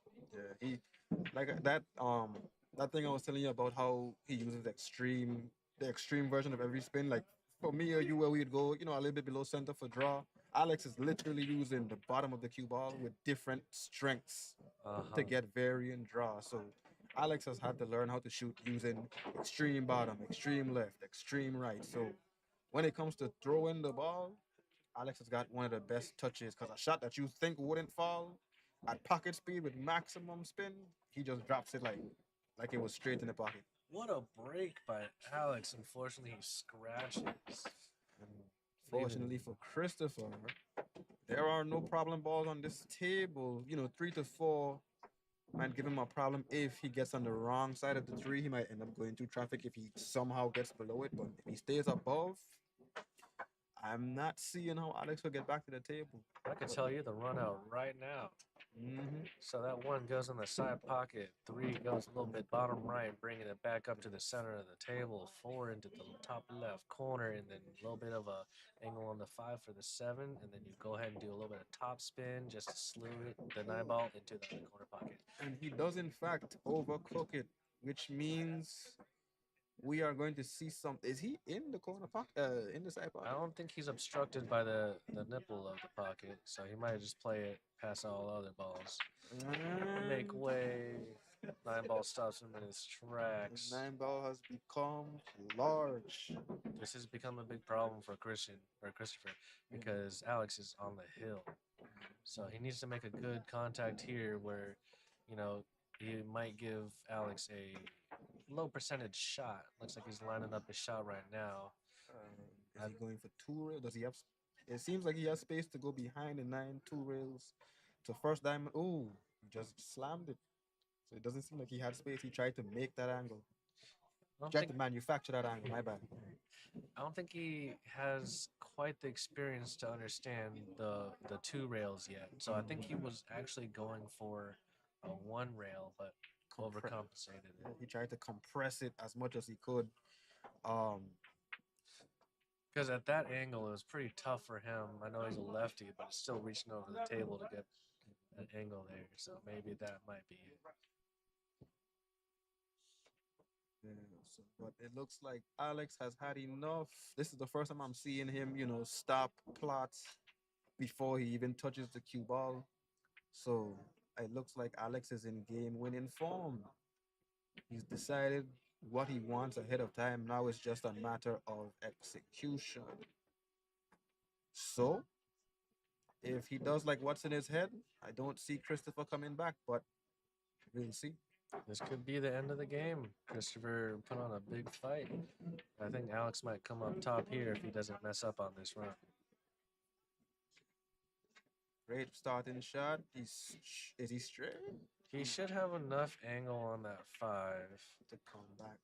I hope he doesn't feather it because when he gets to lately when he gets to these testy shots in this match, he chooses to feather it. I think he's picking accuracy over position, but it's not. It hasn't favored him in the time that he's done it. So I hope he actually goes through with it.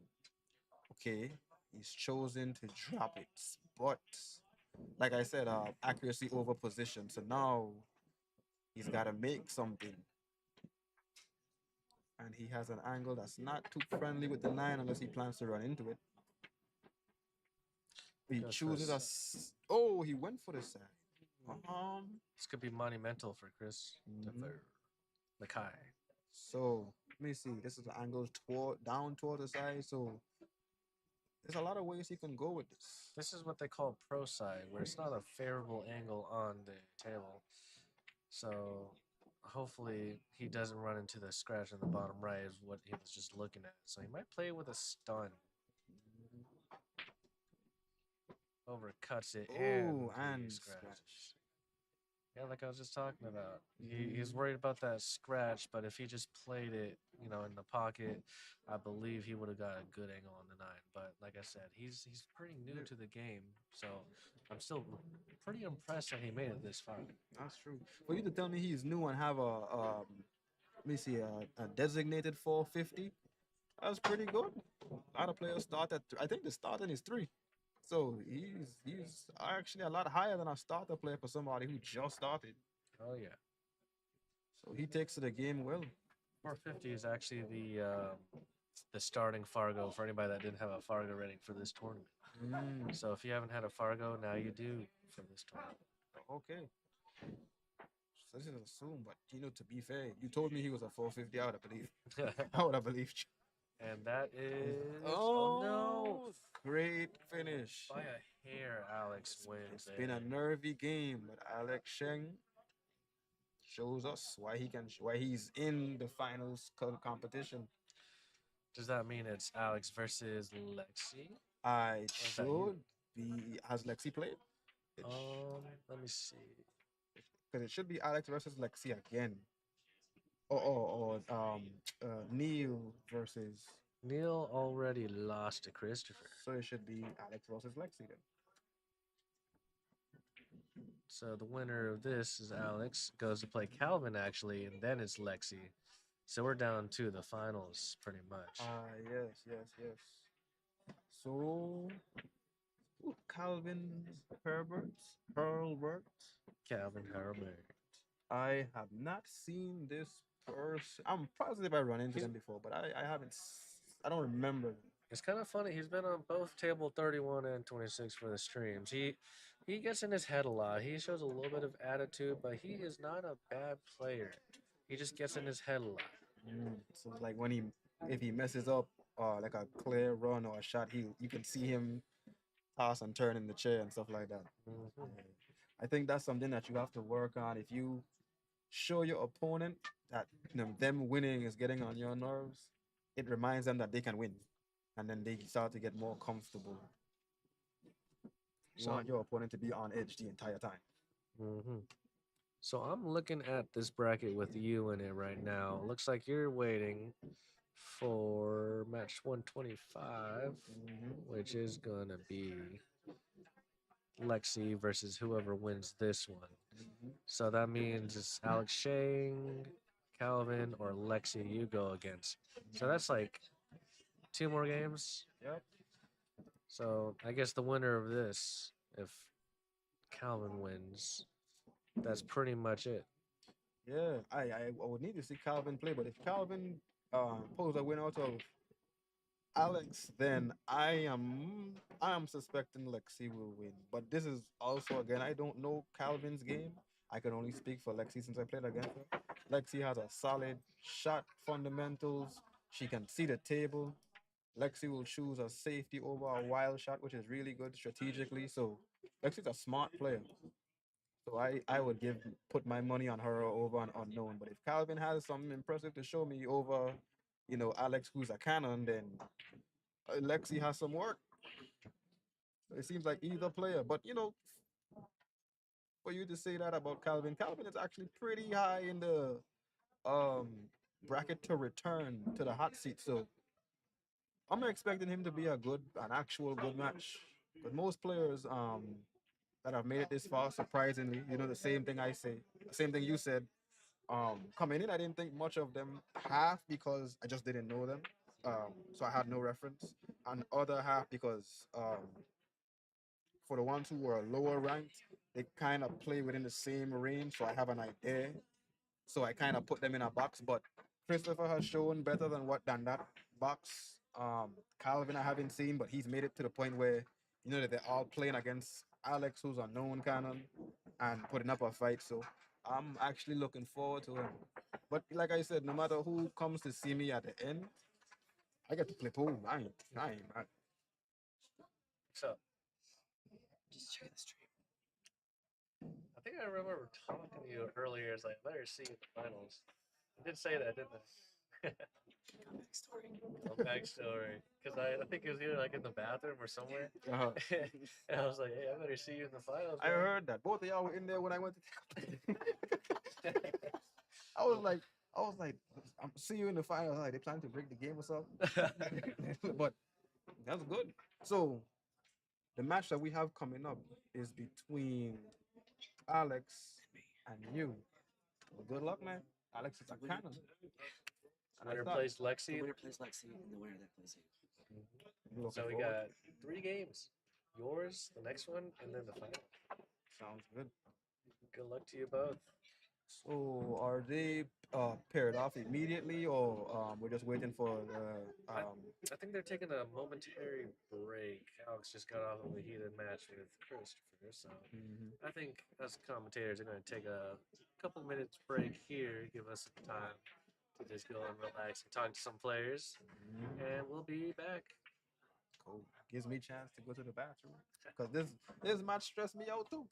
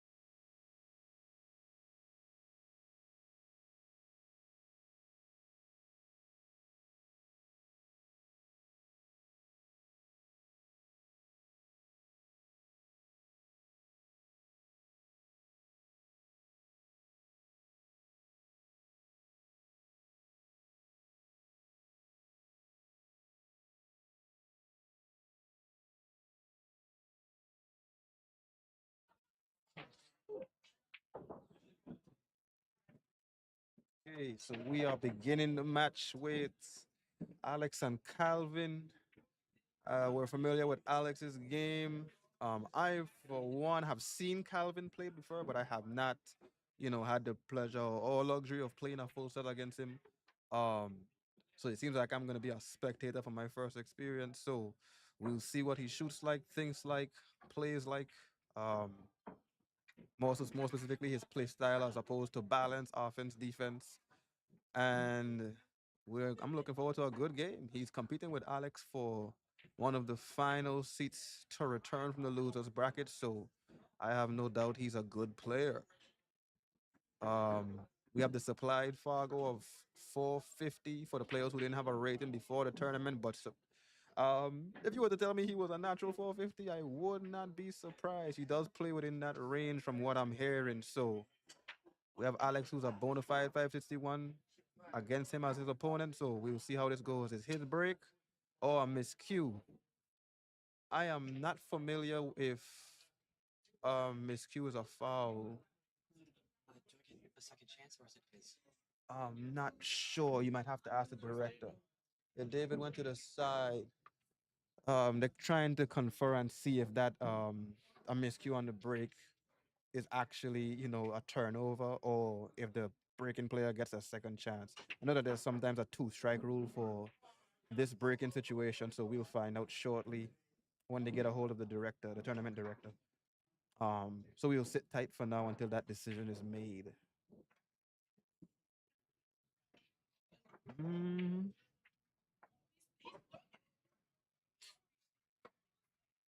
that is something you could tell Calvin was ready to get started. That was a hearty break. So it looks like, yep, they managed to get a hold of David, so he's going to explain it to them and let them know where they stand with that miscue on the break.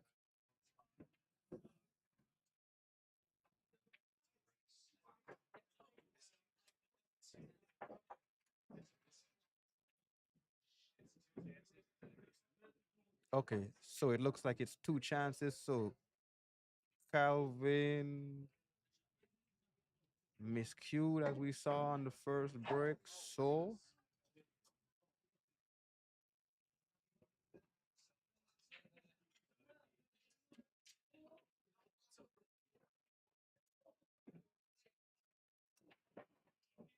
we have to hold on until further explanation. I may have jumped the gun a little bit.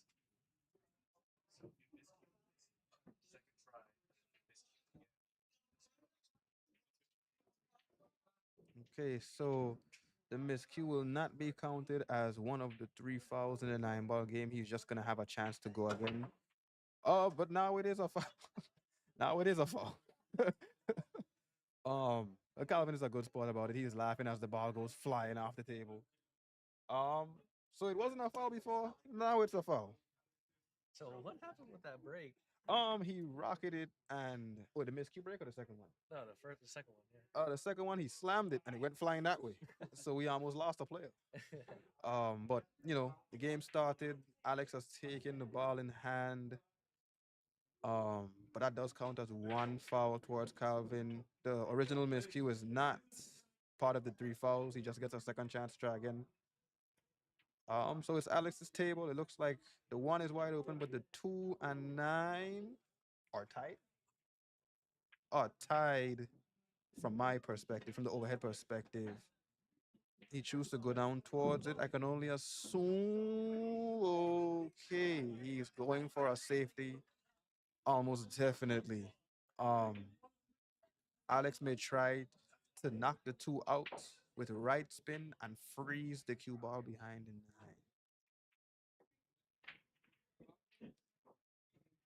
Alex is notorious for those kind of testy shots when he's not outwardly blazing on offense. So we'll see what he does. It looks like he went for his extension. And free. Oh, he didn't quite get it. It looks like he went the other way. The 2 is now free, and it's Calvin's turn at the table. But it is a long shot. So Calvin will have to stretch or get the bridge. I believe the face of the 2 is exposed, so he can cut it in. If not, It will be a safety. Need a bridge? Need a bridge. There's Alex. My. Okay, it looks like Calvin went for a bridge. Um, and this is not a timed match, so he has a chance to go looking for one. It's not being held against him in any way. Um, and so he goes for the shot, and he drops it. It looks like he got tied behind the nine, though. So we will see what he does. Like I said, I'm not familiar with Calvin's game, so I'm not sure, if he can jump or not. It seems like he's going for a kick, and he gets it. Good contact. Cue ball hits the rail after making contact with the next legal ball, with the lowest legal ball. But the three is open and the nine is exposed. So we will see what Alex does. It looks like he may just do a reverse cut with some right spin and come around for the four, which is on the lower half of the table. So we will see, which he does. Puts a little bit of pace on it and he hits it directly. So the game is on. We have the four to the five with an angle going towards the bottom short rail. Looks like Alex is going to draw towards the long rail and come back down. He may have tied himself. I don't think that five. Yeah, it doesn't seem like that five is open. So the next best option. Oh, it seems like he can see it. He's aiming like he can see it. And he chooses a safety. He uses both the bottom rail and the crowd as cover to hinder Calvin's offensive potential. So we'll see what Calvin comes up with. I'm eager to see, what his play style is like. It looks like he's going for a Marseille. Oh, and he hits it. That's a good hit. Let's see what he leaves Alex. Oh, it kind of dies on him. It comes a little short. So Alex has an open ball. An open ball, yes. So we'll see what he does. 5 to the 6. Pulls the trigger. Not a very confident stroke unless he was aiming for. It wasn't a very confident stroke, but he chose to make the ball, which means, he gets to stay at the table. He has more options than just sitting down. So long up the rail, hard of the pocket. He has readjusted himself. Let's see what it looks like. Seems like it's ending potential to me. One more for the road, but he gets in between positions. I would have preferred to go closer to take the cue ball closer to that second diamond so that he would be in straight line with the 8 and then just have the 9. But um, he's in between, so it seems like he's gonna cut it into the side with draw so that it hits the bottom short rail and then just drifts back out above the 9. It seems. He gets away from him. So now it is Calvin's turn at the table. A pretty standard run, 2 balls. They're both on the same side, so he just has to maintain that lane. Um, so we'll see what he does. I prefer center or draw, more so draw, and it stands up. That is something, but the players are getting more and more used to these tables for the ones who are or haven't played on a diamond before. And for the ones who have, they get used to that throw. Um, kind of cheat in the pocket, throw, inducing spin, and using that to make decisions when they take their shot. So I think it was the right shot, but Alex doesn't touch the ball. That is a ball in hand. That is a ball in hand for Calvin. So we'll see how he handles this. 8 to the 9 and the 9. Both of them are, well, the 8 is in the corner for sure. No arguing that.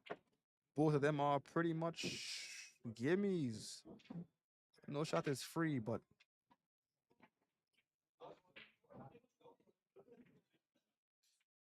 There we go. So the price to pay is one game. Yeah, every shot should be taken seriously. So we have, um, one gutsy try from Calvin, followed by one gutsy try from Alex. Trying to um, manipulate the shot with spin to get that favored position as opposed to just taking what the table gives you. So, but the exchange has worked out in Calvin's favor. So the 450 Calvin now has a tangible one game lead over the 561 Alex. But the game has just started, so we'll see how it develops more in the second rack. And it is Alex to break. Maybe we'll see that gigantic cut break again. I know he has two and there's no break back. So there it is. He's going for the cut break from the side. And he gets it. Something drops almost every time he does that. Having your break under control is something that you need as a player too, because if you can shoot, it's great. But that's only if you can shoot legally. You got to be able to stay on the table. So a break that helps you stay on the table ain't bad. That ain't bad. And Alex Break does that. But he does find himself with no clear shot on the one. So he's going to use his push option. And it's a pretty good push. It looks like, ooh, he pushed Calvin into traffic. And Calvin gives it right back. I would have done the same. Um, it seems like that push got away from Alex in the case where he wanted to give sight to the lowest ball, but the shot would be so testy that no one would prefer that. So I guess he was counting on Calvin giving it back, but he wanted it to stop short where he would at least have a sight on it. So it's now a kick, and Alex hits it dead. Is that going in the corner? No, but it was beautiful while he tried. That was a nice cut. Um, but again, after Alex's shot, Calvin's turn comes to go on the table, and he's got a bit of a problem if he chooses to attack from 1 to 2 to 3. Um, yeah, from 1 to 2 to 3, and he stuns it. Slight stun draw. Mm, I don't think he's going for that shot. I think he might just do a safety, cut the two back. He went for it. That's a brave man. This is the second time Alex had to face an opponent who was not afraid of the difference in rank, and they just go for the shot. But he hasn't given himself much. I think he's in a straight line with the 659 cluster. So he's got to kick at it. That's not a jumping distance. He might masse again because he seems comfortable with it, but yeah, he's going for the kick. And he makes contact. Both him and Alex are pretty good at measuring those kicks, and he gives Alex a shot. He's gonna make Alex work with this one. Alex does a soft hit. It's a double kiss. And you can see from his stick swing that that was not supposed to happen. So he gave up a shot, but like I said earlier, it's a 9-foot table.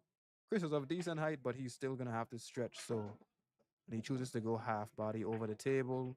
That stretching thing is dangerous. A shot that you would normally make is hard to make when you're off balance. Oh, maybe not hard, but way more difficult to make when you're off balance. It's definitely difficulty definitely goes up by some degree. So Alex is back with a kick. And again, he leaves the two in a very open space, but there's no clear shot. So the last time Calvin attacked when I thought he was going to do a safety. So let's see what he does. I think it's going to be a safety again. I'm willing to put money on it this time, but we'll see. It looks like he's going for the... No, it's a safety. And it's a pretty good safety. In the two behind the four. Two behind the four. So I've seen Alex jump shots this close, but it looks like he's not going to. He's going to stick to the kicking and banking arsenal. He's not going airborne this time. And he touches it. and he kick safes him. His kick safe has been that touch of his has been good this tournament, real good this tournament. So, Calvin is behind it. Is there a gap? What is he aiming for? And he gives it right back. Both of these guys are real good at kicking, but this time Calvin gives it up. It leaks, or not leaks, but it doesn't quite make it to safety.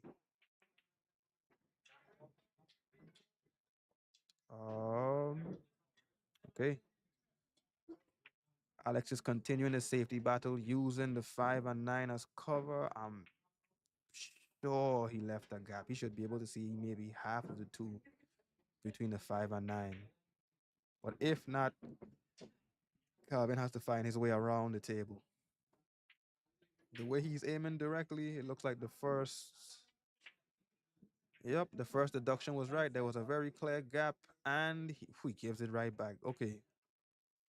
So this was a good segue.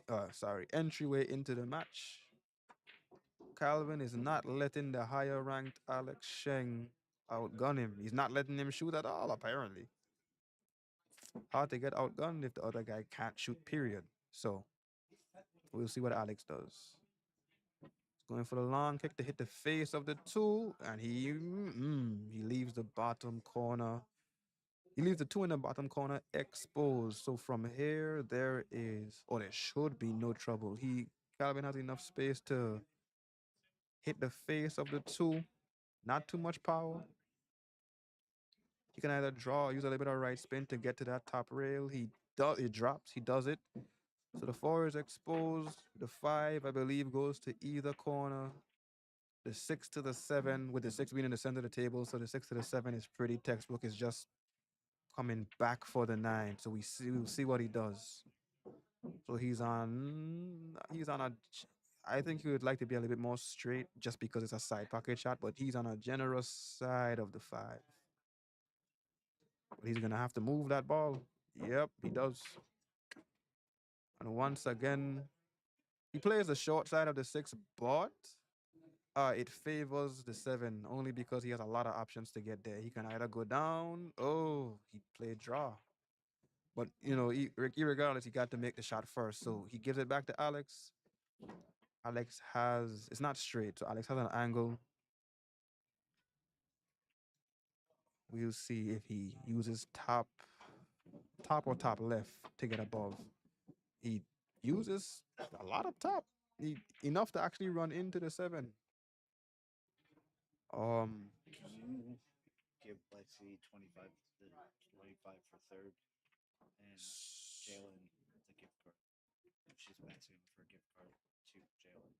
So Alex goes for safety. The 7 is exposed, but he chooses, between safeties, you can choose obstruction or distance, or obstruction and distance. This time, Alex chooses distance. He gives Calvin an open shot, but it's a long shot. Calvin goes for it, but to no avail. He gives it right back. It's open. Neither shot is.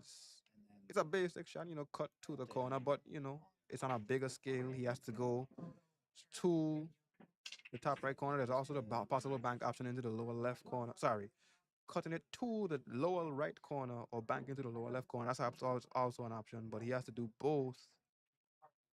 Either one he picks, he'll have to avoid the scratch. And he does want to come back for the 9. So, that side pocket play is big, but he managed to avoid it. He's, closer to parallel with the 9. I think he would want to be obviously following the path of the cue ball more to the right, but it's makeable. And the cue ball is not too far away, so Alex doesn't need to bridge. He can make this with his natural height and wingspan. And he makes it. So he levels up with Calvin Hurlbert. So even though it started in Calvin's favor, Alex brought it back. Neither player has shown um neither player has produced a streak yet. So it's 1-1, or the tit for tat so far. And it's Calvin's break. So we'll see if he played a safety game last time. So we can see that his safety is not anything to sneeze at. He's more than capable of containing a higher ranked player.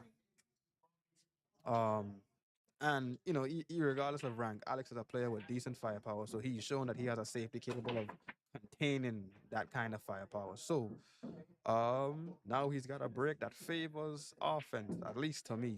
So we'll see if he shows us a more offensive game this time.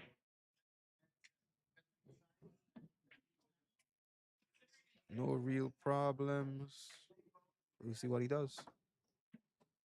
Oof. It's not frozen. I can see that it's not frozen, but that is uncomfortable. And hitting directly into it would be a foul. So, okay, so he's aware of it. He's trying to fix it or manufacture something new. He chooses a safety. This man has a real good pool IQ and a good touch to go with it. So, Alex has to work. So, even though Alex is at the table, the ball is in Calvin's court. It favors him currently. That was a very nice leave. Um, but Alex is good at kicking, so let's see that firepower shows up once again.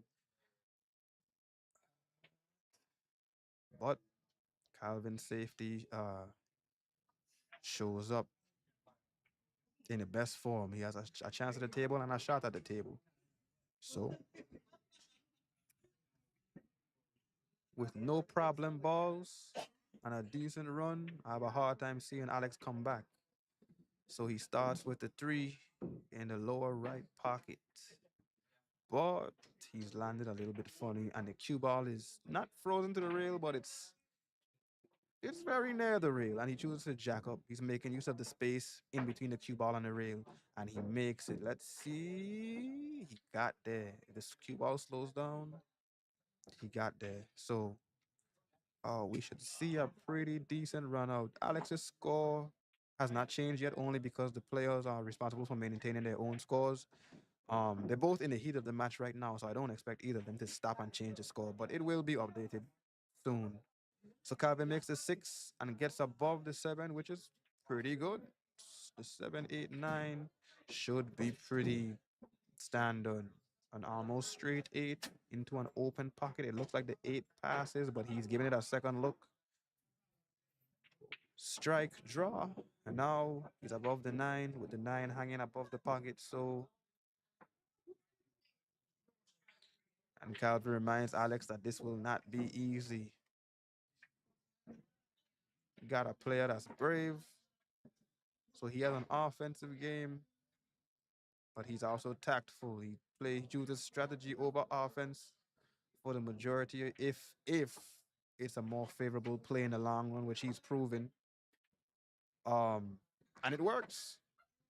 Like I said, he has intelligence and touch to contain a player with definitively higher firepower than himself, or at least from what I've seen so far. So it's 2-1 in Calvin's favor in a race to 5. No handicap. Both of them have to go to 5. So right now, Calvin has a leg up. But as I said earlier, neither player has shown the breakaway of more than one game different, more than one game's difference. So, uh, we'll see the turnout for this game now. It's Alex's break. He doesn't make anything, and the table is, for the most part, not for the most part, the table is open. The only real problem would be from the 3 to the 4 that's frozen between the second and first diamonds on the lower short rail. Um, so from the 1 to the 2 and then the 3 to the 4, because he has to go up, down, up, down. So, uh, if he chooses to attack, we'll see his run potential. He makes it with a favorable kiss, drops the 1. He makes something. I don't think I'd count that as a cluster. Both of them can pass. They don't really obstruct each other, but he has crowded the upper left hand pocket. So we'll see what he does with the 2. I think he went for it, but he just missed. But look, based on that position, he had the right idea. But accuracy is important. So we'll see what Alex does. He has an angle going below the three, which means he's going to be pointed towards the clustered pocket unless he really punches it and comes around. He chooses to take it. So I guess, and he's got favorable distance, so I guess he might just be going for a combination, but he has to play this right because if he plays the wrong side of yes, he's going 3-7. So if he plays the wrong side of the 7, he might end up on the 5. He plays it direct and he gets a great result. But he is straight, but with the space the 3 ball has made in the corner pocket, he can manipulate it to get back up table. And he does. Center ball, a little below center with the draw and some left spin. So he drifts straight up. He raises hands in apology. I guess he wanted that result, but not as much. Alex is known to be a polite player, so even though it's clear that he planned that, when it's a little bit more favorable, he can admit that and he'll just apologize. So he's a good sport. He's really a good sport. But the game continues. He has the 5 sitting in the corner, the 6 in the a little below the middle of the table, 8 next to the corner, but he has to come back down for it. He doesn't want to be too far away. As long as he's to the left of the 8, it's a makeable shot. But the further away you are, the harder it gets. So, and he has an angle taking him away from the 8. So unless he manufactures that draw, or he chooses to use the 9 to hold it, that's really good. Use the 9 as a buffer. So we'll see whether he plays the short side for the 9 or comes on the wide side. But he's a little distance away. I think he might choose to use some slow tempo and finesse rather than just punching it. Excuse me, punching it. And it cost him again. That Alex has a really fine and powerful stroke, but that rhythm betrays him sometimes when he slows the tempo down. He chooses accuracy over he can do accuracy and shot making, but sometimes when he really wanted to go in, he favors shot making. And other times when he tries to switch back and he does the opposite, he tries to do more position play because the shot should go in. It ends up backfiring. So Calvin is the first player to create that breakaway potential. He is now up. Even though the score hasn't changed, it is now 3-1 in favor of Calvin to Alex. Calvin is putting on a great game. There's not very many mistakes, um, unforced errors. He just plays a very balanced game. Clearly favoring defense, but he can shoot too. From his 3 games of running out, none of these games have been given to him. Albeit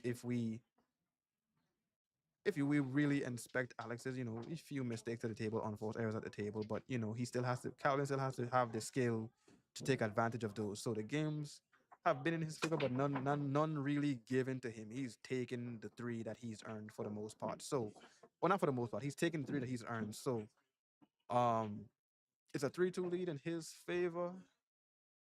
Just 3-1 lead in his favor. He's the first player to break away. So we'll see what that looks like, what the next series of games looks like as he makes 2 balls, and now he has a sight on the 1.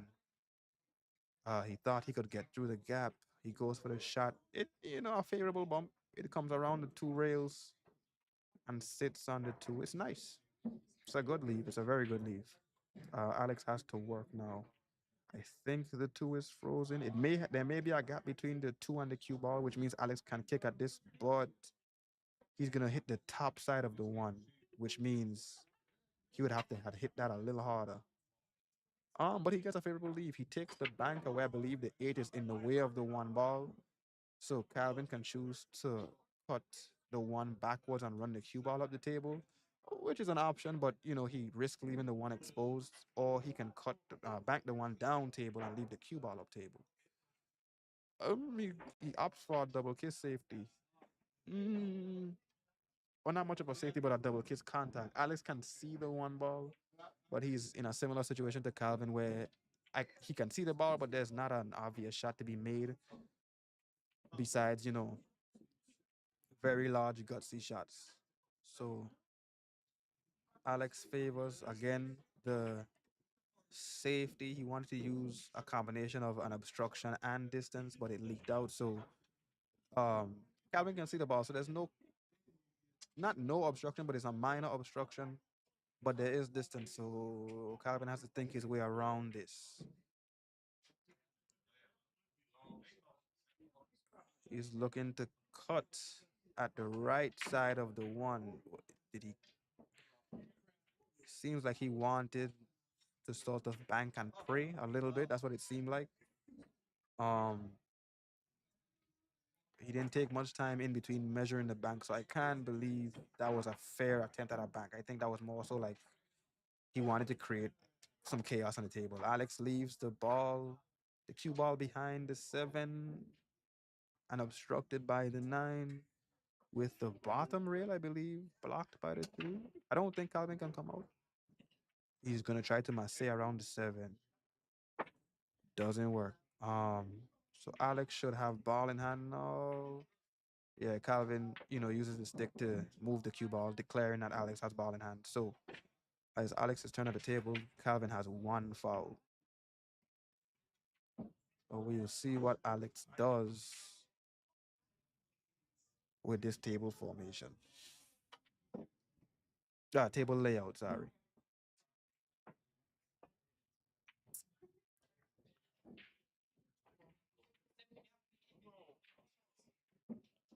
In the last match, Alex played a brave player too. So he's played 2 players who were lower rated than him, but they were real steely when it came down to it. They don't really give up on the game. And both times, both players fought back to the 2 level. Calvin had, 2 games. Calvin has actually taken it to 3 and taken a lead. So I think Alex is aware that his opponent is not someone that he has too much obvious leeway with. He has to really play and finish him when he gets the chance. So Alex is opting for, whoa, Alex opted for a big one. But it's a two-way shot. He drew the ball back. He drew the ball back. So if there wasn't an obstruction, there would still be distance. It was a great two-way shot. But Calvin again can see the right side of the one. So it was distance, but not really a very, convincing obstruction. Calvin hits it, and Alex has big shot potential, or he can do a safety again. They've done this tit for tat battle in the previous rack, so I wouldn't be surprised.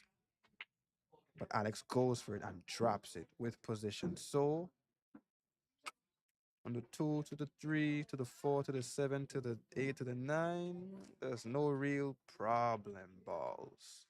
Alex just has to focus. Clear view on the 3 after making the 2.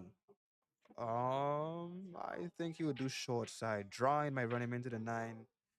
Short side. Top spin with a decent stroke should get him past the half. And he got it. He got it perfectly. So rather than being straight, he has an angle breaking him away, which is something that you want in a pool game. Straight shots are great when it's the last ball.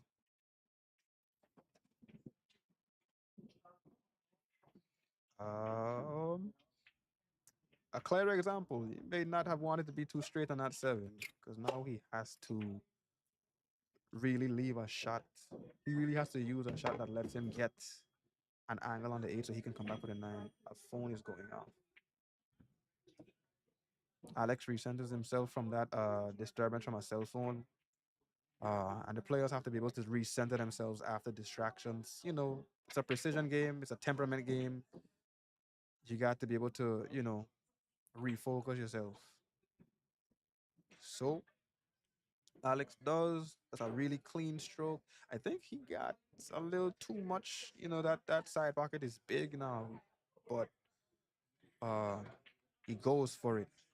Yes, he was worried about the side pocket scratch after overdrawing the 7 balls. So um, he missed the shot. It's open to the lower left corner for Calvin. I think he just plays this with some top or even some top left if he really, feels comfortable. and he'll get to the right side of the nine to put it in the upper left corner. So he's a little too comfortable. Blast that one. Um, but he leaves the cue ball far. The eight has a cut towards the right hand corner, which means the cue ball will fly to the left of the table, which is, the opposite of where you want it to be. So Alex will actually have to really put some pace in it to get it back to the right hand side of the table, which means it's gonna be a big one or a safety. Now you can see Alex aligning himself, and he goes for it, but he gets neither the pace nor the shot. But he gives Calvin an almost identical situation on the mirroring side of the table. So again, but because it's mirroring now, the cue ball is going towards the favorable side of the nine. So Calvin, you believe it or not, has an easier time with this. But that cue ball is now threatening the lower right hand corner pocket. So he's gonna have to put yup, some draw between draw. He looks like he used between draw and center, but because of the slow pace in it, the momentum took it over, so it actually kind of went forward. But he avoided the scratch in the corner. So, and he's still on the favorable side of the nine, even though it's long. The nine is not on the rail, so it's an open cut, and he aims and he shoots. Oh, and he was so close. Um, so Alex has a nine sitting in the corner. The corner pocket is babysitting the nine. Alex drops it. Yup. So Alex has shortened the breakaway from 3-1 back to 3-2, but it's still an uphill battle. Calvin is more than halfway to the hill. The more than halfway to the hill. The race being to five. So Alex is on an uphill battle with his opponent having a psychological lead on him. So we will see what Alex does.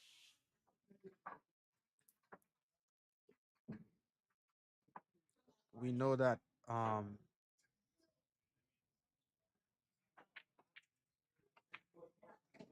and it's Calvin's break. We know that he favors. He's a strategic player, and he favors defense when he calls for it. He does not go for the big shot if he does not have to, but he is capable of making some when he needs them, and he's also capable of finishing our run out. So he's a threat to an open table. So let's see. Um, the two is not glued to the four, but the two doesn't have many open pockets aside from the side pockets. So we will see from the one to the two if Alex chooses to attack. How he plans to get from the one to the two. But after that, there seems to be no problems. It's just pure pattern play.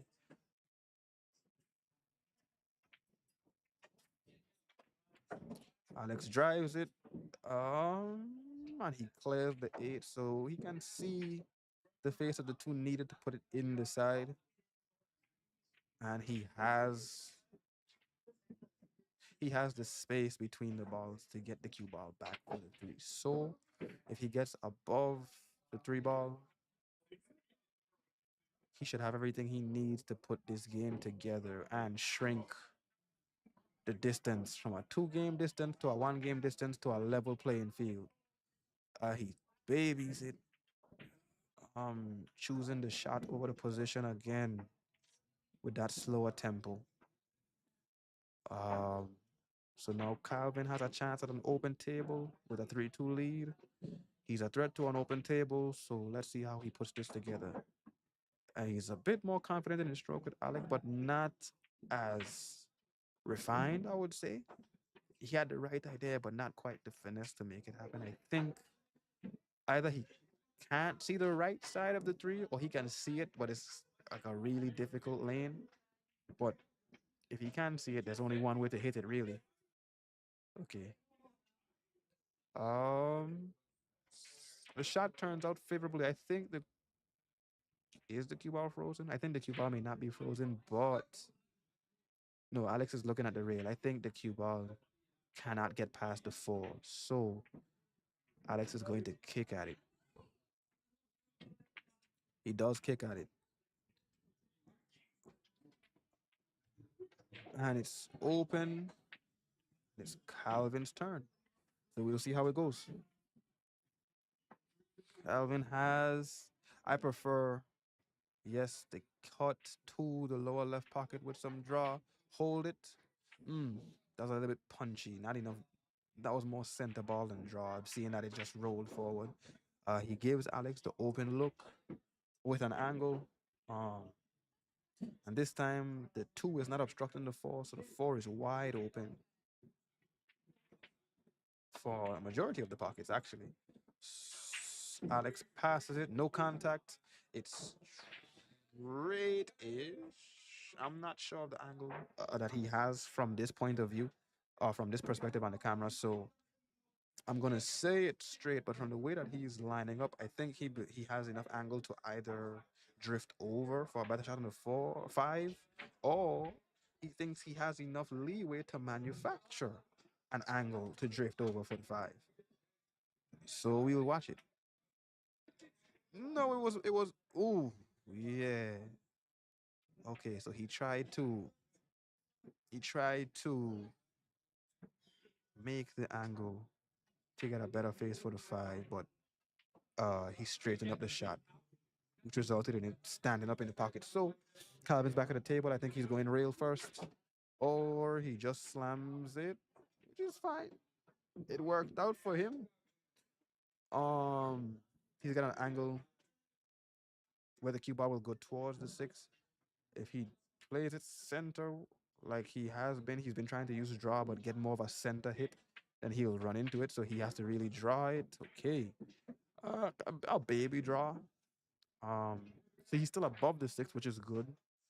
Um, so whatever he does with this shot, oh, he chooses to bank it. I didn't see him really take his time to measure that one, and I think there's a gap. I think he gave Alex the gap.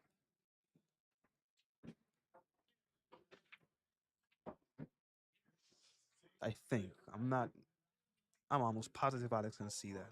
What he does with it now, I would do a more top and come above the 9. Because he doesn't need to run into it. He just needs to pass it. And the 6 is already below the 9, so he's not really threatening to hit it. Just hit it and ooh, he put bottom on that. And he hangs the ball again. So Calvin's turn at the table.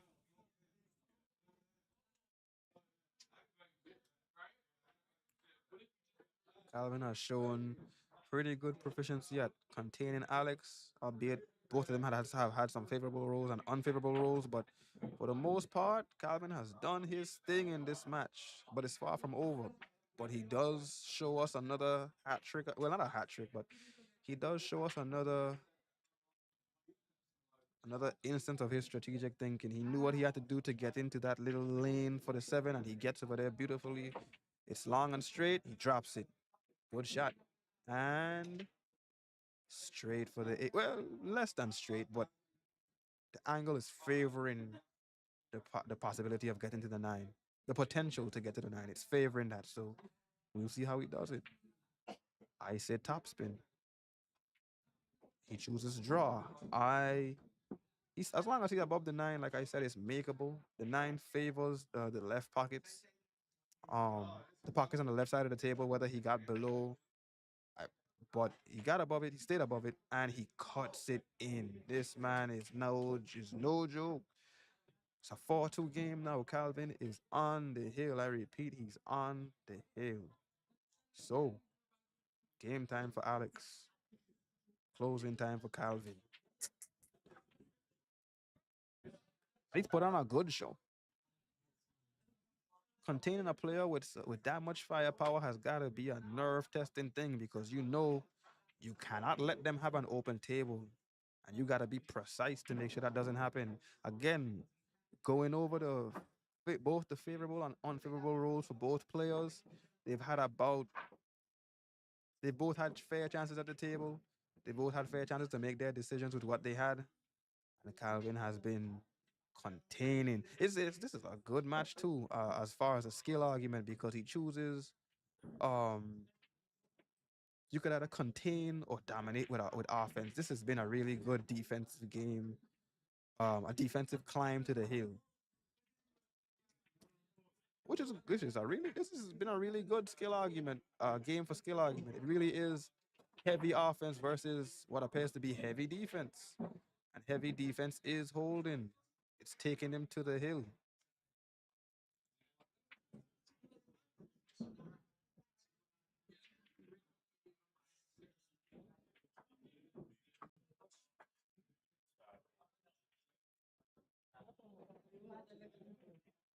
He chooses a push out. I think I don't believe the two passes. So I think he gave that to Alex as bait to make him take it, knowing that Alex has firepower. But remember that Alex can also switch between offense and defense. And he's been doing it just as much as Calvin. Well, he has the same caliber of defense as Calvin. So I won't say he's been doing it as much, but he's been doing it to the same caliber. So Calvin makes use of the push to, not Calvin, Alex makes use of the push to lock Calvin. And now Calvin has to deal with the mess that he created. You got to make use of that first shot at the table. Nine ball can change tides. The tide can change a nine ball in a flash. Momentum is a real thing. Being able to play through momentum when it's against you is a good thing too. But momentum being on your side versus on the opponent's side, that's a real thing. And it looks like it has switched the favor of this rack. Foul hit. Calvin definitely imparts more contact to the six than the two. Alex has a chance to run with it. So what will he do from the two to the four to the five? And the five is obstructed by the eight. So is that a combo? Will Alex go to the short side so that he doesn't have to deal with the combo? We're gonna find out right now. It looks like he's straight on the two. So it looks like he's planning to. Looks like he's planning to get. Yeah, he plans to be straight with the four on drawback. So it looks like Alex is planning ahead of time for short rail position, for a short side position. Or I might have jumped the gun a bit. Either he either he did not get what he wanted, or he does want the combo. The combo looks more favorable to him, so he's going to go for it. Now we need to see, does he hit it directly? In which case the five will hit the face of the eight and bump off the lower rail. Will he slightly cut it? How direct can he make this? Very direct, but he catches, rather than directly contacting the eight, he slightly cuts it, which means the five runs away. The five had a lot more speed coming off the rail. If he had hit it fully, it'd have been smothered a little bit more. He would have had a better chance at a shot, possibly to the same pocket. So now he has a tester while the cue ball is glued near the middle diamond on the short rail. And he goes for it. Alex is really good at those. He has a long straight six. Long and straight with the seven being behind. I think he's just gonna follow it. Short side is good. He can't quite get it, but he manages to move the nine, so now he can see the seven. That's better than not being able to see the seven. I can't lie to you. So yeah, you have, maybe you don't have the option you like, but you still have options. If you couldn't see the seven, this would be a very different conversation. So we'll see what Alex manufactures with what he has, with what he has given himself. It looks like he's gonna chip it and let the cue ball run away. Yup, and let the cue ball run away. That finesse shot, and he makes a straight line with the seven, which means Calvin gotta come up with something. It's hat trick time. He's on the hill. It is in his favor to make this go his way. Sorry, it's to his benefit to make this go his way. He does the kick. Ooh, almost makes it. I think that was more like a kick on the hope. You know, he's gonna make contact anyway, so there's no threat of a ball in hand. Well, There was no threat. He drifted awfully close to that top right pocket, but um, he tried. But now he's left Alex a tester shot. Um, Alex has been able to make very touchy safeties. But with only two balls left on the table, I think Alex's two options really are just to make the shot where he goes, puts the seven into the bottom right corner, and he can even use topspin to run it to make it hit the lower rail, come off two rails, and be open to the nine, or he's gonna come up with another one of those touchy safeties. He goes for it. Yep. But he even uses a draw. Oh, it's drifting, it's drifting, it's drifting. No. So no scratch for Calvin. He has to make do with what he got. Um, it's a pretty decent shot. He's not in danger really of scratching in that side rail, that side pocket that's next to the seven. We also have to watch his exit angle coming away from the seven, and he scratches. Yep, that is the dangerous part of that shot. Not the first side pocket, the second one. Um, and he gives it to Alex with only two balls left on the table, so it's 4-2. It should be 4-3. Alex chooses an angle away from the nine. Oh, no, never mind. He chooses an angle towards the nine. I am not sure of the logic here, but um, I can see that he wants to come off the seven and put the nine in the same. Sorry. He wants to hit the seven. Sorry, put both the seven and the nine in the same pocket. So he's more than likely going to just draw back as opposed to, you know, straight line, make the seven, and then put the nine in the opposing corner pocket. Drift it right back and drop it. Okay, so it was actually a pretty textbook finish, making use of um, finesse position play as opposed to two stop shots. So Alex shrinks it from 4-2 to 4-3, but Calvin is still the one on the hill, and it's Alex break, so this is a chance to either tie the game. This is gonna be a fight for his life. These instances where one of you is on the hill, but it's the other person's break. Yeah, it ends up being a pretty good psychological fight. So this would be the make or break for Alex, whereas Calvin is sitting comfortably on the hill sitting comfortably on the hill. So this game is going to be a little bit more testy than the potential hill. Alex has to fight for a chance to go hill, whereas Calvin is comfortable. So Alex's break, he chooses to forego his massive side break outside of the break box. And he makes a ball. There's a cluster in the middle of the table. The 8 and 9 are, I believe, glued. And he has no clear shot on the one. So it's either going to be a push or Alex's favorite kick safe. Remind me to keep Peter over here. He's doing really good at commentating. We appreciate you doing this. I know you're having fun with it too. Yeah, I get to talk shit about Alex on stream. but Alex is you can see the gears turning in his head. He's trying to make something happen, but he wants to make sure, because like I said, in a situation where you have the break, but the other person is on the hill, this game is a lot of times more testy than the hill fight. So this is your chance to qualify for the hill fight.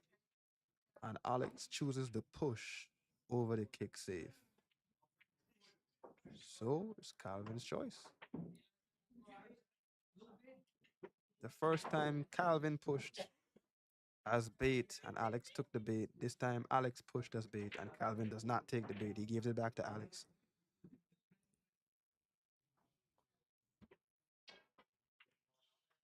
So we'll see what Alex was thinking when he made this. I'm thinking he cuts it slightly and tries to run the cue ball. Yep. Oh no, he passed it. I think he was trying to skim the face, but not trying to be a little too precise made him miss the ball entirely. That wasn't a spin thing, that was just a accuracy thing.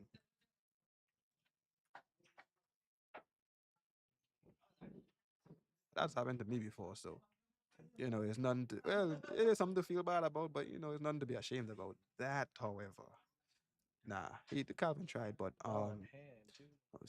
sometimes it happens that missing with a ball in hand is something that happens. So you got to remember to take your time on the table. But it was favorable. Calvin played it at pocket speed and it bumped. Alex does the same, but the speed gets away from him. Um, Normally you can choose, like I said, you can choose between an obstruction safe, a distance safe, or an obstruction and a distance safe, but there's no obstruction. Calvin can see the ball. He tries to give it back, but there's not enough power. Alex has a clear shot to start the rack. And this is one of Alex's favorite shots, the cut shot up table. Like I said, there's no real problem besides the 8 and the 9. I believe they're frozen. So it might be the case where you run out to the last two balls and then save, or he might save before he gets to them. But um, before I get ahead of myself, we have to get to that point. So let's see what Alex does. He's really close to the two, but not frozen. So I don't think it'll be a foul shot. You know where you push the balls and they're too close. But he's gonna have to make something. He's gonna have to make something. Welcome. Um, he's pretty close to that.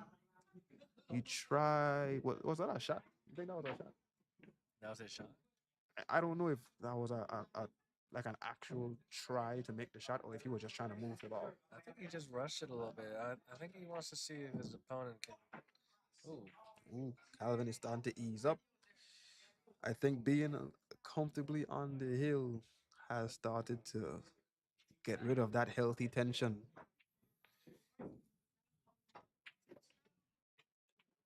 That's something you want to remember too. Just because you almost winning the game is not the same as winning the game. You got to finish. Getting next to the finish line is not the same as crossing the finish line. You want to keep that tension all the way through. Take your time, plan your shots, make sure your route is the way you see it. And if not, do you have an alternative? Like I said, you can save instead of shooting. But I want to input something actually now because I think Alex sees something that many people don't really see here. So he's got the 3 in the side pocket, but if he gets enough angle on that 4, he can squeeze it right by the 6 and break out the 8-9. See that angle right there? yeah, So he'll just play it right into the 8. The 8's going to go towards the short rail and plays it with follow, giving him a little bit of room for that 6 ball cut, maybe giving him some angle there. So that might be his breakout there. And then if he does not get this, honestly, it's gonna be a little bit tough for Calvin. mhm.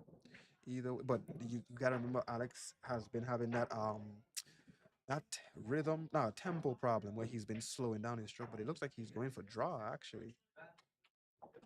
He chooses to go around it, so I think he didn't want to threaten it, but now he's kind of flat on the 6. Yeah, might be a little bit hard to get to the 8-9. I think he was hoping to skim that 9 out the way, Mm, but he still has enough angle here to maybe do something with the 8-9 and have position on the 7 here.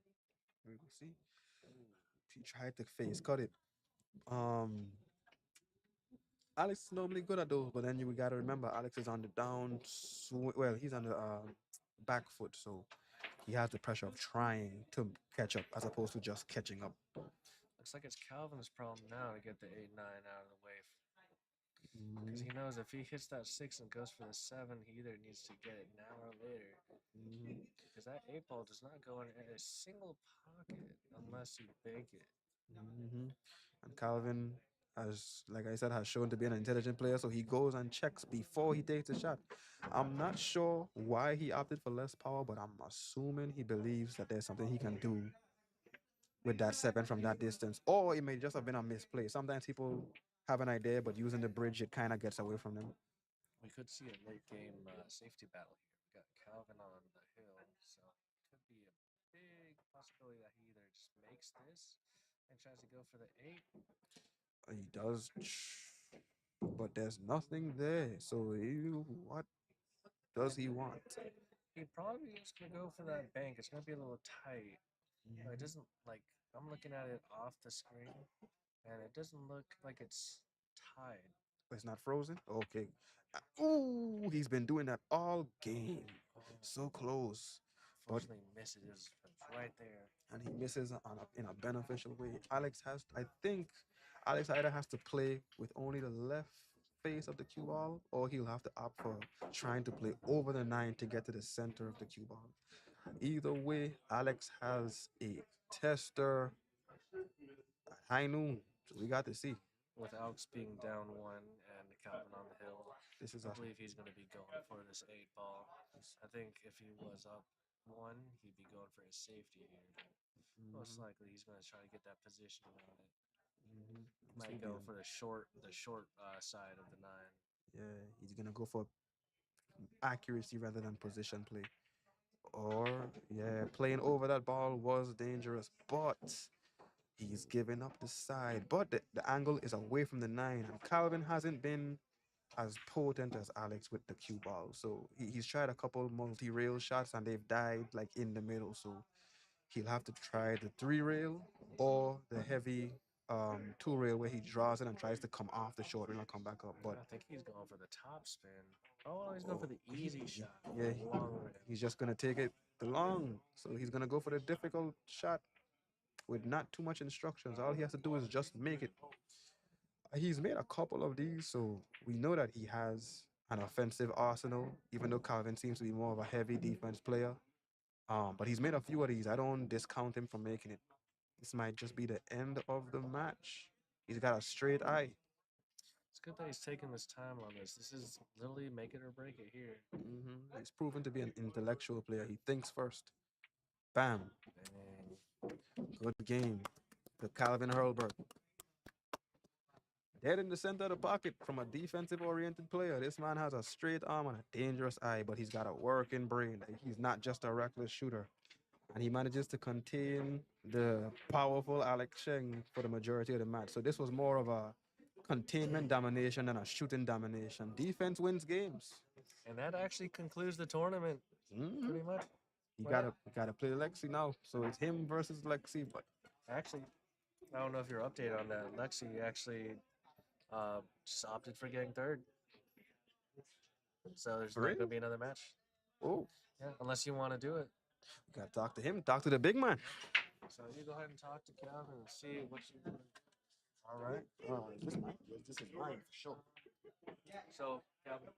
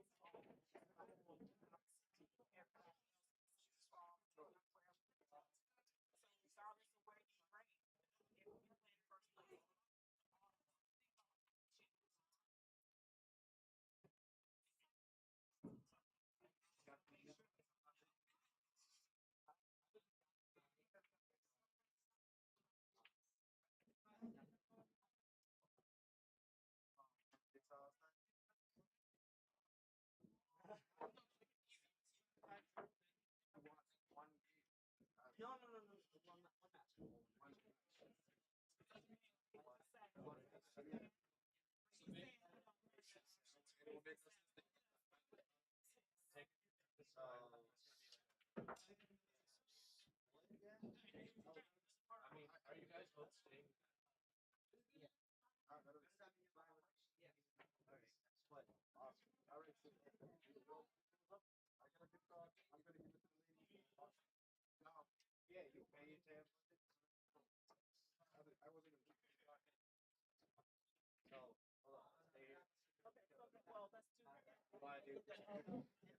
Get your money, get paid, get out of here. All right, guys. Thanks for joining the stream. Looks like we had first place going to Peter, second place going to Calvin, and they're going to be splitting. So that means Peter gets a match or gets a spot on one of the teams for our next upcoming team tournament. Thank you guys for tuning in, and I really appreciate you guys coming in, supporting your was it your sons, your daughters, your family members. I really appreciate you guys sticking around for the stream, and I'll see you guys on the next stream for Collegiate Qs.